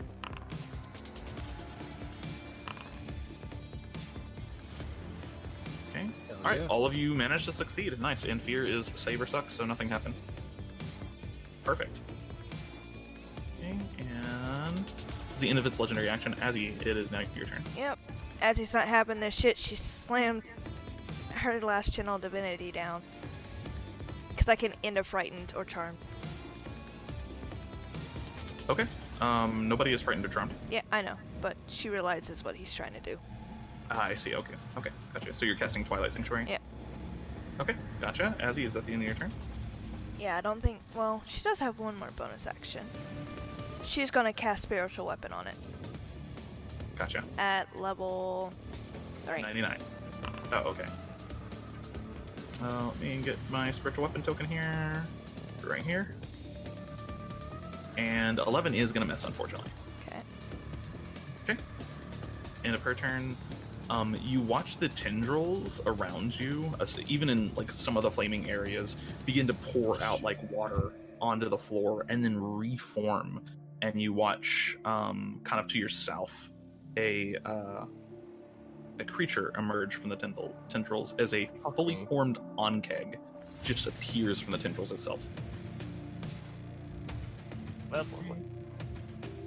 And Onkeg Boy is going to screech and then rush forward here. He's going to go right here. Is Glarg still stealth? I am still stealth. Glarg, you rolled an 11 on stealth. I'm aware. Okay, gotcha. You are stealthed, quote unquote. Yes. As he gets this. Yep. Okay. And this thing is going to go ahead and it's going to make an attack against Glarg, I think. How? I'm impossible to be seen. I am standing. By standing so still, I can't be seen. You're just a bear in a tree. Yeah. So 15. 15 hits. That's going to be 2 points of acid damage and 10 points of slashings for a total of 12 damage. I don't like that. You also had a held action. I did. If you want to take an attack against it, you can. Fucking A, right I do. It's also gonna take a hit from me. It will. And I'm not gonna hit it, so. Oh, that's unfortunate. But 6 points of damage from the lance here. It's going to be the end of its turn. And let's see here. So that's going to be, yeah. You also, further south, you hear more sounds and see another Onkeg form kind of emerging to the south. It's going to dash. Warrior! It's going to dash and fly to get right here. We're dunked. I'll actually get right here. 'cause The I can't. fuck is that? That is an Onkeg warrior. That's an Onkeg No. warrior. Or that's an Onkeg knight, technically. Yeah. Still smaller than the one I flipped on its head. Yeah, Yeah, it's not a thank you. guardian at least. Yet. All right, and that is that. It had to dash to get here, so that's the end of its turn. It is now the champion's turn, and it roars out. As it does so, you see a series of eyes open up along different portions of its body. These like weird, viscous-looking compound eyes open in multiple spaces, and they all glow red. You all hear this kind of voice echo, and it just says, "You have trespassed on the Myriad." And it is going to go ahead and Great. Ah, these guys again. That explains so much. They're in our way now. We need to kill them. Yeah, we sure do. the champion. See the creature within 5 feet of it. Okay, so it does have to move closer. It is going to move closer. Move right here. It is going to take some damage because it is moving through the fire. So it'll take 5 points of fire damage. However, as it reaches you, Arc, I need you to go ahead and roll me a charisma saving throw, please. What did damage That's a to it new one. before? Huh? What did damage to it before? As Violet. Okay. Sorry. Yeah, she my crit it. dog was sleep growling. So. Oh, you're fine. All right, that is a 12, and that is a failure. DC 14. Take a drink for this one. Arc. Uh-huh.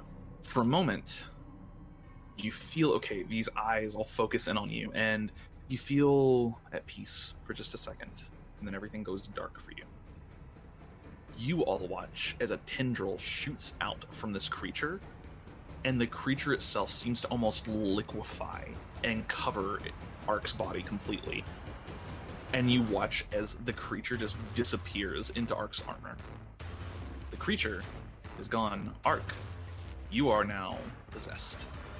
Oh. Question: don't like can a charm get broken out of that? You don't know. Okay. Let me. I will check for the future so I know when that answer or when that question comes up. Okay. Would my heated shield have done anything? Probably would have hurt a little bit.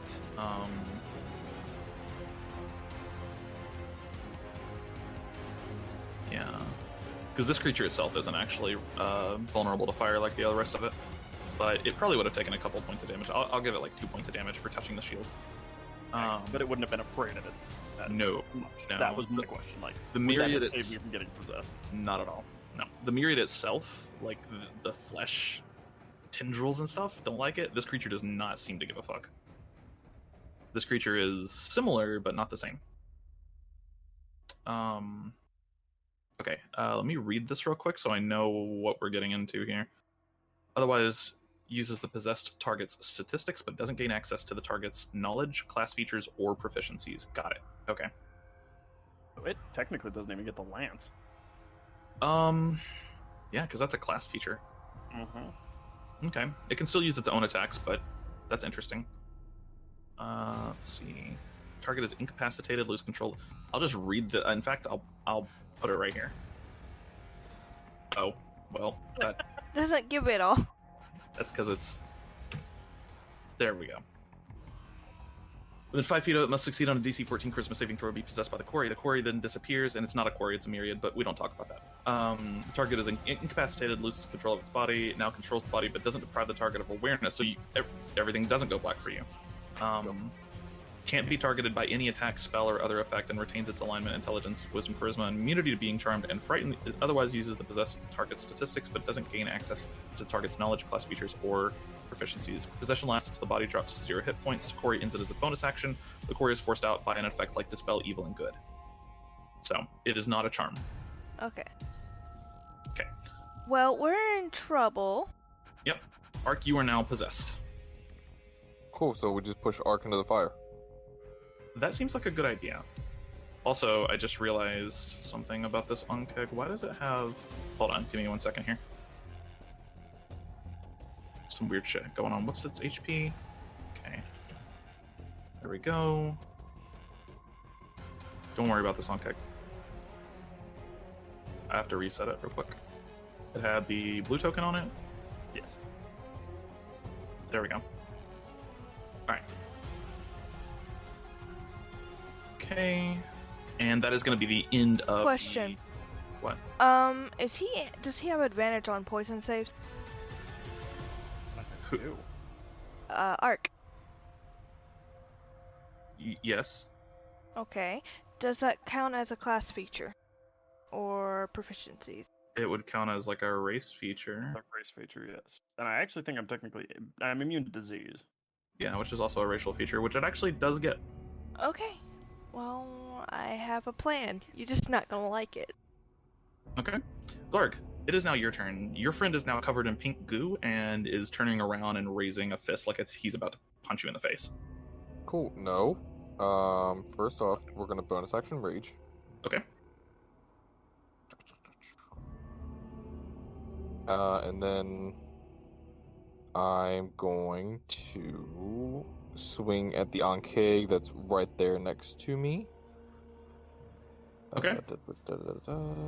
Actually, I'm going to Arc move. currently is not threatening the Ankeg. As he is, though. Yeah, as he is, though. Okay. Alright. Pencil down. Yeah. So there we go. 17, 12. Come on.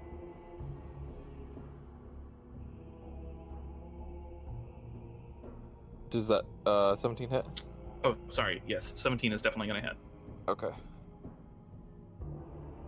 Okay. And, And then it's going to be 7 points of damage plus your sneak attack. Ooh, yeah. Plus your rage. And then plus That's 2 9. for rage. 14 points of damage, just cleaving through this Ankeg. Still standing. It is still standing. Alright. Alright, you know what? We're gonna add Fury the Small to that. Okay. And that's your level, right? Yep, 6. Okay, yeah, that is enough. As you just cleave this Ankeg basically straight in half. Alright, it then. does dissolve into the tendrils that you've seen. Oh, gross. Alright, yeah, that'll be the end of my turn. Okay. Into your turn, it is going to go ahead and use a lair action. It only has 2 lair actions, and I think both of these are kind of nullified at the moment, but that's okay. I need you all to make me a wisdom save, please. I assume Except I for don't. Arc. Yep.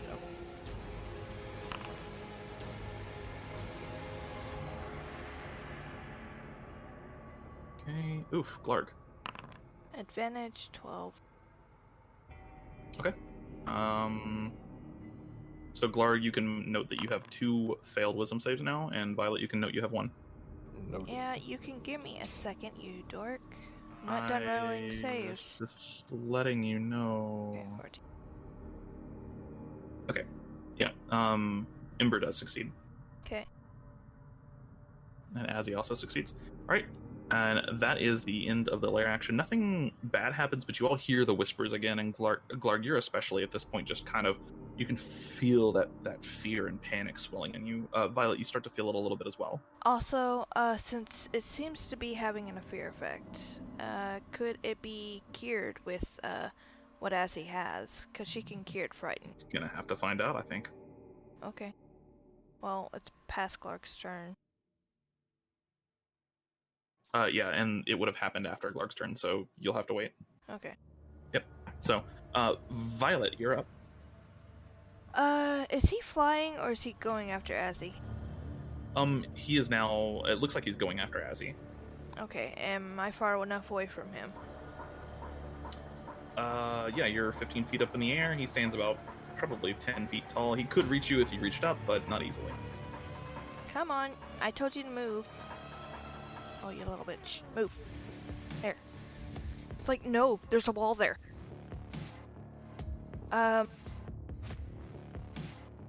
Okay. I'm going to summon.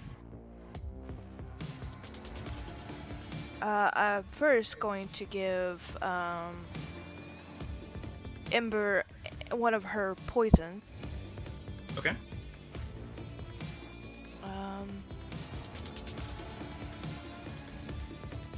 And I'm going to tell her to put this on Sir Smiley. Okay. Sir Smiley's claw. Immediately. Okay. And then I am going to tell her, no matter what, until he is knocked the fuck out, do not stop attacking him. After you've done the poison. Gotcha.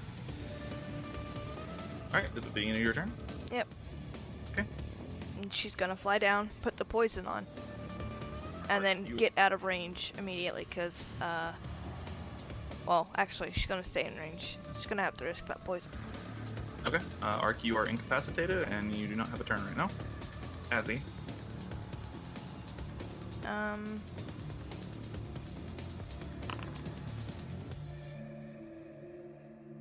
Oh yeah, that's... 19 hit.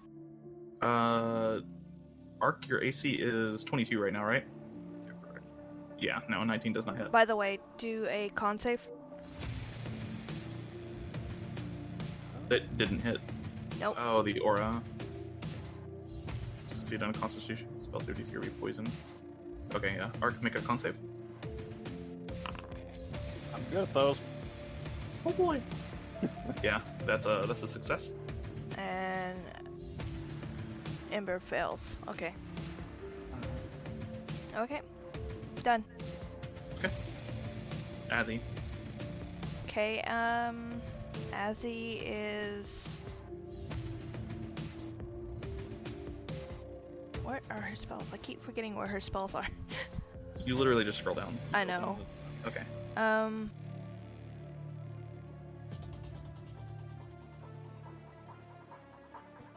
She is going to... She's going to bless.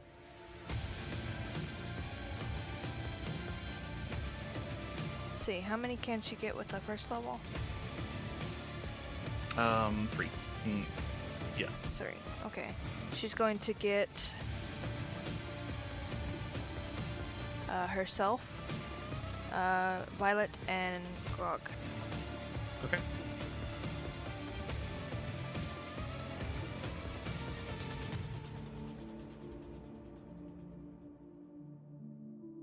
So, Azzy, Violet, and Grog are all blessed right now.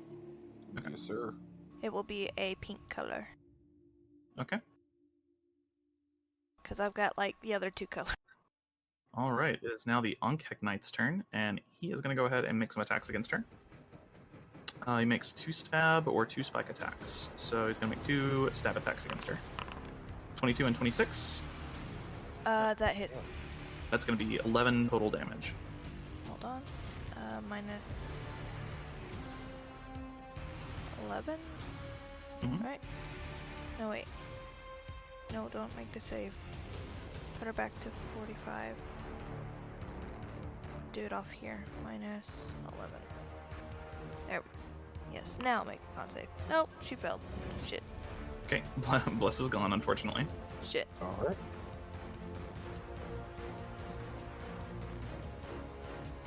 All right, and that is it. That is going to be the end of the Unkicked Knight's turn. It is now the Myriad Champion's turn.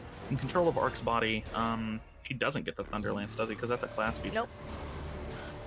He, is trying to figure out how to use the lance. He has no idea. He's like, okay, wait, what have I got here?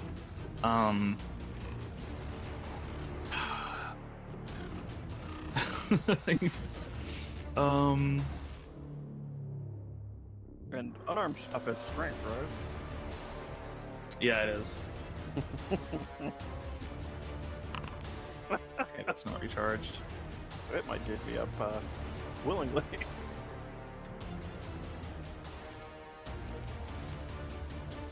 Where's possession for 24 hours at this possession? Okay.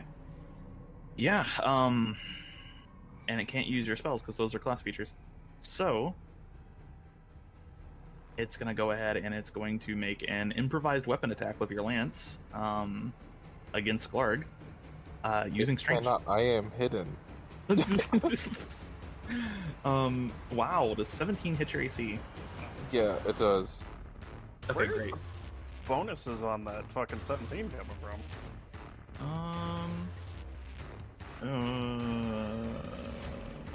I don't know. It's just the unarmed strike off your sheet. Really? It should be a -1. The -1 is in there, but where the fuck's the +3? Yeah, it's got a +3/+1 on it. I don't know why. So that's not correct. It's not a 17. It is a 13, which I think misses 13 you, Clark. misses. Yes. Okay, yeah. So he tries to attack with the lance, but unfortunately is unable to. Going to use a bonus action to throw down the torch on the ground. Even though it's technically an item interaction, but whatever. Check the shield enough to dislodge it. Going to use a bonus action to eat a piece of cheese out of your inventory. Okay, that's all he's gonna do. No cheese. All right, that is the Myriad Champion's turn. Can't do much here. Doesn't gain access to your class features. Should have possessed Glarg. All right, Glarg, it's your turn. Dummy. Looking dumbass. Alright, so... let's see. So I don't want to get too far away, because then he'll make an attack of opportunity. Yeah. I Feats will are not- considered class features, isn't it? Okay, so he doesn't get Sentinel. He does not get Sentinel. I'll move here. That is moving out of my reach. My weapon is not a reach weapon. Oh my god, why are you trash? He'll make an attack of opportunity. I don't know if he'll hit you. Yeah, a -1 to hit. You know what? I'm just going Oh, whoops. to fucking... I guess I'm just gonna take the shove action to shove fucking the arc looking at your sheet. away. Okay. Yeah. So go ahead and make a athletics check. And then, Arc, if you don't mind, can you also, in this case, make me an acrobatics check? Yep.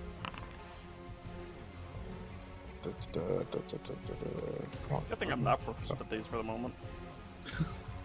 It's always weird when you lose control of your character to the enemy. This is all these things that I hate, the enemy now has to deal with.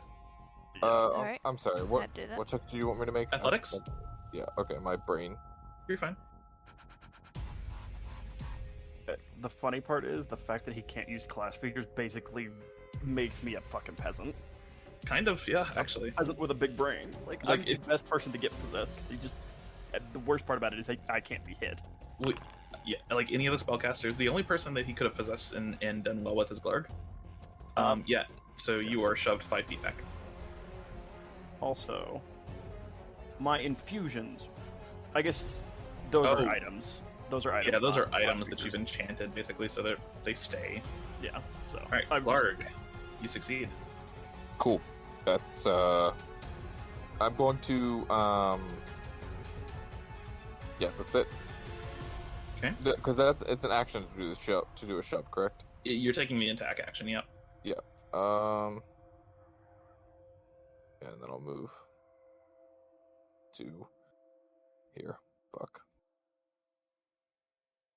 And then I'll drink a potion. Actually, I just Okay. realized how low my health is. Alright, that's the end of your turn. End of your turn, it is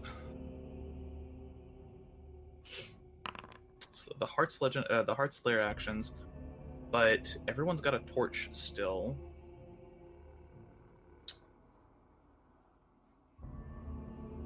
Yeah, it's not gonna take a lair action because you can't do the same lair action twice. So, oh, Violet. Yep. Violet's gonna move here. Man, And she is. Okay. She's gonna Eldritch Blast the Unkick Warrior, okay. or try to. And then Yeah, fortunately, it doesn't hit. her thing kicks in. So the putrid guy is literally engaging you. Now he's knocked down, right? No, he's just shoved backwards. Okay. Does she still get advantage on her sting? I would say yeah, he's facing forward right now. Okay. Yeah, that does not hit. Eric's Okay. got 22 AC right now.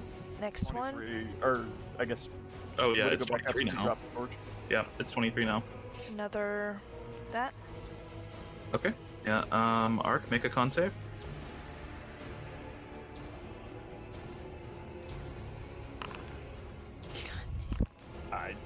Yeah. Between the fact that I am bloody, yeah, thanks. The quarry can't do anything, but also I don't think anyone can do anything to the quarry right now. Or the Myriad. Safe, and they're safe. Yeah, it's safe, Yep. but they're also safe. Alright. Failing con save. Alright, so Violet, is that the end of your turn? Yeah. Okay. Arc. Oh, Nothing I by can the do for you way, right now, I don't think. Let me look at something real quick. her channel divinity would kick in, and she would probably try to cleanse any fears. Okay. Or starting a fear's effects. Gotcha. So your fear abates somewhat, but it is not completely gone. I'm thinking about what this fucking thing is doing next. Okay. Arc, that is the end of your turn. Azzy. As he spells. Cause it's okay. It's gonna try something in a minute, I think. I don't know. I'm too smart for the hive mind. The fucking Myriad possesses you, and it's just like I don't want it.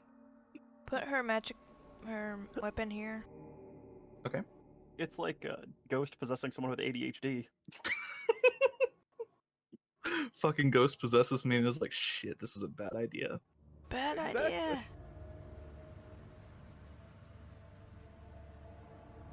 Fucking ghost hyperfixates on a cup for 25 minutes. Yeah, I told the dead on this one. Okay. Yeah. That is a wisdom saving throw. 16. Now that is a success. No damage. Okay, so at the end of her turn. Yeah. Okay. It is the Ankeg Knight's turn. And it is gonna sneeze. Oh god. Okay. Thank you. Ankeg Knight, 2 stab attacks. That's all it's really got here. 9. It does have an acid spray here. It's gonna go ahead and use its acid spray on Azzy and Glard. That is a small cone. It's a DC 14 dex save from both of you. As it just like lowers down to the ground and just this huge cone, or small cone actually, of acid just sprays out. Cat, are you okay over there? She's dying. Glard, can you make me a dex save, please? Oh, yeah, sorry. You're good.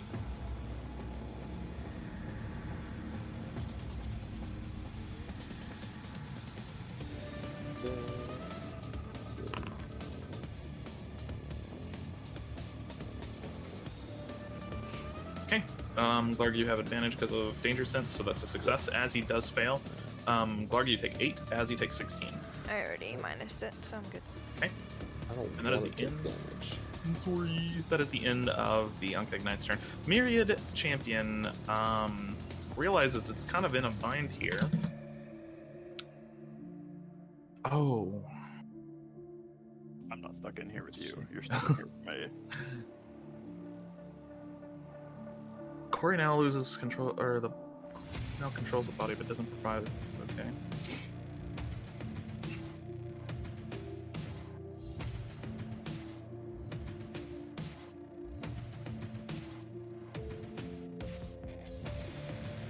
Interesting. Okay. So.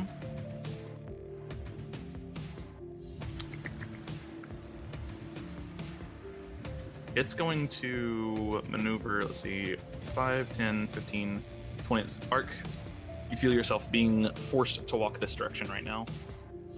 Back towards this kind of like massive pool of acid. Please, please, please hit. This also need to do this. Shit. Yep, doesn't hit. Smiley gets 1 as well if you want.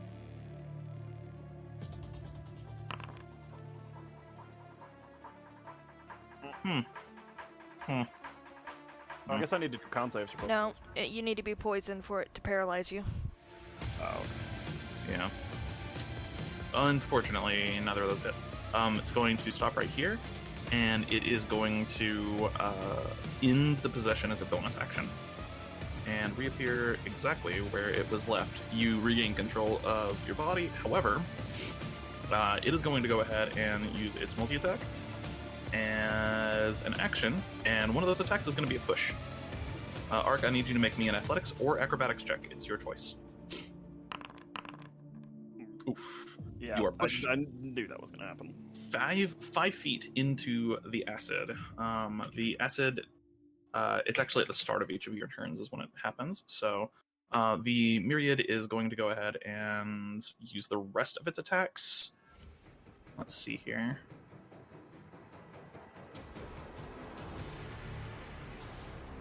Because it used how much movement from you? It used 15 feet of movement from you, and then it has just slightly, so it's got 25 feet of movement left. 20 from me. Use 15. You were in this space. Yeah, You you were were not right in the same here. space as Smiley. You were here. Oh, I can't see Smiley currently, so. Oh, I got you. Yeah. I just know last I knew I thought I was at the top of the stairs. No, you were right next to Smiley, which is right here. Okay. So it's got 25 feet of movement. It's going to go ahead and it's going to retreat back behind. Actually, it's going to make 2 attacks against Smiley because it's still got 2 attacks left. It's a claw and a stinger attack. So claws, and then stinger. I'm pretty sure that kills. Well, first one wouldn't. The second one misses. It's 24, so Smiley has 6 health left. And then it is going to retreat How back much? behind. Smiley has 6 health left. Sick. Yep, and it's going to retreat back behind the burning barricade for a moment. It will take a couple points of damage because it does have to move through part of the barricade space, so a little bit of fire out damage. of my range, but I didn't hit. You do have a reaction. Oh, I see. Okay. Yeah. Alright, that's going to be the end of the champion's turn. Glarg, it's now your turn. Alright. So we are going to fight this bug boy. Okay. I'm going to hit this Heracross. God damn it. It totally is too.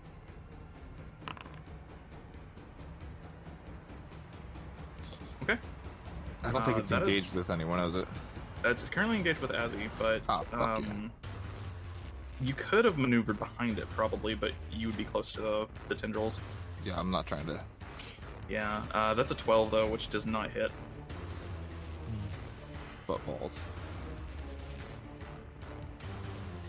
Okay. And that is going to be the end of your turn. It gets to go ahead and use its wisdom saves again, so wisdom saves from everybody, including Arc this time. And since it's the end of your turn, Glock, she does relieve the frightened you feel. Cool. Okay. only for me to get it back. It's okay. Well, at least you didn't hit 3. Nice. It's 14, I assume. 15. 13. 13. Okay. And Yeah, then easy 13. I missed. Smiley gets to have one now. 20. Nice. Okay. And then Fuck off, Smiley ain't scared of skeleton. shit. Right, and Ember does fail. Ember's got a point. So everyone that rolled under a 13 right now has 1 point. Okay. All right, and that is going to be the end of the legendary action. It is Violet's turn. yeah, Violet's gonna get as high as she can with the torch up above her, and Okay. start pop shotting the heart. Ooh, okay, go ahead. Roll me some Yeah, attacks. bitch, you ain't going back there. The heart has 10 AC. Okay. Not hard to hit. Not hard to hit. I gotta go. Eat shit, bitch. Ooh, Those are meaty. right? Okay, so that is, let me see here. 32 points of damage on the heart. As you just begin scattering bits of it, it does reform just like the rest of the tendrils. So it does seem to regenerate. Okay, into your turn. Yep. Arc. I know how to stop that. At the start of your turn, you'll take 19 points of acid damage. I'm gonna take half that. Okay. Are you Use my doing reaction. absorb? Use absorb elements. Okay. Nice. What, So you'll 8? take no, 9. Yep, 9 points of acid damage instead. Okay. Alright, then I'm gonna take my step up. Actually, I'm gonna move one closer in. Okay. Alright. I'm gonna use my last spell slot to hurt this fucker and give him a heart attack. Well, a horde attack because it's a giant horde. Shatter. Ah, nice. You make that hit the heart too, I'm assuming? Yep. Alright, perfect. So yeah, the heart cannot make Constitution saving throws. It can't make any saving throws. So it just takes 12 damage. And then this guy, let's see here. You barely meet your DC, so he'll take half damage, but that's still 12 points of damage. He's looking pretty hurt. Alright, is that the end of your turn? Then I'm gonna bonus action, Rage. defensive field. Okay. Eventually. Come on, game. Goes. Yeah. Alright. And then I'm not within range of Azzy. So, No. No, unfortunately. but alright, that is definitely the end of my turn. Okay. Azzy, it's now your turn. Yeah, Azzy's gonna move her spiritual weapon here and attempt to smack it, and then toll the dead on it. Okay. As I forget how to scroll down again. See, I think I did it at 3rd level, right? And then toll the dead. Alright. That's gonna hit. And the Toll the Dead. Ooh. Okay, so that is 14 points of damage, and then another 19. Nice. Quite a chunk of damage there. However, it is still going strong. End of Azzy's turn. It is the Uncagged Knight's turn again. It's gonna go ahead and not get its breath weapon back, so it's gonna make 2 stab attacks. Both of these against Azzy again. 14 points of damage to Azzy. Minus. It's barely killing her. Just barely. Alright, this is gonna be interesting. We're gonna see what we can do here. Alright, so it's gonna go 10 right there. And then 20 right there. And then 10. 10, 20, and 10, that's 40. Alright, Arc. You're up, man. You're up. It's gonna try to move right next to Glarg. When It does does. my reaction reset? At the start of your turn. At the start of your Then turn. I can't do anything. I used my reaction to half my damage. But right after that, you had a turn. Oh no, it's It's at the beginning of my turn, not the end of the yeah. turn before. That's true. You don't have a reaction. Right. I mean, I would love to stop that thing in. Well, it rushes. It just barrels past you really quickly, and it is going to go straight for you, Glarg. I need a charisma saving throw from you. It's going to use possession on you this time.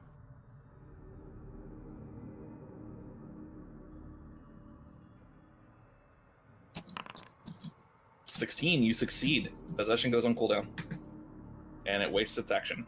That is Suck the end. shit, you stupid idiot. And Glarg cannot be possessed for 24 hours. And yeah, and you're now immune to possession for 24 hours. And Glarg, it's now your turn. Cool. I'm just gonna turn around and smack the shit out of it. All right, go ahead. I'm going to possess its space with my glaive. Fucking, but to possess your brain in a jar. As soon as there we go.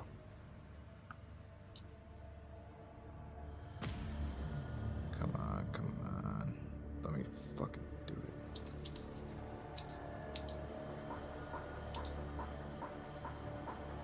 Click that first. Nice. Okay, turn around. Unfortunately does not hit. Did Alright. you take any fire damage on the way over there? It should have, yeah. Okay. I would like to argue that it is engaged by the fire currently. Roll roll a d20. Oh no. We're gonna roll a rule of cool dice. 18. As it rushes towards you, it is so taken aback by the fact that this little goblin just resisted the Myriad's attempts at possession. I will give you advantage on the attack. Which is 23 would have hit. 23 would have hit. Damage. Yeah, 13 damage is all you need here. As you just turn around, and as it's trying to possess you, just ram the glaive straight down like its mouth right into where you think its brain is, and it turns out you're correct. And the creature falls dead. Yes. Burn it, to be sure. Still have an Unkegged Knight to deal with, and the heart. Yep. Alright. Looks like it's the end of your turn. Violet. Yeah, Violet is going to aim at the heart again and hit it with a chill touch. Alright. Oh, so it can't regenerate. I like that. Okay. Yep. Yeah, it's definitely going to hit 9 points of damage to the heart. And it, like, corrupts Plus the area 3. that it strikes. That's right, plus 3. Corrupts the area that it strikes, so it can't heal anymore. Alright, end of your turn. Yep. Okay, Smiley and... I point to Smiley, point to the guard. He moves. I shouldn't put him right there. I should tell him to go after the heart. Up and around. Oh, yeah.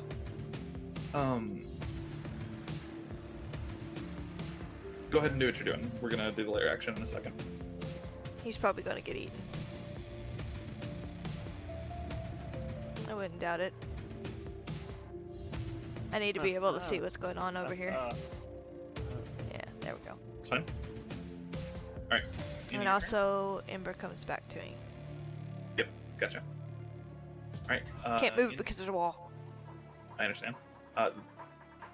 We're gonna do the lair action here. However, I was going to, but then I realized Arc has a superheated shield still, so probably pretty pointless. Yeah.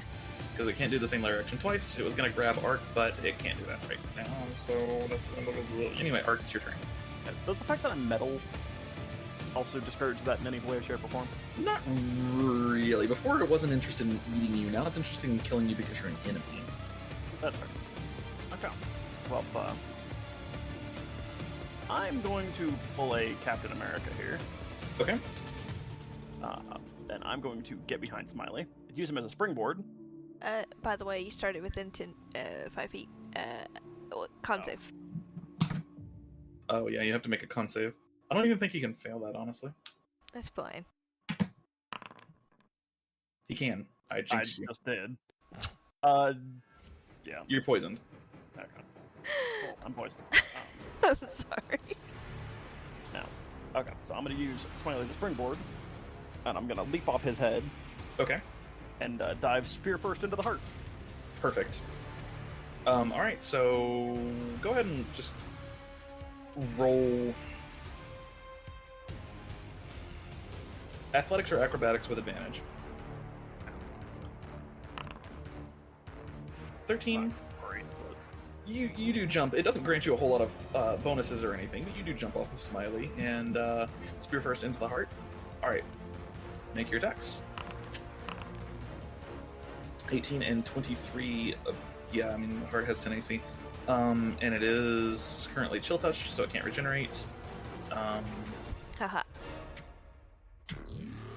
That is a total of 50 points of damage to the heart so far. And Arc, is that the end of your turn?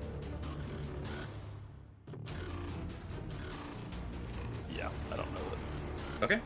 I It can't. is now. I'm not gonna realistically push the heart anywhere, so no. No, it's huge. It's definitely weighs several tons. Azzy, it's now your turn. Yep. Toll the Dead and some more spiritual weapon. Okay. Oof. Oh, I didn't want to consume that slot. Also gonna hit. It is hurt pretty bad right now. Yeah, right All right. there. Is that the end of Azzy's turn? Yeah. It is the knight's turn, and I mean, well, make 2 stab attacks against Glarg. It's not gonna hit. Nope. Glarg, it's now your turn. Cool. I'm going to continue my wave of extermination. Fucking, you're dealing with the flood now, so. Anyone else get Deep Space vibes from this map? Yes, very much. I'm so excited for that remake. Right? Yeah, 20 is gonna hit for sure. 5 points of damage, and then roll me your sneak attack. Okay. Does he get sneak attack right now? He does, as he's right next to the creature. Yep. And she's currently threatening it.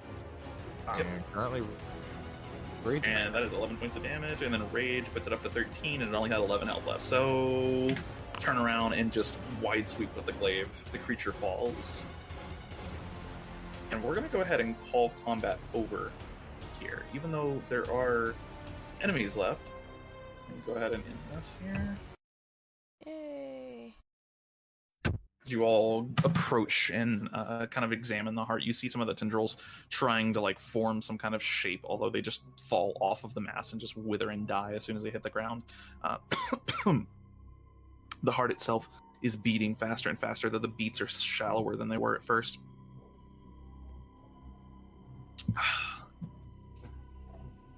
What are you guys doing? Kill it?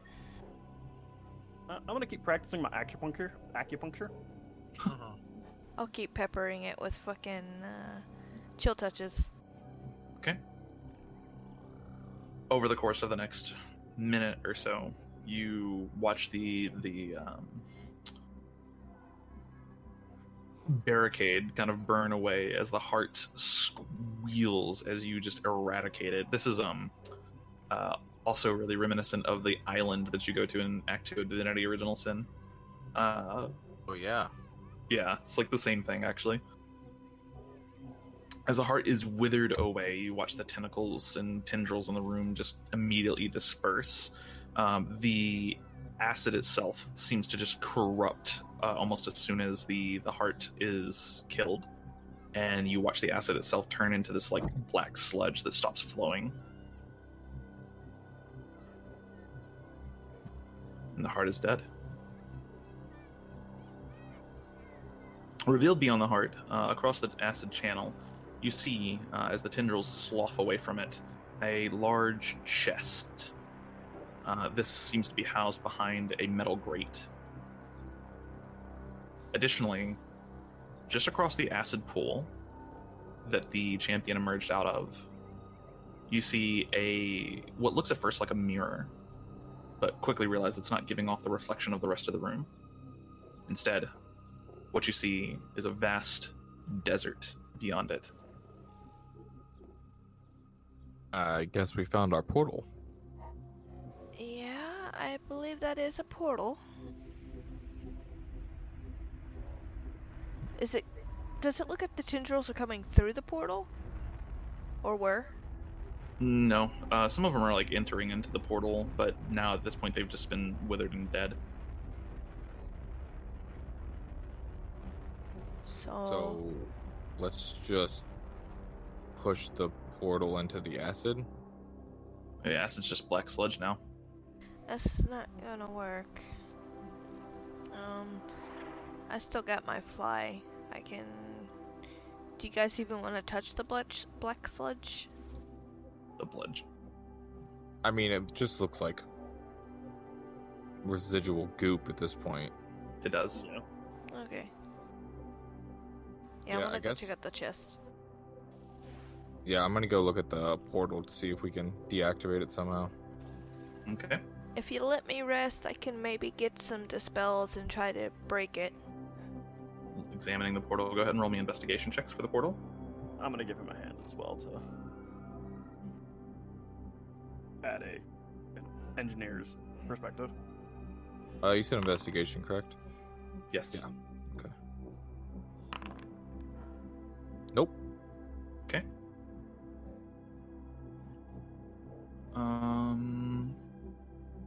Yeah, so that's a 2. So I'd Yeah, say that's that, It's a really good painting. yeah. It's almost as if you could fall right in as you reach into it. Very wily coyote. Yes. God damn it.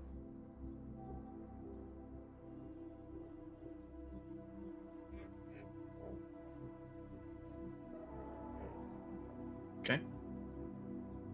Told you I'm taking out the test.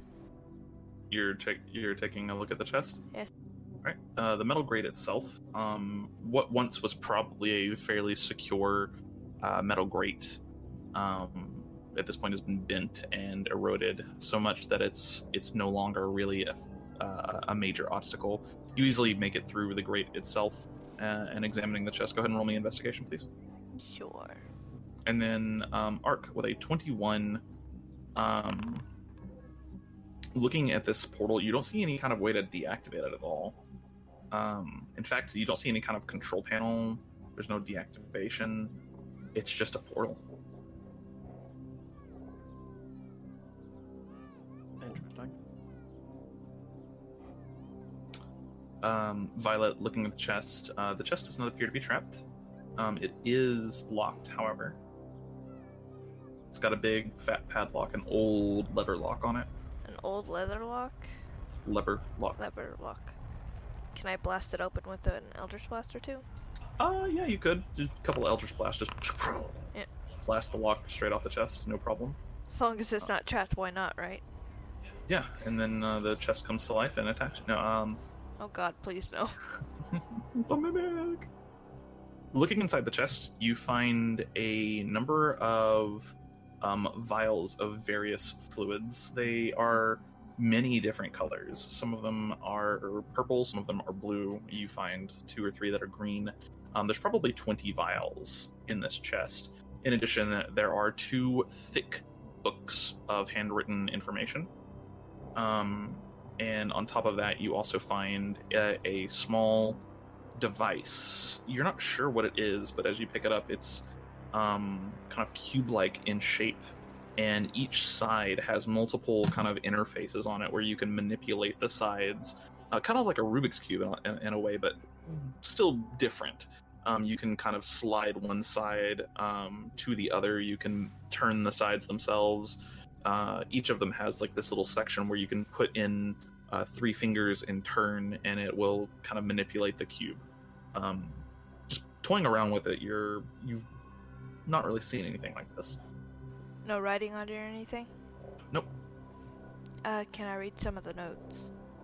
Because Because comprehend language is still active. It's an hour. Cool. Isn't it concentration? No. Oh. Okay. Yeah, then reading some of the notes,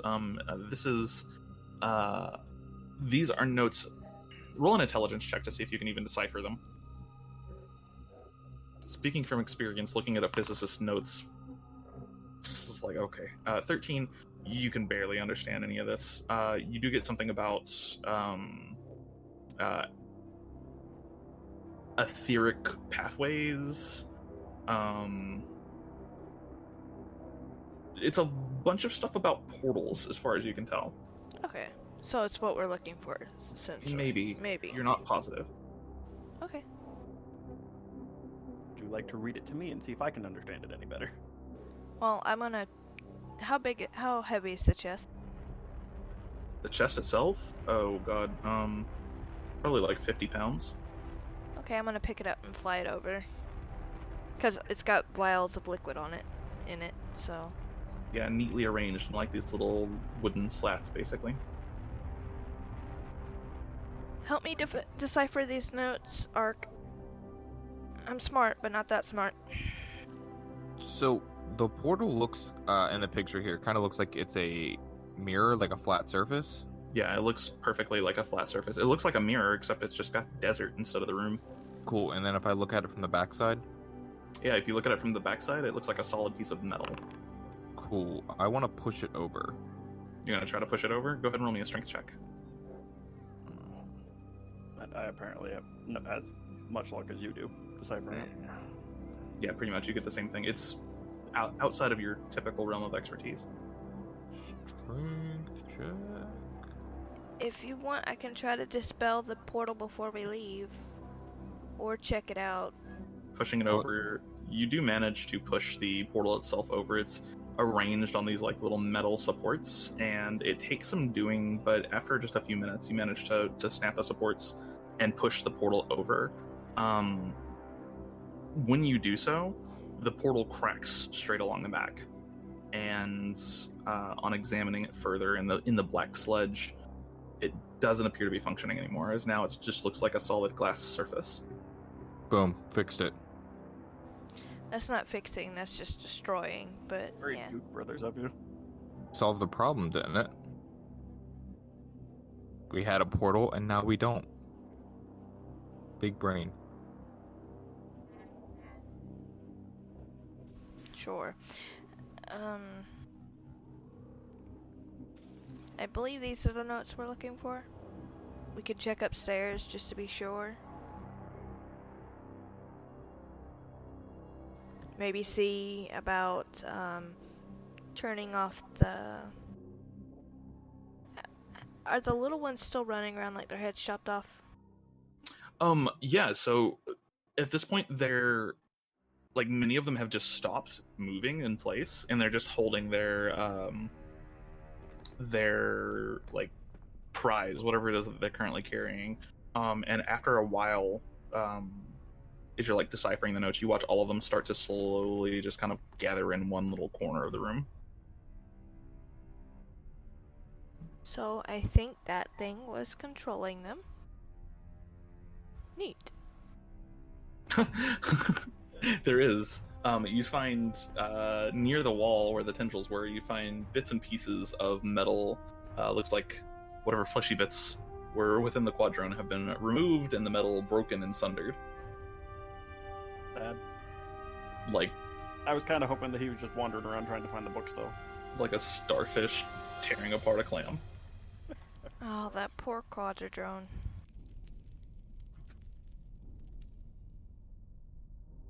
Well, this is what happens when you use a poor quadrone as bait. It probably would have killed you anyways. It was for science. This is true. You can excuse anything if you say it was for science.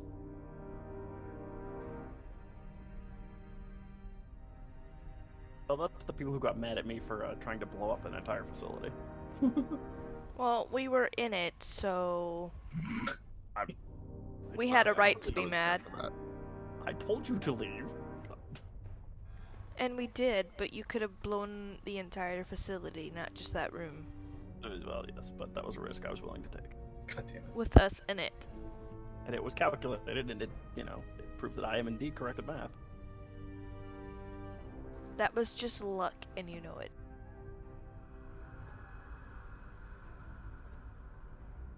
Such things is called catastrophic failure. Are we finished here? Did we accomplish our goal? Yes, by the gods, we did. I don't remember what our goal was. Our Get the goal was... information, destroy the portal. There was no portal. That was a normal portal that you destroyed. The portal he was talking about was the information we were supposed to bring to close a different portal with demons and stuff in it. Hey man, portal to portal. I heard portal. I asked him if it was to kill stuff, and he said, yeah, kill the portal. Money My earned. mind's a little fuzzy after there was a slime monster in it.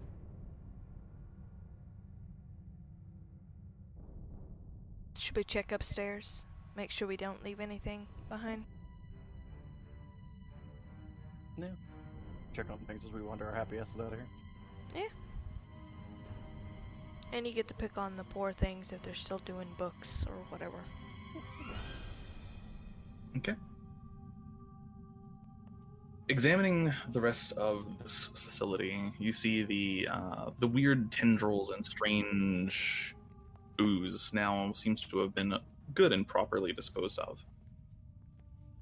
Going upstairs, looking through the books, it's much of the same as below, as you see hundreds and hundreds of books on shelves, some of them so old that they're practically dust at this point, others barely decipherable, and some in a preserved state. So you guys, if you want to, you could take like 50 books back with you. Oh, hell yeah. All of these books are handwritten, and it's all by the same person. I'm totally gonna read them all because I can do that. Definitely gonna bring some back for Mel, as Mel is very keen on books. Yeah.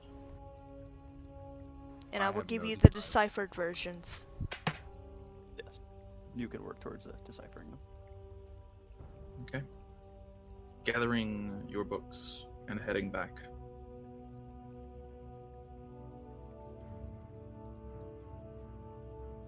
You make your way back to camp. It takes a couple hours to get back, and on the way you do see one of the large, strange drones that you saw earlier. The Taskmasters.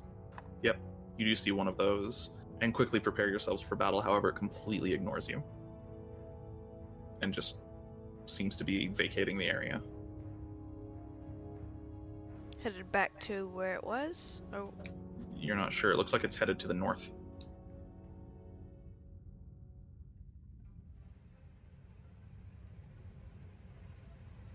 Definitely have to report on those as well, as those seem to be a new threat.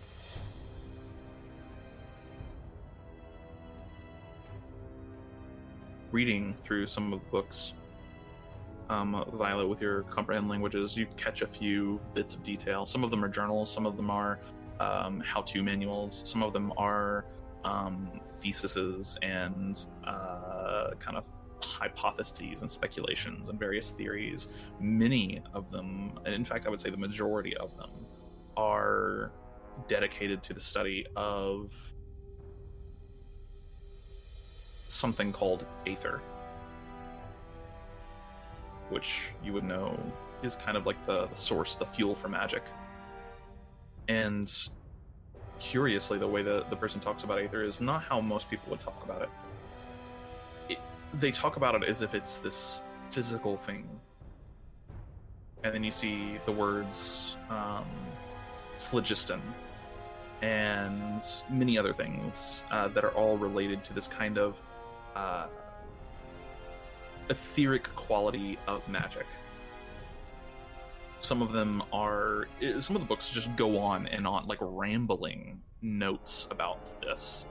Others are very organized and dedicated encyclopedias on various applications for Aether. And then one of them you find is not actually about Aether at all, but instead about companions. The author of this book refers to themselves as the Librarian in many of the cases, and it's strange. They do talk about themselves in the third person sometimes, and it makes things confusing. But they refer to themselves as the Librarian. They also talk about the Architect and another individual that calls themselves the Didect. They don't like these people very much, but it appears that they were all working on some kind of project together. Some major undertaking of magic and science. and you just kind of are reading through these books as you return, and that's basically all you get out of it so far. Anything about the creation of the Myriad, or what the thing is in the basement? Nope. You don't see anything regarding something called the Myriad or any talk of hive minds. You like skim books for it. You don't see anything like that. You do see at one point it mentioned the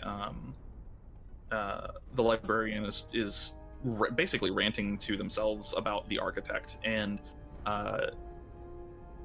the architect's stupid little toys, she calls them. She mentions them several times, and eventually you see the word Echoworks, which seems to be what the architect has called them. Eventually, you arrive back to camp and report back to Merek. He takes your report with a kind of solemn attitude. Seems concerned at the existence of another portal, but then relieved when it is destroyed. Takes some of the books, especially the ones that you found. Do you show him the device? The square? Or cube, rather? Yeah, Violet would have asked them if it would be a good idea to show them the device, or try to figure it out on our own. Yeah, do y'all turn over the little cubic device, or no? Is Wit back in town? Nope. Also, Violet had the cube device, I Yeah. believe, so She did. I was leaving that up to her. Well, I was gonna ask you guys what we should do, because he's clearly keeping us out of the loop a lot. Say, if Wit's not back in town, then no. Good We call. don't give it to him. The technical notes might be what we would be giving him, but we can probably figure it out.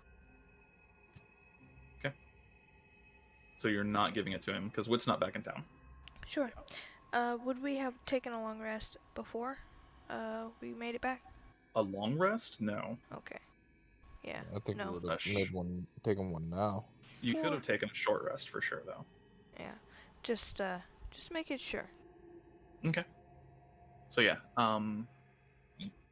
withhold the device from him, but turn over other things. He looks at the vials of liquid and kind of like opens up one to sniff it, and cocks his head, puts it back in the chest. You see Laren, who is one of the lead scouts, is there as well, and is kind of taking this in and acting like his right-hand man, more or less. And at the end, he just kind of exhausted says, well, the next step is pretty clear to me. Once we decipher these notes, and Wit returns, I think we'll need to go and secure that portal.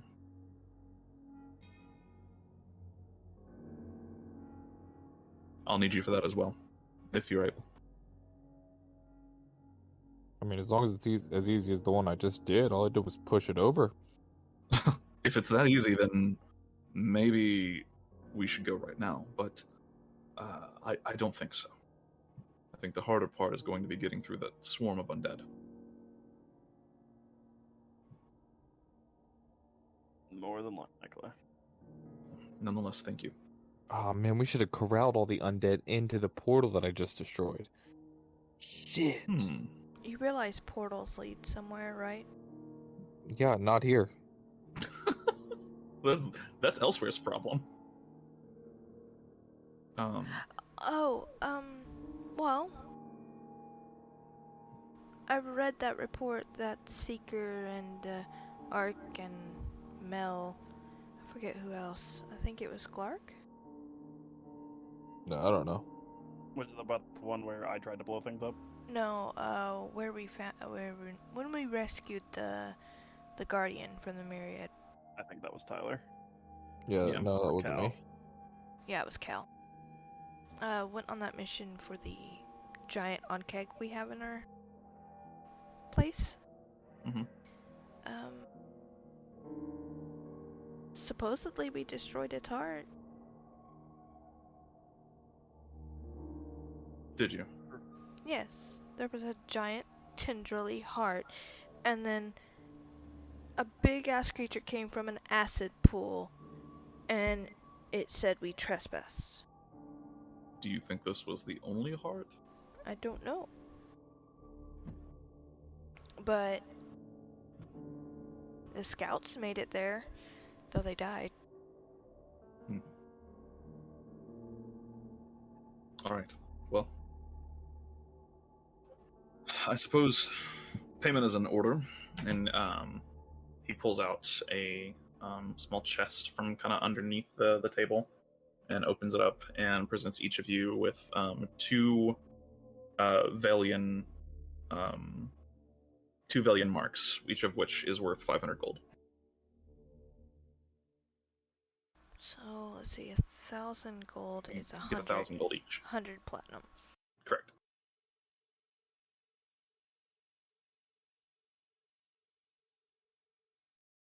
For now, rest. I will call on you when the time comes. Thank you for all your help. Sweet mother of Jesus. And that is where we are going to end the session.